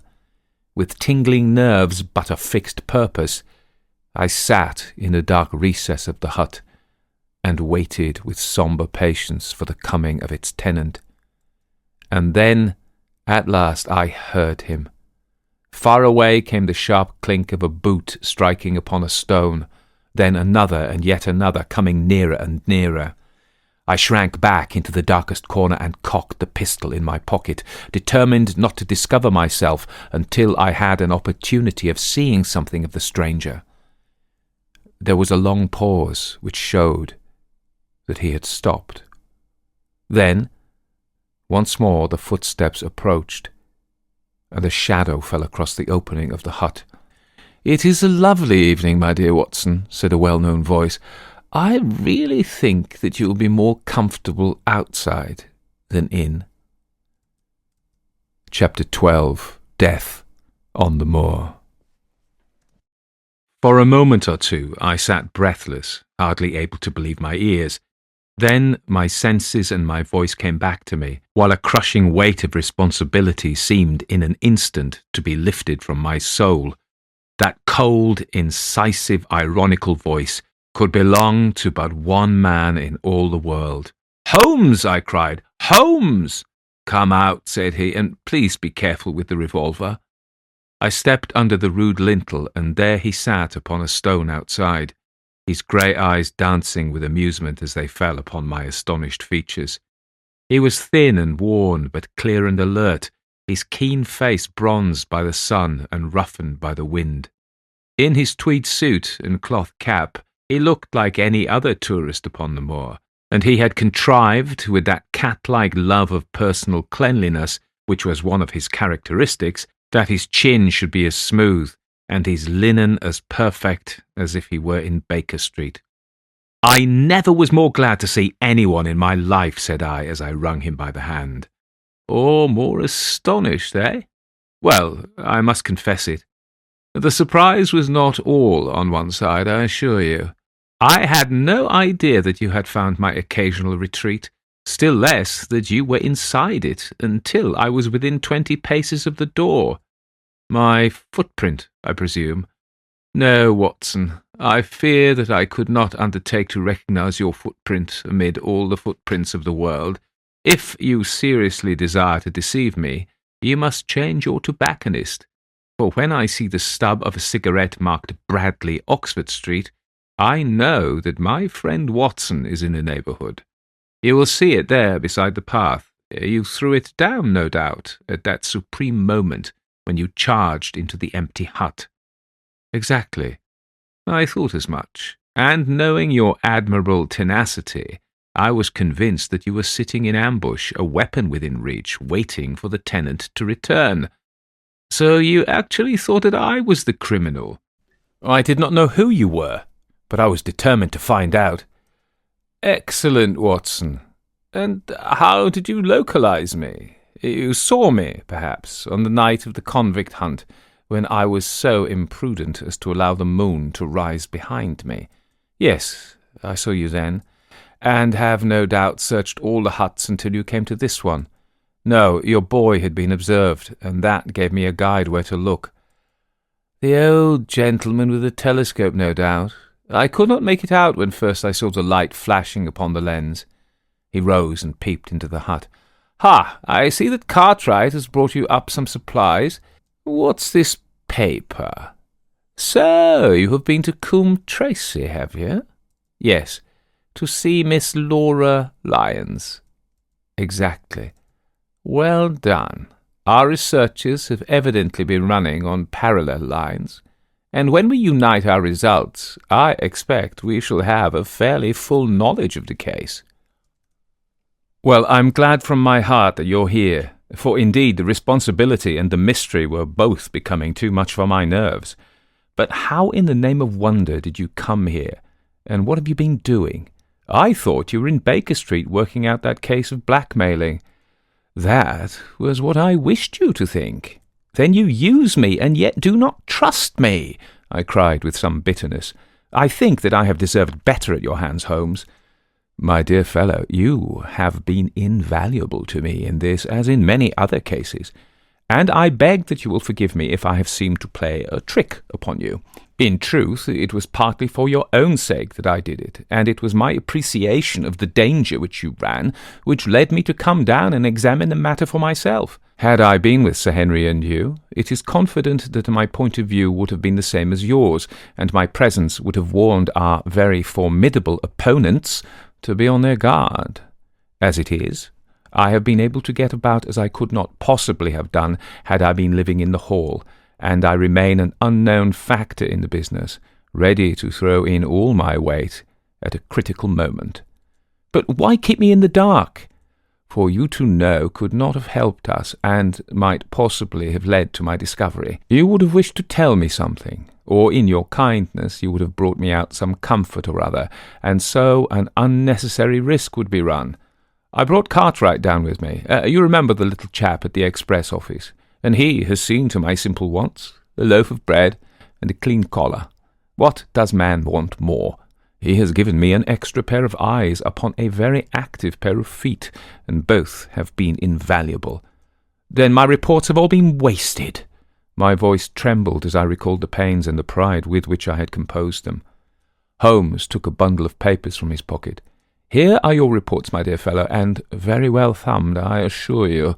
I made excellent arrangements, and they are only delayed one day upon their way. I must compliment you exceedingly upon the zeal and the intelligence which you have shown over an extraordinarily difficult case. I was still rather raw over the deception which had been practised upon me, but the warmth of Holmes's praise drove my anger from my mind. I felt also in my heart that he was right in what he said, and that it was really best for our purpose that I should not have known that he was upon the moor. "That's better," said he, seeing the shadow rise from my face. "And now tell me the result of your visit to Mrs. Laura Lyons. It was not difficult for me to guess that it was to see her that you had gone, for I am already aware that she is the one person in Coombe Tracey who might be of service to us in the matter. In fact, if you had not gone today, it is exceedingly probable that I should have gone tomorrow." The The sun had set, and dusk was settling over the moor. The air had turned chill, and we withdrew into the hut for warmth. There, sitting together in the twilight, I told Holmes of my conversation with the lady. So interested was he that I had to repeat some of it twice before he was satisfied. "This is most important," said he, when I had concluded. "It fills up a gap which I had been unable to bridge in this most complex affair. You are aware, perhaps, that a close intimacy exists between this lady and the man Stapleton?" I did not know of a close intimacy. There can be no doubt about the matter. They meet, they write, there is a complete understanding between them. Now, this puts a very powerful weapon into our hands. If I could only use it to detach his wife. His wife? I am giving you some information now in return for all that you have given me. The lady who has passed here as Miss Stapleton is in reality his wife. Good heavens, Holmes, are you sure of what you say? How could he have permitted Sir Henry to fall in love with her? Sir Henry's falling in love could do no harm to anyone except Sir Henry. He took particular care that Sir Henry did not make love to her, as you have yourself observed. I repeat that the lady is his wife, and not his sister. But why this elaborate deception? Because he foresaw that she would be very much more useful to him in the character of a free woman. All my unspoken instincts, my vague suspicions, suddenly took shape and centred upon the naturalist. In that impassive, colourless man, with his straw hat and his butterfly net, I seemed to see something terrible, a creature of infinite patience and craft, with a smiling face and a murderous heart. Is it he, then, who is our enemy? Is it he who dogged us in London? So I read the riddle, and the warning, it must have come from her. Exactly. The shape of some monstrous villainy, half seen, half guessed, loomed through the darkness which had girt me so long. But are you sure of this, Holmes? How do you know that this woman is his wife? Because he so far forgot himself as to tell you a true piece of autobiography upon the occasion when he first met you, and I dare say he has many a time regretted it since. He was once a schoolmaster in the north of England. Now, there is no one more easy to trace than a schoolmaster. There are scholastic agencies by which one may identify any man who has been in the profession. A little investigation showed me that a school had come to grief under atrocious circumstances, and that the man who owned it, the name was different, had disappeared with his wife. The descriptions agreed. When I learned that the missing man was devoted to entomology, the identification was complete. The darkness was rising, but much was still hidden by the shadows. If this woman is in truth his wife, where does Mrs. Laura Lyons come in? I asked. That is one of the points upon which your own researches have shed a light. Your interview with the lady has cleared the situation very much. I did not know about a projected divorce between herself and her husband. In that case, regarding Stapleton as an unmarried man, she counted, no doubt, on becoming his wife. And when she is undeceived, why, then we may find a lady of service. It must be our first duty to see her, both of us, tomorrow. Don't you think, Watson, that you are away from your charge rather long? Your place should be at Baskerville Hall. The last red streaks had faded away in the west, and night had settled upon the moor. A few faint stars were gleaming in a violet sky. One last question, Holmes, I said, as I rose. Surely there's no need of secrecy between you and me. What is the meaning of it all? What is he after? Holmes's voice sank as he answered. It is murder, Watson. Refined, cold-blooded, deliberate murder. Do not ask me for particulars. My nets are closing upon him, even as his are upon Sir Henry, and with your help he is already almost at my mercy. There is but one danger which can threaten us. It is that he should strike before we are ready to do so. Another day, 2 at the most, and I have my case complete. But until then, guard your charge as closely as ever a fond mother watched her ailing child. Your mission today has justified itself, and yet I could almost wish that you had not left his side. Hark! A terrible scream, A prolonged yell of horror and anguish burst out of the silence of the moor. That frightful cry turned the blood to ice in my veins. "Oh, my God!" I gasped. "What is it? What does it mean?" Holmes had sprung to his feet, and I saw his dark, athletic outline at the door of the hut, his shoulders stooping, his head thrust forward, his face peering into the darkness. "Hush!" he whispered. "Hush!" The cry had been loud on account of its vehemence, but it had pealed out from somewhere far off on the shadowy plain. Now it burst upon our ears, nearer, louder, more urgent than before. "Where is it?" Holmes whispered, and I knew from the thrill of his voice that he, the man of iron, was shaken to the soul. "Where is it, Watson?" "There, I think." I pointed into the darkness. "No, there." Again the agonized cry swept through the silent night, louder and much nearer than ever, and a new sound mingled with it, a deep muttered rumble, musical and yet menacing, rising and falling like the low, constant murmur of the sea. "The hound!" cried Holmes. "Come, Watson, come! Great heavens, if we are too late!" He had started running swiftly over the moor, and I had followed at his heels. But now, from somewhere among the broken ground immediately in front of us, there came one last despairing yell, and then a dull, heavy thud. We halted and listened. Not another sound broke the heavy silence of the windless night. I saw Holmes put his hand to his forehead like a man distracted. He stamped his feet upon the ground. "He has beaten us, Watson. We are too late." No, surely not." Fool that I was to hold my hand. "And you, Watson, see what comes of you abandoning your charge. But by heaven, if the worst has happened, we will avenge him." Blindly we ran through the gloom, blundering against boulders, forcing our way through gorse bushes, panting up hills and rushing down slopes, heading always in the direction whence those dreadful sounds had come. At every rise Holmes looked eagerly round him, but the shadows were thick upon the moor, and nothing moved upon its dreary face. "Can you see anything?" "Nothing. But hark, what is that?" A low moan had fallen upon our ears. There it was again upon our left.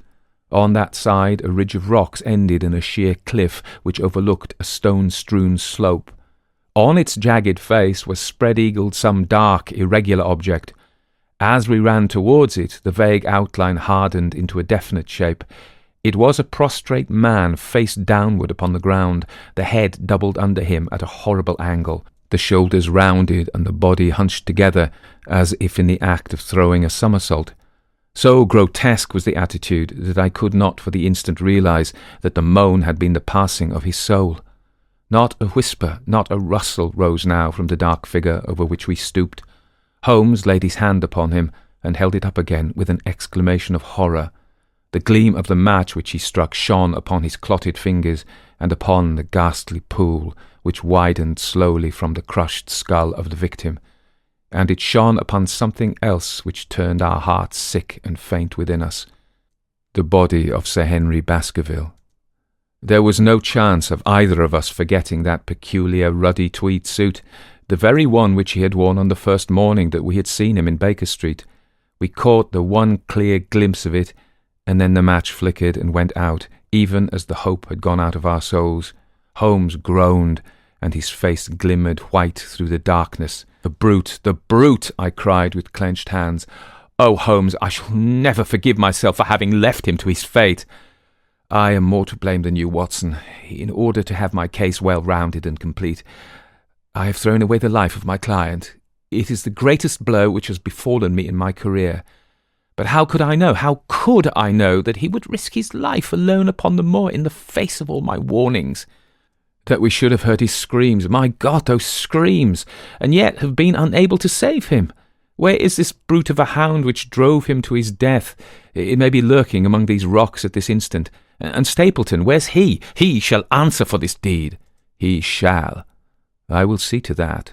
Uncle and nephew have been murdered, the one frightened to death by the very sight of a beast which he thought to be supernatural, the other driven to his end in his wild flight to escape from it. But now we have to prove the connection between the man and the beast.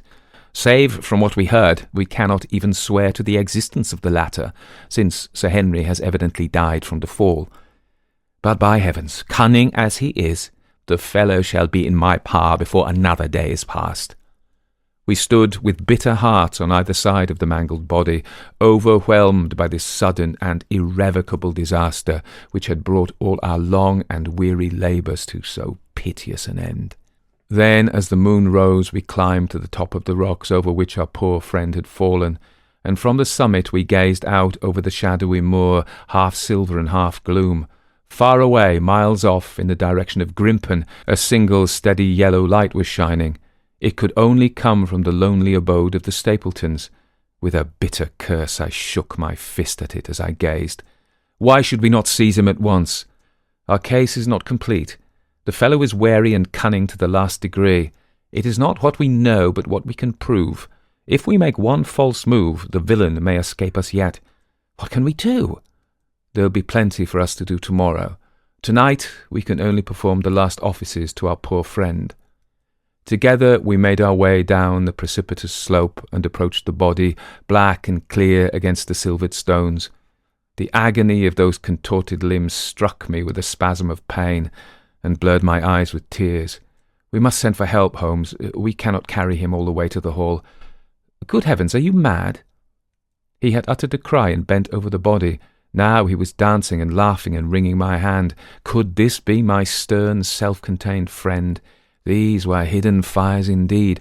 A beard! The man has a beard! A beard? It is not the baronet. It is my neighbour, the convict! With feverish haste we had turned the body over, and that dripping beard was pointing up to the cold, clear moon. There could be no doubt about the beetling forehead, the sunken animal eyes. It was indeed the same face which had glared upon me in the light of the candle from over the rock, the face of Selden, the criminal. Then, in an instant, it was all clear to me. I remembered how the baronet had told me that he had handed his old wardrobe to Barrymore. Barrymore had passed it on in order to help Selden in his escape. Boots, shirt, cap, it was all Sir Henry's. The tragedy was still black enough, but this man had at least deserved death by the laws of his country.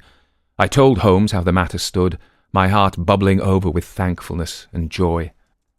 "Then the clothes have been the poor devil's death," said he. "It is clear enough that the hound has been laid on from some article of Sir Henry's, the boot which was abstracted in the hotel in all probability, and so ran this man down.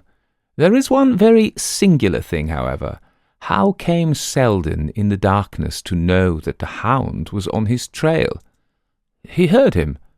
To hear a hound upon the moor would not work a hard man like this convict into such a paroxysm of terror that he would risk recapture by screaming wildly for help. By his cries he must have run a long way after he knew that the animal was on his track. How did he know? A greater mystery to me is why this hound, presuming that all our conjectures are correct, I presume nothing. Well then, why this hound should be loose tonight? I suppose that it does not always run loose upon the moor. Stapleton would not let it go unless he had reason to think that Sir Henry would be there. My difficulty is the more formidable of the two, for I think that we shall very shortly get an explanation of yours, while mine may remain for ever a mystery. The question now is, what shall we do with this poor wretch's body? We cannot leave it here to the foxes and the ravens. I suggest that we put it in one of the huts until we can communicate with the police. Exactly. I have no doubt that you and I could carry it so far. Hello, Watson, what's this? It's the man himself, by all that's wonderful and audacious. Not a word to show your suspicions, not a word, or my plans crumble to the ground. A figure was approaching us over the moor, and I saw the dull red glow of a cigar. The moon shone upon him, and I could distinguish the dapper shape and jaunty walk of the naturalist. He stopped when he saw us, and then came on again. "Why, Dr. Watson, that's not you, is it? You are the last man that I should have expected to see out on the moor at this time of night. But dear me, what's this? Somebody hurt? Not. Don't tell me that it is our friend Sir Henry." He hurried past me and stooped over the dead man. I heard the sharp intake of his breath, and the cigar fell from his fingers. Who's this?" he stammered. "It's Selden, the man who escaped from Princetown." Stapleton turned a ghastly face upon us, but by a supreme effort he had overcome his amazement and his disappointment. He looked sharply from Holmes to me. Dear me, what a very shocking affair. How did he die? He appears to have broken his neck by falling over these rocks. My friend and I were strolling on the moor when we heard a cry. I heard a cry also. That was what brought me out. I was uneasy about Sir Henry. Why about Sir Henry in particular? I couldn't help asking. Because I had suggested that he should come over. When he didn't come, I was surprised, and I naturally became alarmed for his safety when I heard cries upon the moor. By the way, his eyes darted again from my face to Holmes, did you hear anything else besides a cry? No, said Holmes. Did you? No. What do you mean, then? Oh, you know the stories that the peasants tell about a phantom hound and so on. It's said to be heard at night upon the moor. I was wondering if there were any evidence of such a sound tonight. We heard nothing of the kind, said I. And what is your theory of this poor fellow's death? I have no doubt that anxiety and exposure have driven him off his head. He's rushed about the moor in a crazy state, and eventually fallen over here and broken his neck. That seems the most reasonable theory, said Stapleton, and he gave a sigh which I took to indicate his relief. What do you think about it, Mr. Sherlock Holmes? My friend bowed his compliments. You are quick at identification, said he. We have been expecting you in these parts since Dr. Watson came down. You're in time to see a tragedy. Yes, indeed. I have no doubt that my friend's explanation will cover the facts. I will take an unpleasant remembrance back to London with me tomorrow. Oh, you return tomorrow? That is my intention. I hope your visit has cast some light upon these occurrences which have puzzled us. Holmes shrugged his shoulders. One cannot always have the success for which one hopes. An investigator needs facts and not legends or rumours. It has not been a satisfactory case. My friend spoke in his frankest and most unconcerned manner. Stapleton still looked hard at him. Then he turned to me. I would suggest carrying this poor fellow to my house, but it would give my sister such a fright that I do not feel justified in doing it. I think that if we put something over his face, he'll be safe until morning. And so it was arranged.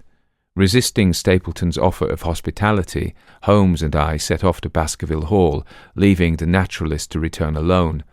Looking back, we saw the figure moving slowly away over the broad moor, and behind him that one black smudge on the silvered slope which showed where the man was lying who had come so horribly to his end. "We're at close grips at last," said Holmes as we walked together across the moor. "What a nerve the fellow has, and how he pulled himself together in the face of what must have been a paralysing shock when he found that the wrong man had fallen a victim to his plot. I told you in London, Watson, and I tell you now again, that we have never had a foeman more worthy of our steel. I'm sorry that he's seen you, and so was I at first, but there was no getting out of it. What effect do you think it'll have upon his plans now that he knows you're here? It may cause him to be more cautious, or it may drive him to desperate measures at once. Like most clever criminals, he may be too confident in his own cleverness and imagine that he has completely deceived us. Why shouldn't we arrest him at once? My dear Watson, you were born to be a man of action. Your instinct is always to do something energetic. But supposing, for argument's sake, that we had him arrested tonight, what on earth the better off should we be for that? We could prove nothing against him.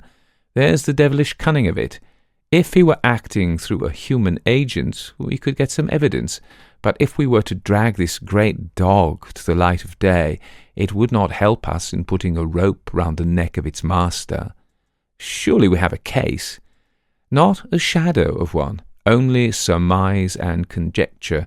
We should be laughed out of court if we came with such a story and such evidence. There is Sir Charles's death. Found dead without a mark upon him.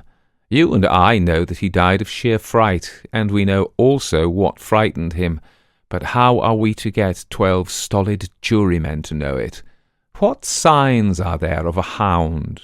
Where the marks of its fangs? Of course we know that a hound does not bite a dead body, and that Sir Charles was dead before ever the brute overtook him.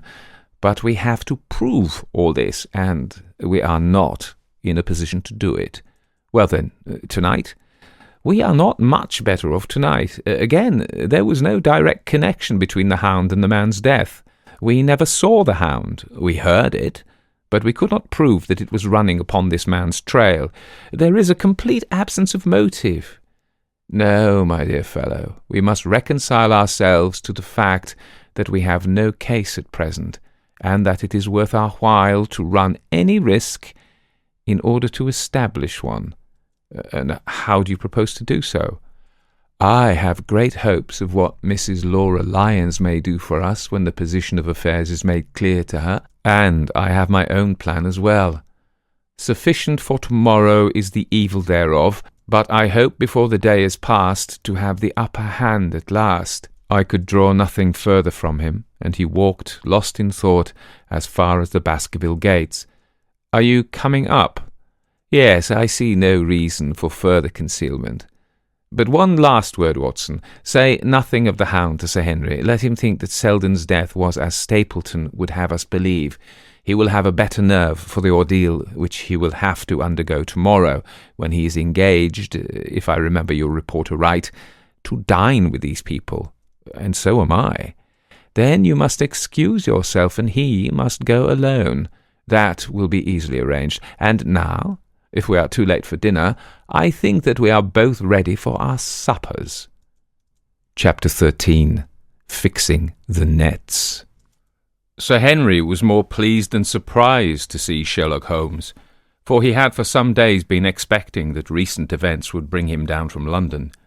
He did raise his eyebrows, however, when he found that my friend had neither any luggage nor any explanations for its absence. Between us we soon supplied his wants, and then, over a belated supper, we explained to the baronet as much of our experience as it seemed desirable that he should know. But first I had the unpleasant duty of breaking the news to Barrymore and his wife. To him it may have been an unmitigated relief, but she wept bitterly in her apron. To all the world he was a man of violence, half animal and half demon, but to her he always remained the little wilful boy of her own girlhood, the child who had clung to her hand. Evil indeed is the man who has not one woman to mourn him. "I've been moping in the house all day since Watson went off in the morning," said the baronet. "I guess I should have some credit, for I have kept my promise. If I hadn't sworn not to go about alone, I might have had a more lively evening, for I had a message from Stapleton asking me over there." "I have no doubt that you would have had a more lively evening," said Holmes dryly. "By the way, I don't suppose you appreciate that we have been mourning over you as having broken your neck." Sir Henry opened his eyes. "How was that?" "This poor wretch was dressed in your clothes. I fear your servant who gave them to him may get into trouble with the police." "That is unlikely. There was no mark on any of them, as far as I know." "That's lucky for him. In fact, it's lucky for all of you, since you are all on the wrong side of the law in this matter. I am not sure that as a conscientious detective my first duty is not to arrest the whole household. Watson's reports are most incriminating documents." "But how about the case?" asked the baronet. "Have you made anything out of the tangle? I don't know that Watson and I are much the wiser since we came down." "I think that I shall be in a position to make the situation rather more clear to you before long. It has been an exceedingly difficult and most complicated business. There are several points upon which we still want light, but it is coming all the same. We've had one experience, as Watson has no doubt told you. We heard the hound on the moor, so I can swear that it is not all empty superstition. I had something to do with dogs when I was out west, and I know one when I hear one. If you can muzzle that one and put him on a chain, I'll be ready to swear you are the greatest detective of all time." "I think I will muzzle him and chain him all right, if you will give me your help."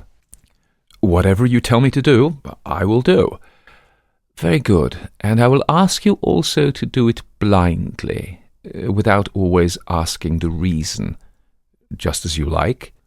"If you will do this, I think the chances are that our little problem will soon be solved. I have no doubt He stopped suddenly and stared fixedly up over my head into the air. The lamp beat upon his face, and so intent was it, and so still, that it might have been that of a clear-cut classical statue, a personification of alertness and expectation. "What is it?" we both cried.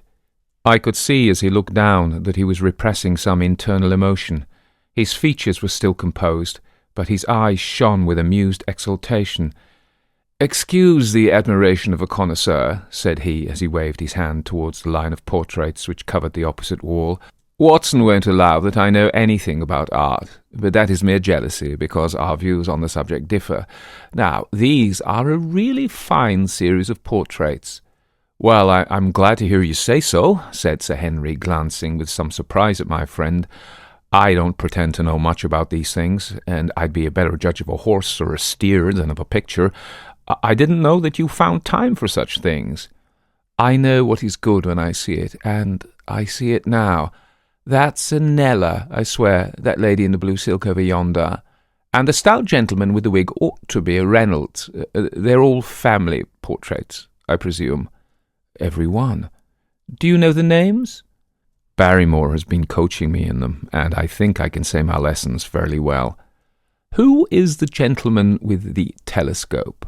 "That is Rear Admiral Baskerville, who served under Rodney in the West Indies.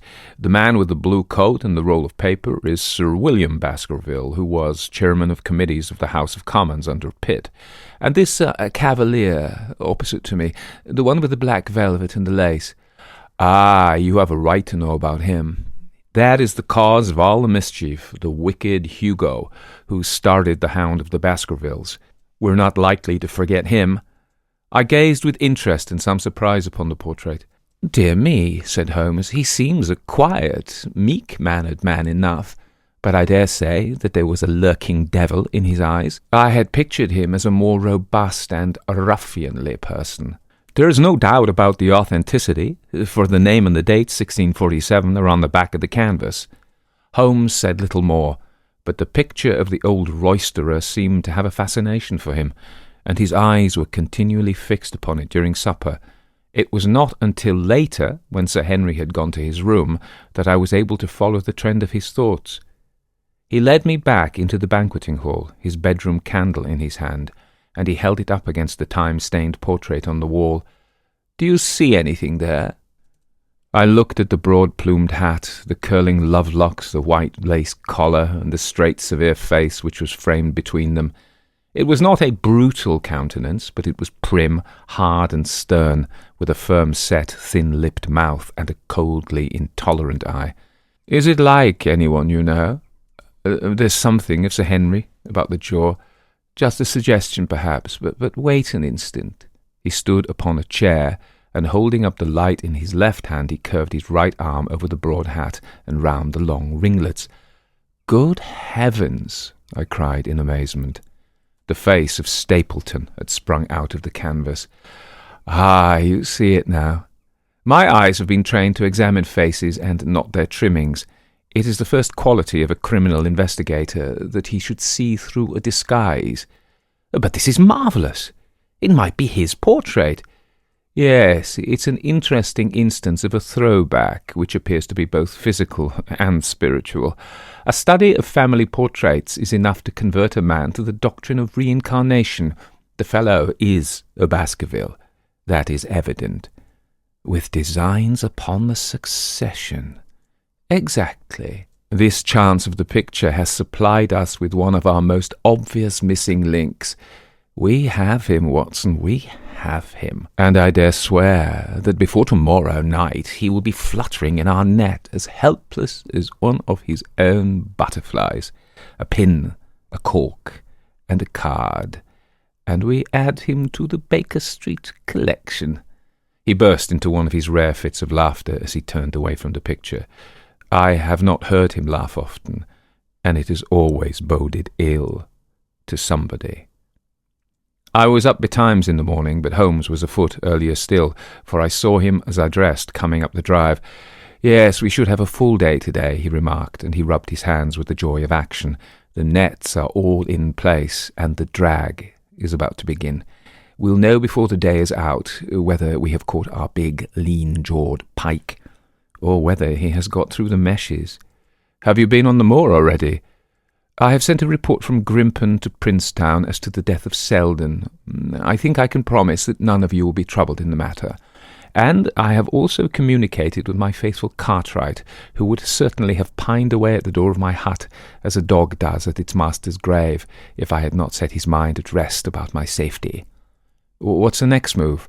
To see Sir Henry. Here he is. Good morning, Holmes, said the baronet. You look like a general who is planning a battle with his chief of staff. That is the exact situation. Watson was asking for orders, and so do I. Very good. You are engaged, as I understand, to dine with our friends, the Stapletons, tonight. I hope that you will come also. They are very hospitable people, and I am sure that they will be very glad to see you.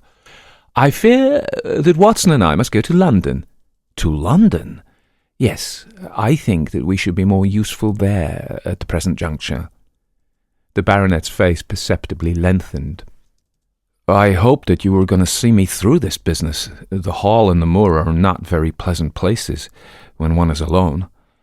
My dear friend, you must trust me implicitly and do exactly what I tell you.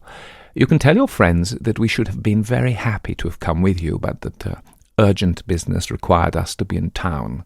We hope very soon to return to Devonshire.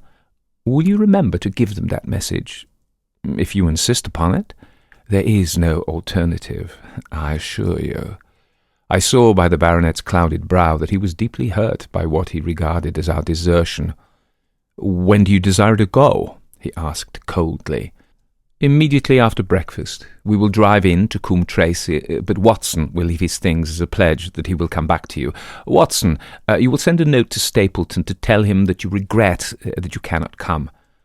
I have a good mind to go to London with you, said the baronet. Why should I stay here alone? Because it is your post of duty, because you gave me your word that you would do as you were told, and I tell you to stay. All right, then, I'll stay. One more direction. I wish you to drive to Merripit House. Send back your trap, however, and let them know you intend to walk home. To walk across the moor? Yes. But that is the very thing which you have so often cautioned me not to do. This time you may do it with safety. If I had not every confidence in your nerve and courage, I would not suggest it, but it is essential that you should do it.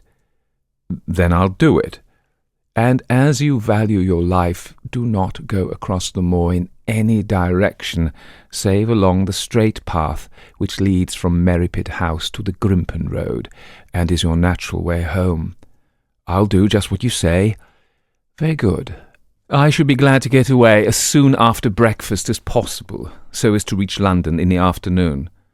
I was much astounded by this programme, though I remembered that Holmes had said to Stapleton on the night before that his visit would terminate next day.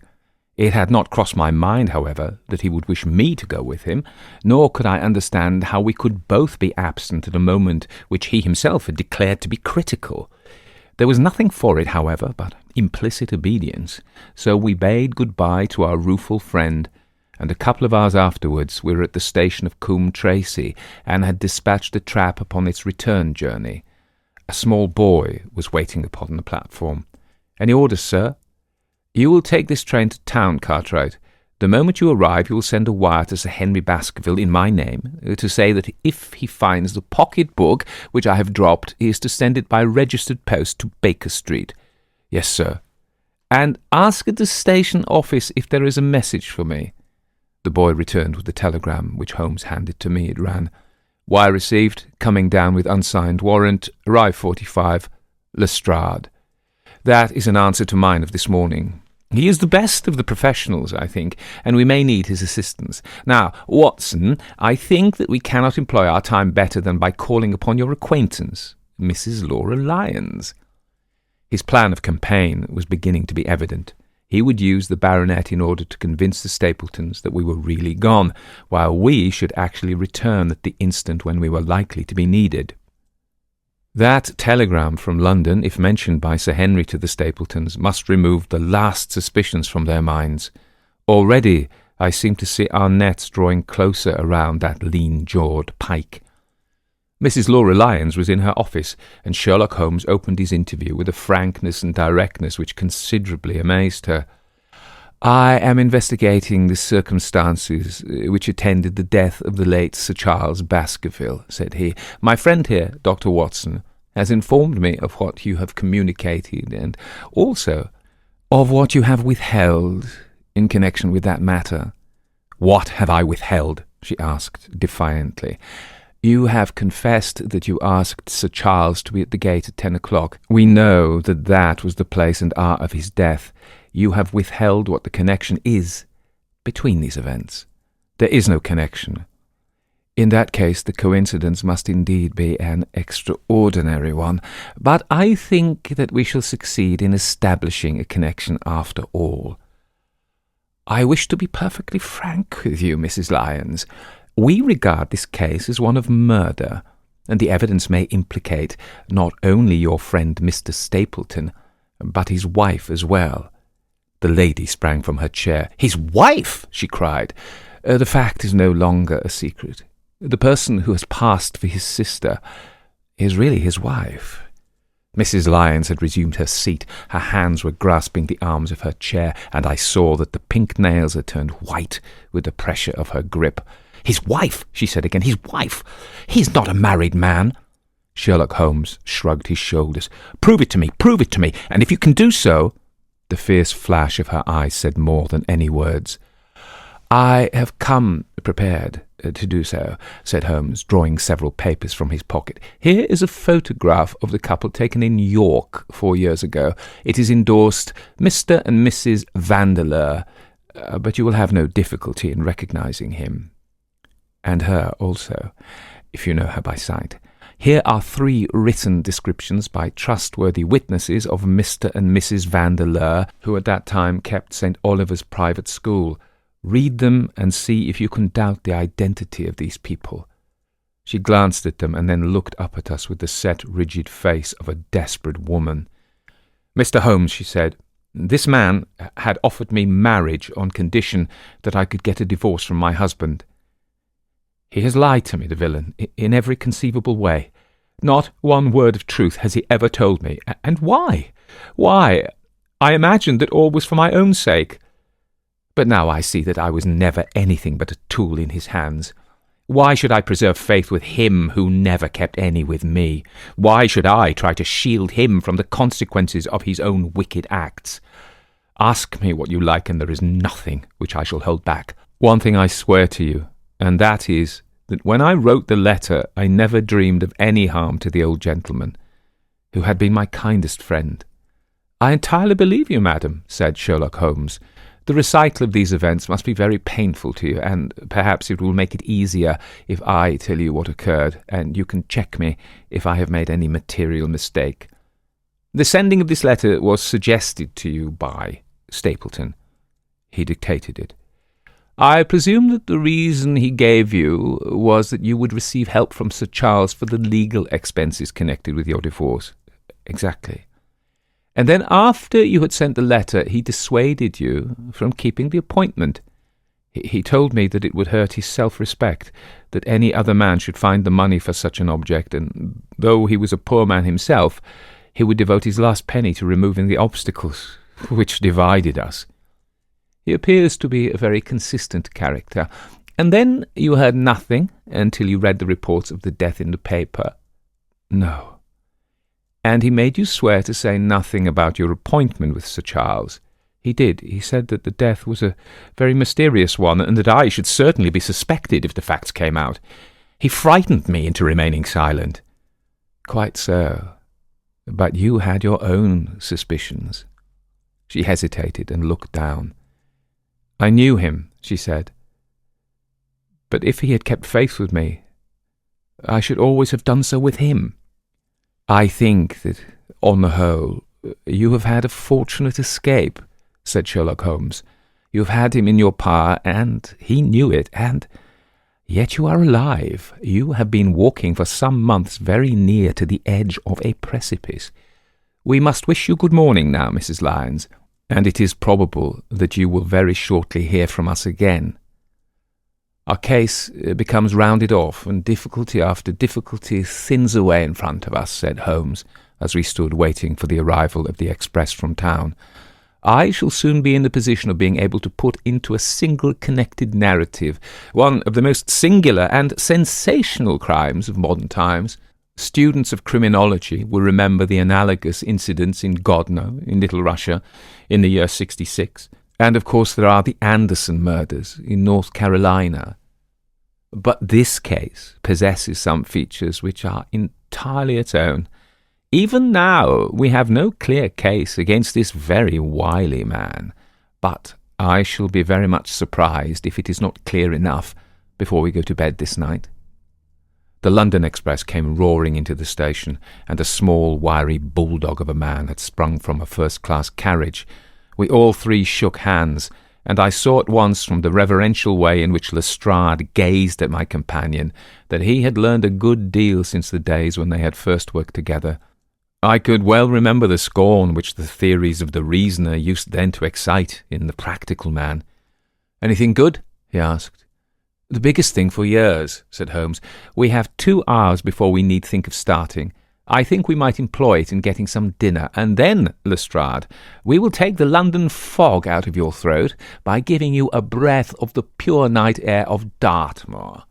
Never been there? Ah, well, I don't suppose you will forget your first visit." Chapter 14. The Hound of the Baskervilles.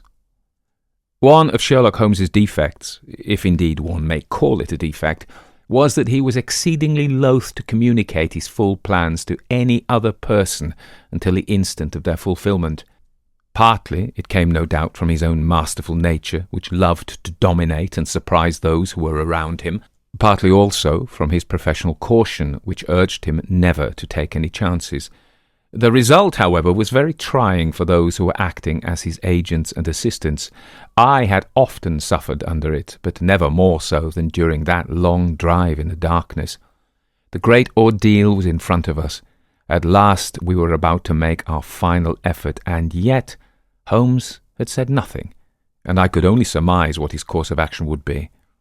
My nerves thrilled with anticipation when at last the cold wind upon our faces and the dark void spaces on either side of the narrow road told me that we were back upon the moor once more. Every stride of the horses and every turn of the wheels was taking us nearer to our supreme adventure. Our conversation was hampered by the presence of the driver of the hired wagonette, so that we were forced to talk of trivial matters when our nerves were tense with emotion and anticipation. It was a relief to me, after that unnatural restraint, when we at last passed Franklin's house and knew that we were drawing near to the hall and to the scene of action.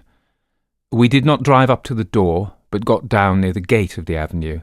The wagonette was paid off and ordered to return to Coombe Tracey forthwith, while we started to walk to Merripit House. "Are you armed, Lestrade?" The little detective smiled. "As long as I have my trousers, I have a hip pocket, and as long as I have my hip pocket, I have something in it." "Good. My friend and I are also ready for emergencies." "You're mighty close about this affair, Mr. Holmes. What's the game now?" "A waiting game." "My word, it doesn't seem a very cheerful place," said the detective with a shiver, glancing round him at the gloomy slopes of the hill and at the huge lake of fog which lay over the Grimpen Mire. "I see the lights of a house ahead of us. That is Merripit House, and the end of our journey. I must request you to walk on tiptoe and not to talk above a whisper." We moved cautiously along the track, as if we were bound for the house, but Holmes halted us when we were about 200 yards from it. "This will do," said he. "These rocks upon the right make an admirable screen. We're to wait here?" "Yes, we shall make our little ambush here. Get into this hollow, Lestrade. You have been inside the house, have you not, Watson? Can you tell the position of the rooms? What are those latticed windows at the end?" "I think they are the kitchen windows, and the one beyond, which shines so brightly. That's certainly the dining room. The blinds are up. You know the lie of the land best. Creep forward quietly and see what they're doing, but for heaven's sake don't let them know that they are watched." I tiptoed down the path and stooped behind the low wall which surrounded the stunted orchard. Creeping in its shadow, I reached a point whence I could look straight through the uncurtained window. There were only 2 men in the room, Sir Henry and Stapleton. They sat with their profiles towards me on either side of the round table. Both of them were smoking cigars, and coffee and wine were in front of them.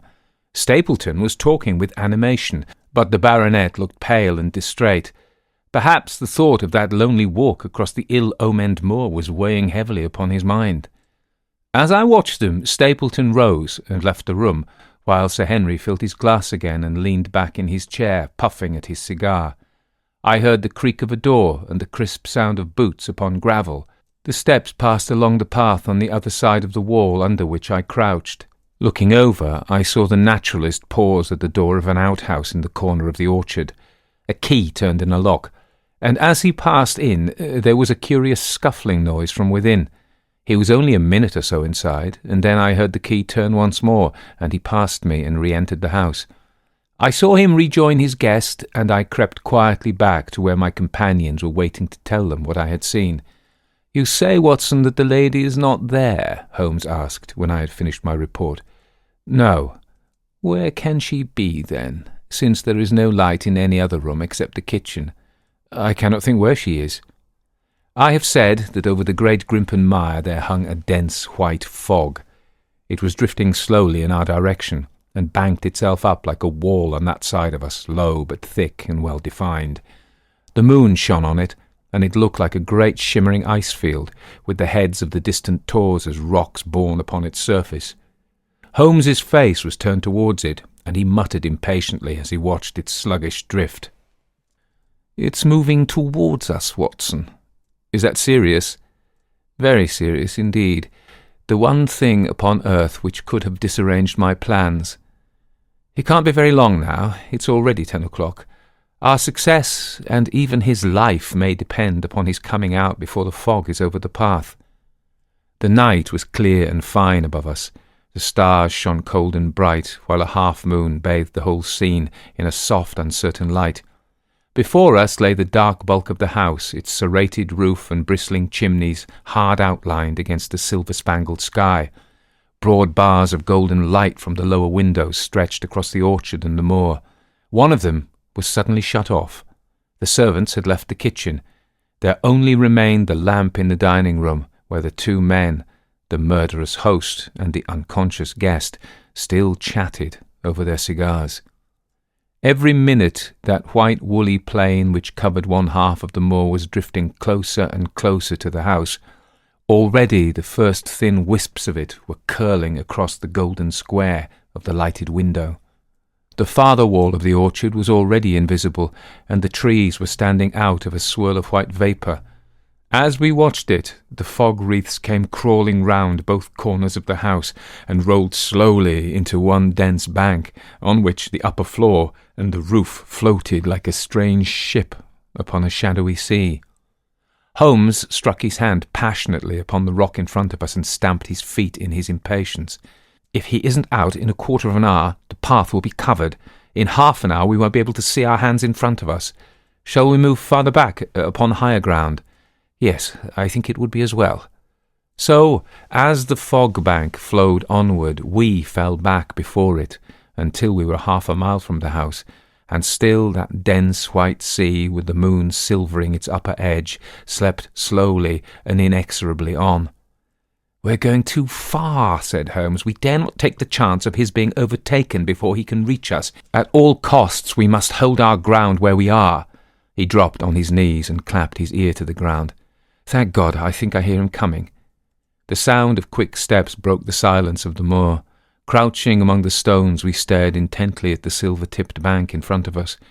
The steps grew louder, and through the fog, as through a curtain, there stepped the man whom we were awaiting. He looked round him in surprise as he emerged into the clear starlit night. Then he came swiftly along the path, passed close to where we lay, and went on up the long slope behind us. As he walked, he glanced continually over either shoulder, like a man who is ill at ease. "Hist!" cried Holmes, and I heard the sharp click of a cocking pistol. "Look out, it's coming!" There was a thin, crisp, continuous patter from somewhere in the heart of that crawling bank. The cloud was within 50 yards of where we lay, and we glared at it, all three, uncertain what horror was about to break from the heart of it. I was at Holmes's elbow, and I glanced for an instant at his face. It was pale and exultant, his eyes shining brightly in the moonlight. But suddenly they started forward in a rigid, fixed stare, and his lips parted in amazement. At the same instant, Lestrade gave a yell of terror and threw himself face downward upon the ground. I sprang to my feet, my inert hand grasping my pistol, my mind paralysed by the dreadful shape which had sprung out upon us as from the shadows of the fog.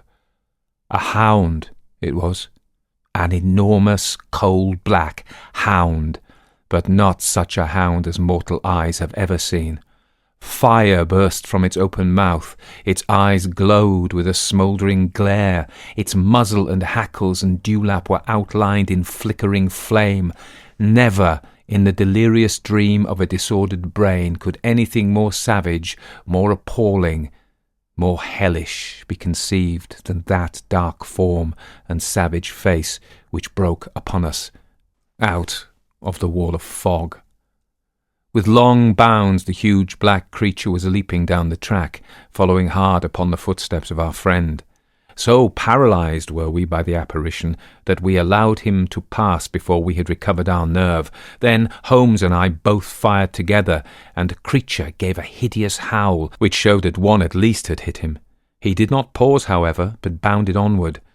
Far away on the path we saw Sir Henry looking back, his face white in the moonlight, his hands raised in horror, glaring helplessly at the frightful thing which was hunting him down.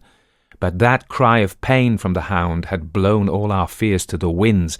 If he was vulnerable, he was mortal, and if we could wound him, we could kill him. Never have I seen a man run as Holmes ran that night. I am reckoned fleet of foot, but he outpaced me as much as I outpaced the little professional.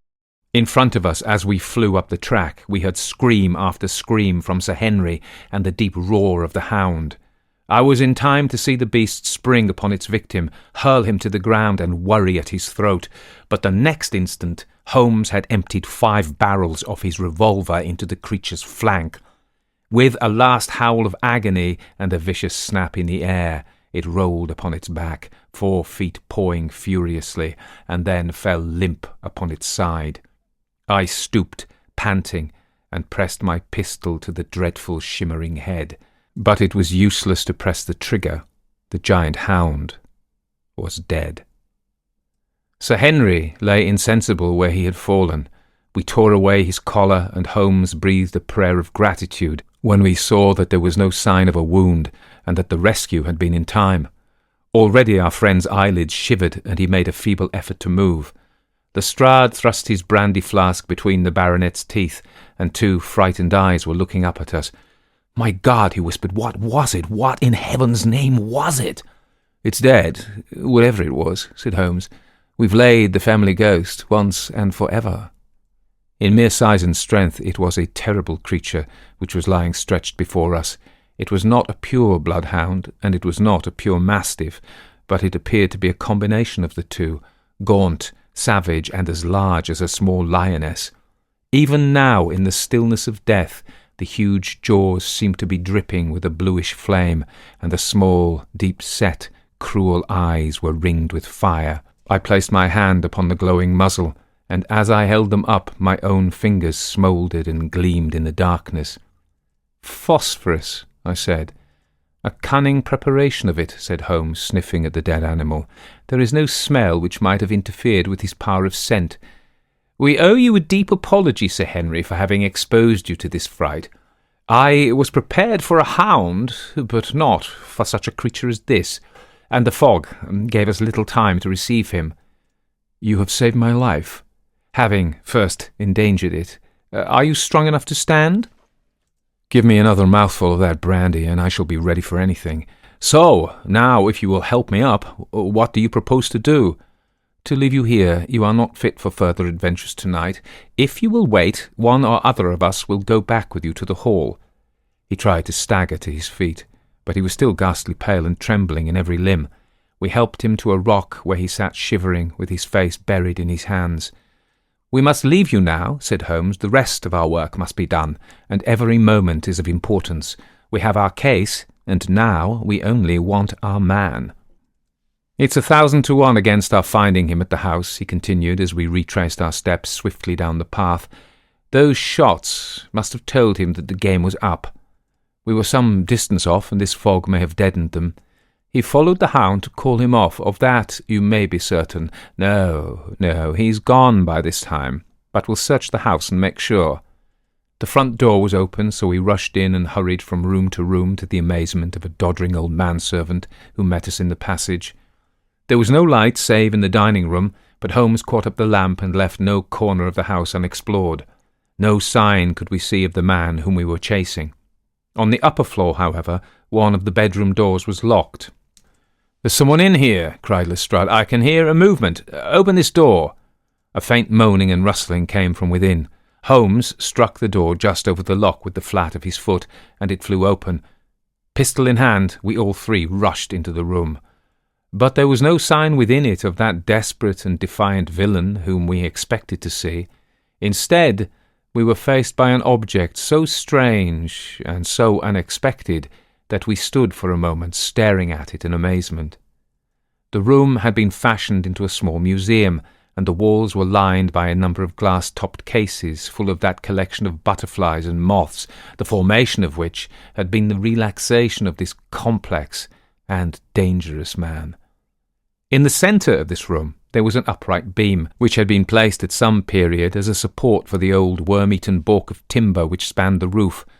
To this post a figure was tied, so swathed and muffled in the sheets which had been used to secure it that one could not for a moment tell whether it was that of a man or a woman. One towel passed round the throat and was secured at the back of the pillar, another covered the lower part of the face, and over it 2 dark eyes full of grief and shame and a dreadful questioning, stared back at us. In a minute we had torn off the gag, unswathed the bonds, and Mrs. Stapleton sank on the floor in front of us. As her beautiful head fell upon her chest, I saw the clear red wheal of a whiplash across her neck. "The brute!" cried Holmes. "Here, Lestrade, your brandy bottle. Put her in a chair. She has fainted from ill usage and exhaustion." She opened her eyes again. "Is he safe?" she asked. "Has he escaped?" "He cannot escape us, madam." No, I didn't mean my husband. Sir Henry. Is he safe?" "Yes." "And the hound?" "It is dead." She gave a long sigh of satisfaction. Thank God. Oh, this villain! See how he has treated me!" She shot her arms out from her sleeves, and we saw with horror that they were all mottled with bruises.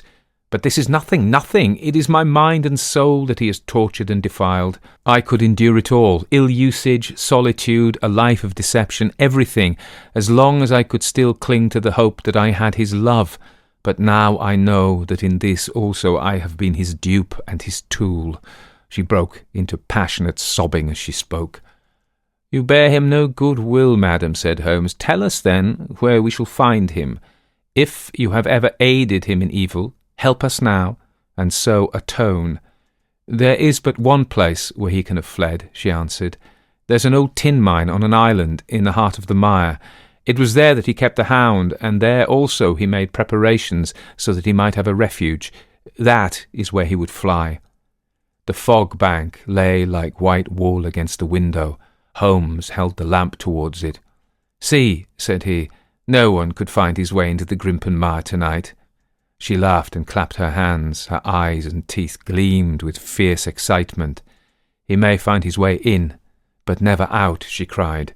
"How can he see the guiding wands tonight? We planted them together, he and I, to mark the pathway through the mire. Oh, if I could only have plucked them out today, then indeed you would have had him at your mercy." It was evident to us that all pursuit was in vain until the fog had lifted.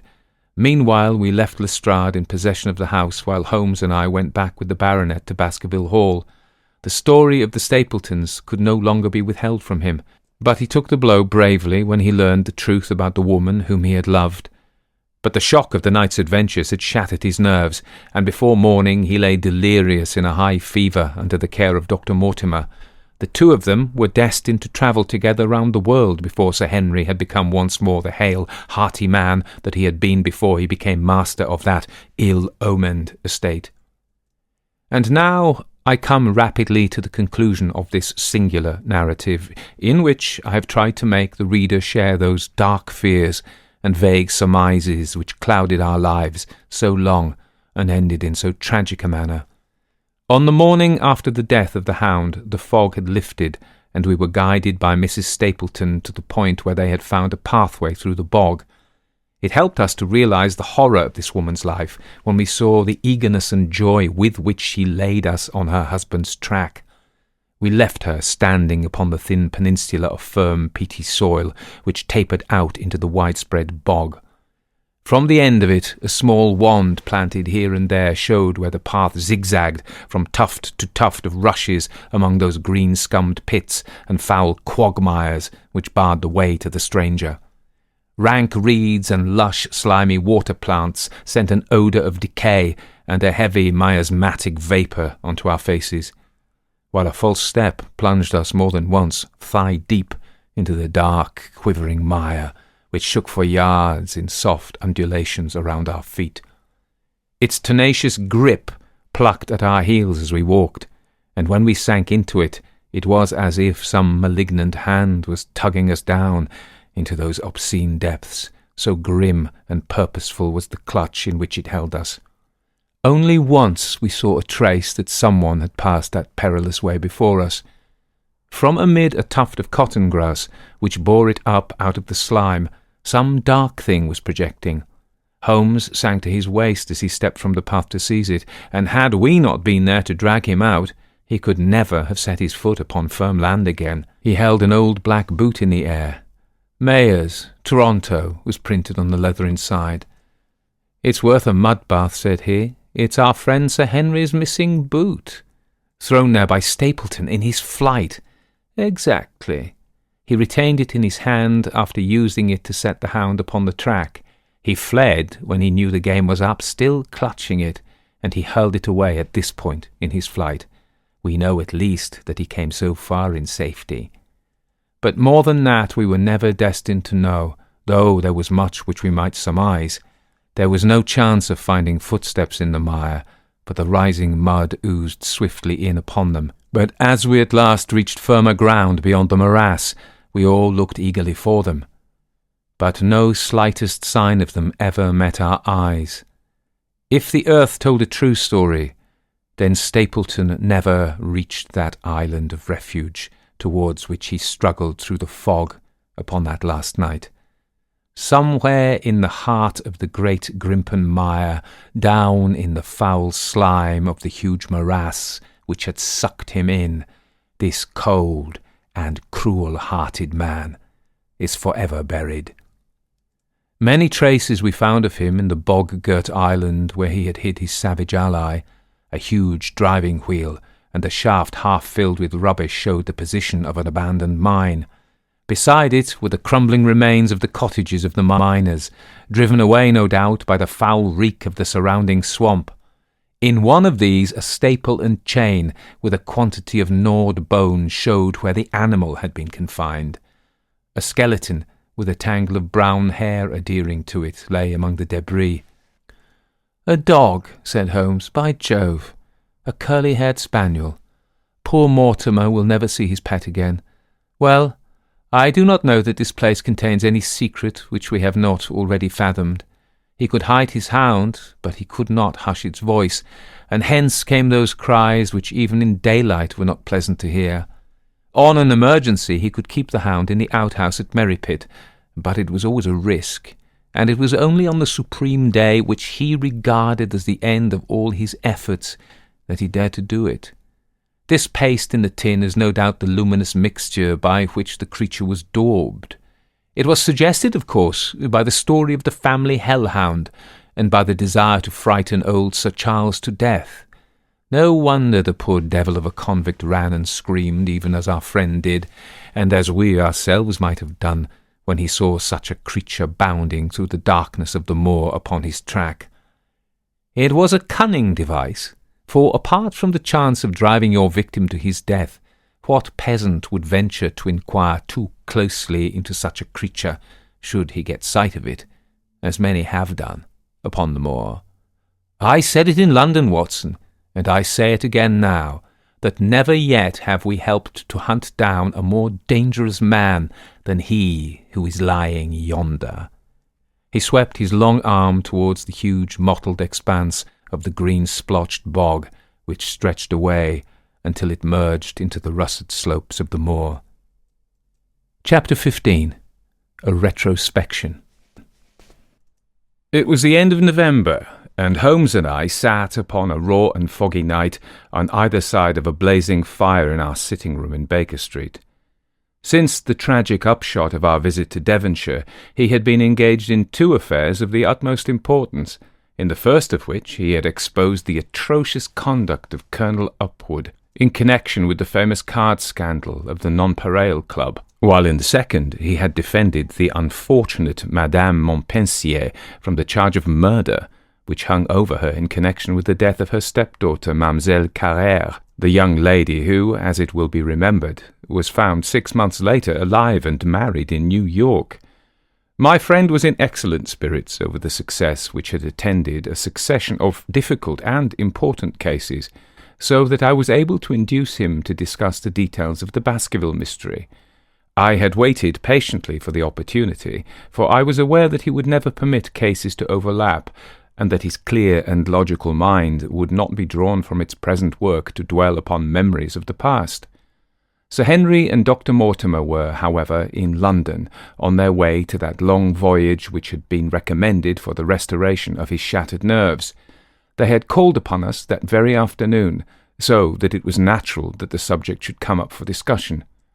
"The whole course of events," said Holmes, "from the point of view of the man who called himself Stapleton, was simple and direct, although to us, who had no means in the beginning of knowing the motives of his actions, and could only learn part of the facts, it all appeared exceedingly complex. I have had the advantage of 2 conversations with Mrs. Stapleton, and the case has now been so entirely cleared up that I am not aware that there is anything which has remained a secret to us. You will find a few notes upon the matter under the heading B in my indexed list of cases. Perhaps you would kindly give me a sketch of the course of events from memory." "Certainly, although I cannot guarantee that I carry all the facts in my mind.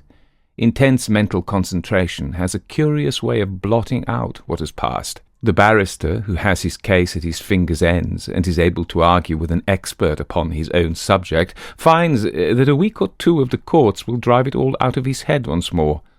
So each of my cases displaces the last. Mademoiselle Carrère has blurred my recollection of Baskerville Hall. Tomorrow some other little problem may be submitted to my notice, which will in turn dispossess the fair French lady and the infamous Upwood. So far as the case of the Hound goes, however, I will give you the course of events as nearly as I can, and you will suggest anything which I may have forgotten. My inquiries show beyond all question that the family portrait did not lie, and that this fellow was indeed a Baskerville.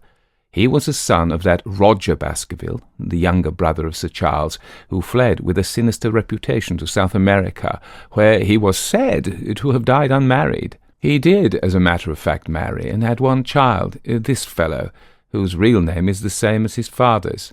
He married Beryl Garcia, one of the beauties of Costa Rica, and having purloined a considerable sum of public money, he changed his name to Vandeleur, and fled to England, where he established a school in the east of Yorkshire. His reason for attempting this special line of business was that he had struck up an acquaintance with a consumptive tutor on the voyage home, and that he had used this man's ability to make the undertaking a success. Fraser, the tutor, died, however, and the school, which had begun well, sank from disrepute into infamy. The Vandeleurs found it convenient to change their name to Stapleton, and he brought the remains of his fortune, his schemes for the future, and his taste for entomology to the south of England. I learned at the British Museum that he was a recognised authority upon the subject, and that the name of Vandeleur has been permanently attached to a certain moth which he had in his Yorkshire days been the first to describe.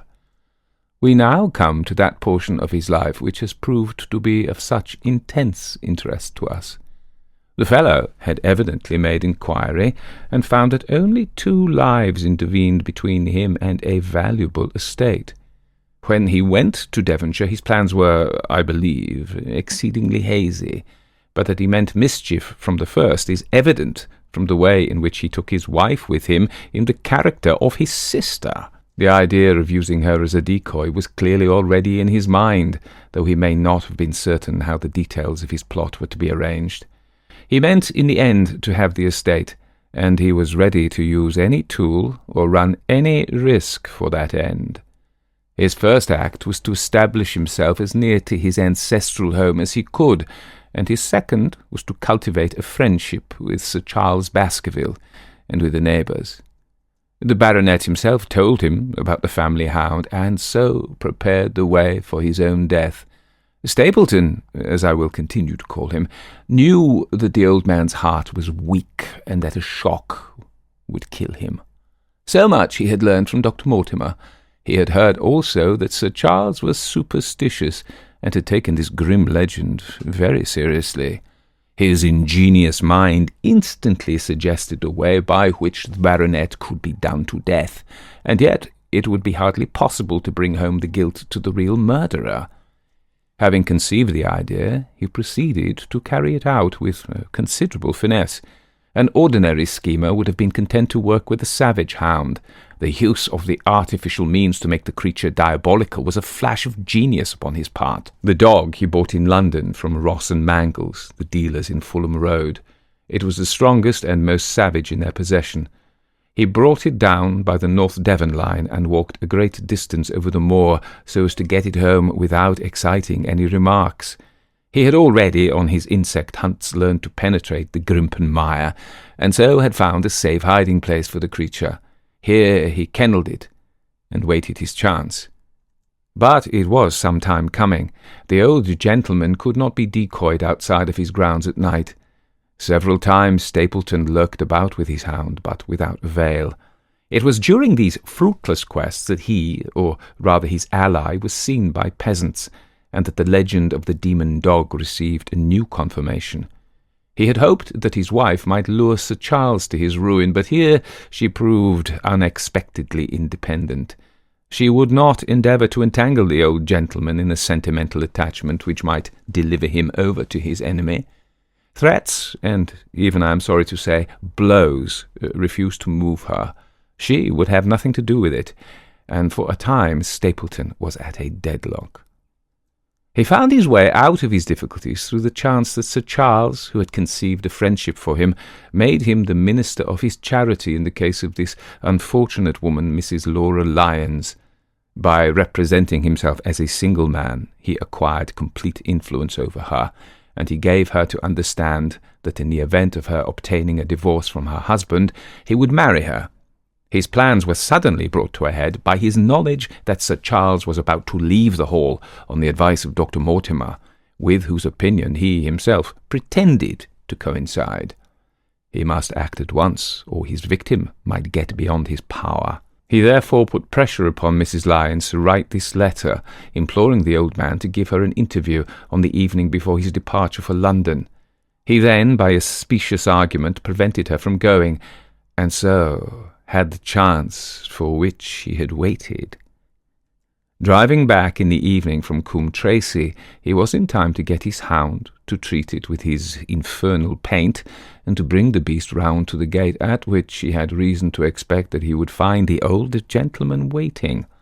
The dog, incited by its master, sprang over the wicket gate and pursued the unfortunate baronet, who fled screaming down the yew alley.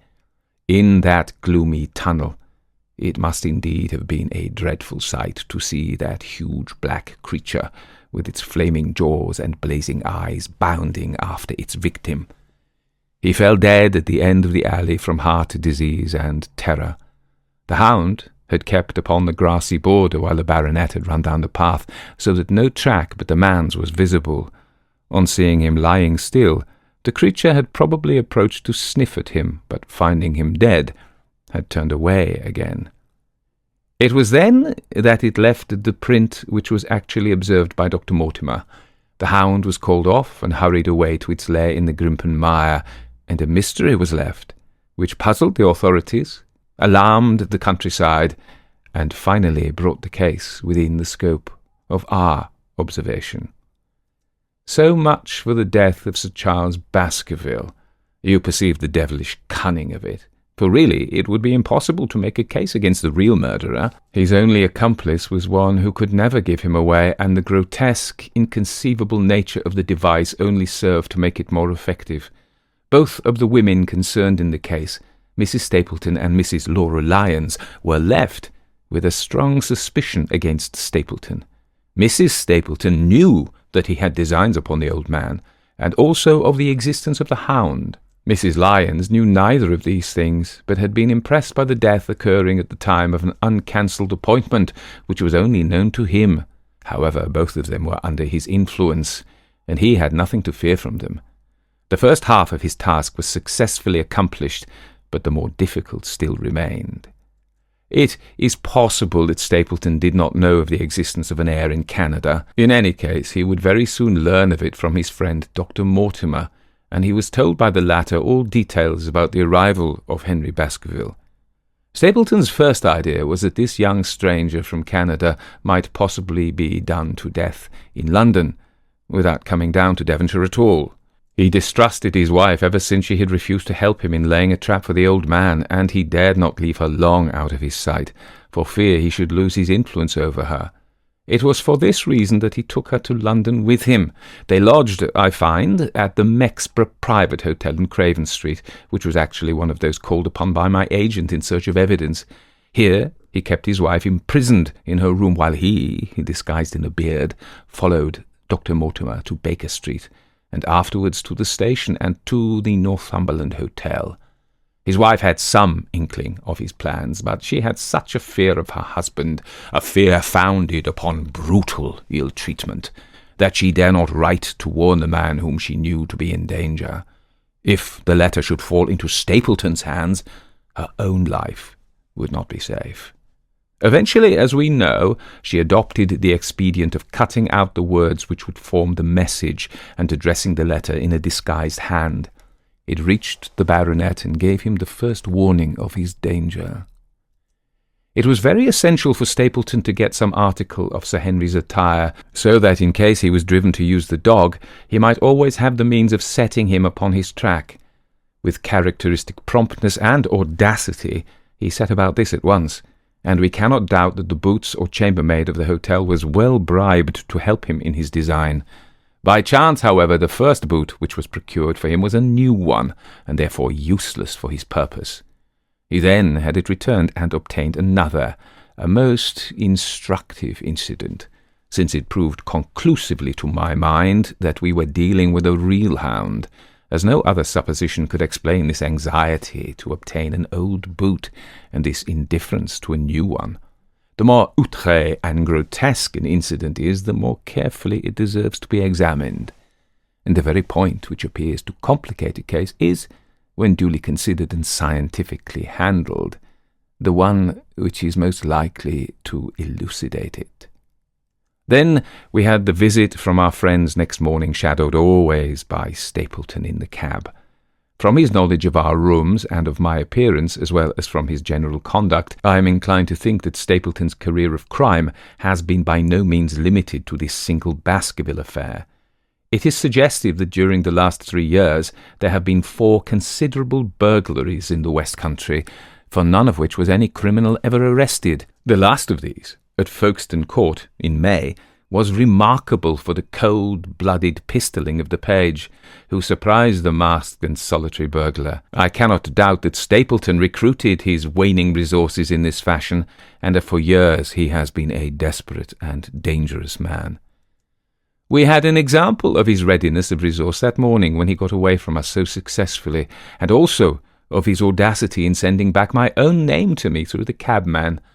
From that moment he understood that I had taken over the case in London, and therefore there was no chance for him there. He returned to Dartmoor and awaited the arrival of the baronet. "One moment," said I.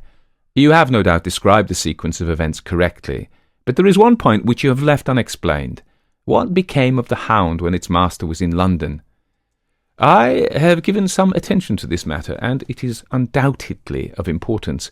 There can be no question that Stapleton had a confidant, though it is unlikely that he ever placed himself in his power by sharing all his plans with him. There was an old manservant at Merripit House, whose name was Anthony. His connection with the Stapletons can be traced for several years, as far back as the schoolmastering days, so that he must have been aware that his master and mistress were really husband and wife. This man has disappeared and has escaped from the country. It is suggestive that Anthony is not a common name in England, while Antonio is so in all Spanish or Spanish-American countries. The man, like Mrs. Stapleton herself, spoke good English, but with a curious lisping accent. I have myself seen this old man cross the Grimpen Mire by the path which Stapleton had marked out. It is very probable, therefore, that in the absence of his master it was he who cared for the hound, though he may never have known the purpose for which the beast was used. The Stapletons then went down to Devonshire, whither they were soon followed by Sir Henry and you. One word now as to how I stood myself at that time. It may possibly recur to your memory that when I examined the paper upon which the printed words were fastened, I made a close inspection for the watermark. In doing so, I held it within a few inches of my eyes, and was conscious of a faint smell of the scent known as white jessamine. There are 75 perfumes, which it is very necessary that a criminal expert should be able to distinguish from each other. The cases have more than once within my own experience depended upon their prompt recognition. The scent suggested the presence of a lady, and already my thoughts began to turn towards the Stapletons. Thus, I had made certain of the hound, and had guessed at the criminal before ever we went to the West Country. It was my game to watch Stapleton. It was evident, however, that I could not do this if I were with you, since he would be keenly on his guard. I deceived everybody, therefore, yourself included, and I came down secretly when I was supposed to be in London. My hardships were not so great as you imagined, though such trifling details must never interfere with the investigation of a case. I stayed for the most part at Coombe Tracey, and only used the hut upon the moor when it was necessary to be near the scene of action. Cartwright had come down with me, and in his disguise as a country boy he was of great assistance to me. I was dependent upon him for food and clean linen. When I was watching Stapleton, Cartwright was frequently watching you, so that I was able to keep my hand upon all the strings. I have already told you that your reports reached me rapidly, being forwarded instantly from Baker Street to Coombe Tracey. They were of great service to me, and especially that one incidentally truthful piece of biography of Stapleton's. I was able to establish the identity of the man and the woman, and knew at last exactly how I stood. The case had been considerably complicated through the incident of the escaped convict, and the relations between him and the Barrymores. This also you cleared up in a very effective way, though I had already come to the same conclusions from my own observations. By the time that you discovered me upon the moor, I had complete knowledge of the whole business, but I had not a case which could go to a jury. Even Stapleton's attempt upon Sir Henry that night, which ended in the death of the unfortunate convict, did not help us much in proving murder against our man. There seemed to be no alternative but to catch him red-handed, and to do so we had to use Sir Henry, alone and apparently unprotected, as a bait. We did so, and at the cost of a severe shock to our client, we succeeded in completing our case and driving Stapleton to his destruction. That Sir Henry should have been exposed to this, I must confess, is a reproach to my management of the case, but we had no means of foreseeing the terrible and paralysing spectacle which the beast presented, nor could we predict the fog which enabled him to burst upon us at such short notice. We succeeded in our object at a cost which both the specialist and Dr. Mortimer assure me will be a temporary one. A long journey may enable our friend to recover not only from his shattered nerves, but also from his wounded feelings. His love for the lady was deep and sincere, and to him the saddest part of all this black business was that he should himself have been deceived by her. It only remains to indicate the part which she had played throughout. There can be no doubt that Stapleton exercised an influence over her which may have been love, or may have been fear, or very possibly both, since they are by no means incompatible emotions. It was at least absolutely effective. At his command she consented to pass as his sister, though he found the limits of his power over her when he endeavoured to make her the direct accessory to murder. She was ready to warn Sir Henry so far as she could without implicating her husband, and again she tried to do so. Stapleton himself seems to have been capable of jealousy, and when he saw the baronet paying court to the lady, even though it was part of his own plan, still he could not help interrupting with a passionate outburst which revealed the fiery soul which his self-contained manner so cleverly concealed. By encouraging the intimacy, he made it certain that Sir Henry would frequently come to Merripit House, and that he would sooner or later get the opportunity which he desired. On the day of the crisis, however, his wife turned suddenly against him. She had learned something of the death of the convict, and she knew that the hound was being kept in the outhouse on the evening that Sir Henry was coming to dinner. She taxed her husband with his intended crime, and a furious scene followed in which he showed her for the first time that she had a rival in his love. Her fidelity turned in an instant to bitter hatred, and he saw that she would betray him. He tied her up, therefore, that she might have no chance of warning Sir Henry, and he hoped, no doubt, that when the whole countryside put down the baronet's death to the curse of his family, as they certainly would do, he could win his wife back to accept an accomplished fact and keep silent upon what she knew. In this, I fancy that in any case he made a miscalculation, and that if we had not been there, his doom would none the less have been sealed. A woman of Spanish blood does not condone such an injury so lightly. And now, my dear Watson, without referring to my notes, I cannot give you a more detailed account of this curious case. I do not know that anything essential has been left unexplained. He could not hope to frighten Sir Henry to death, as he had done the old uncle with his bogey hound. The beast was savage and half-starved. If its appearance did not frighten its victim to death, at least it would paralyze the resistance which might be offered. No doubt, there only remains one difficulty. If Stapleton came into the succession, how could he explain the fact that he, the heir, had been living unannounced under another name so close to the property? How could he claim it without causing suspicion and inquiry? It is a formidable difficulty, and I fear that you ask too much when you expect me to solve it. The past and the present are within the field of my inquiry, but what a man may do in the future is a hard question to answer. Mrs. Stapleton has heard her husband discuss the problem on several occasions. There were 3 possible courses. He might claim the property from South America, establish his identity before the British authorities there, and so obtain the fortune without ever coming to England at all. Or he might adopt an elaborate disguise during the short time that he needed to be in London.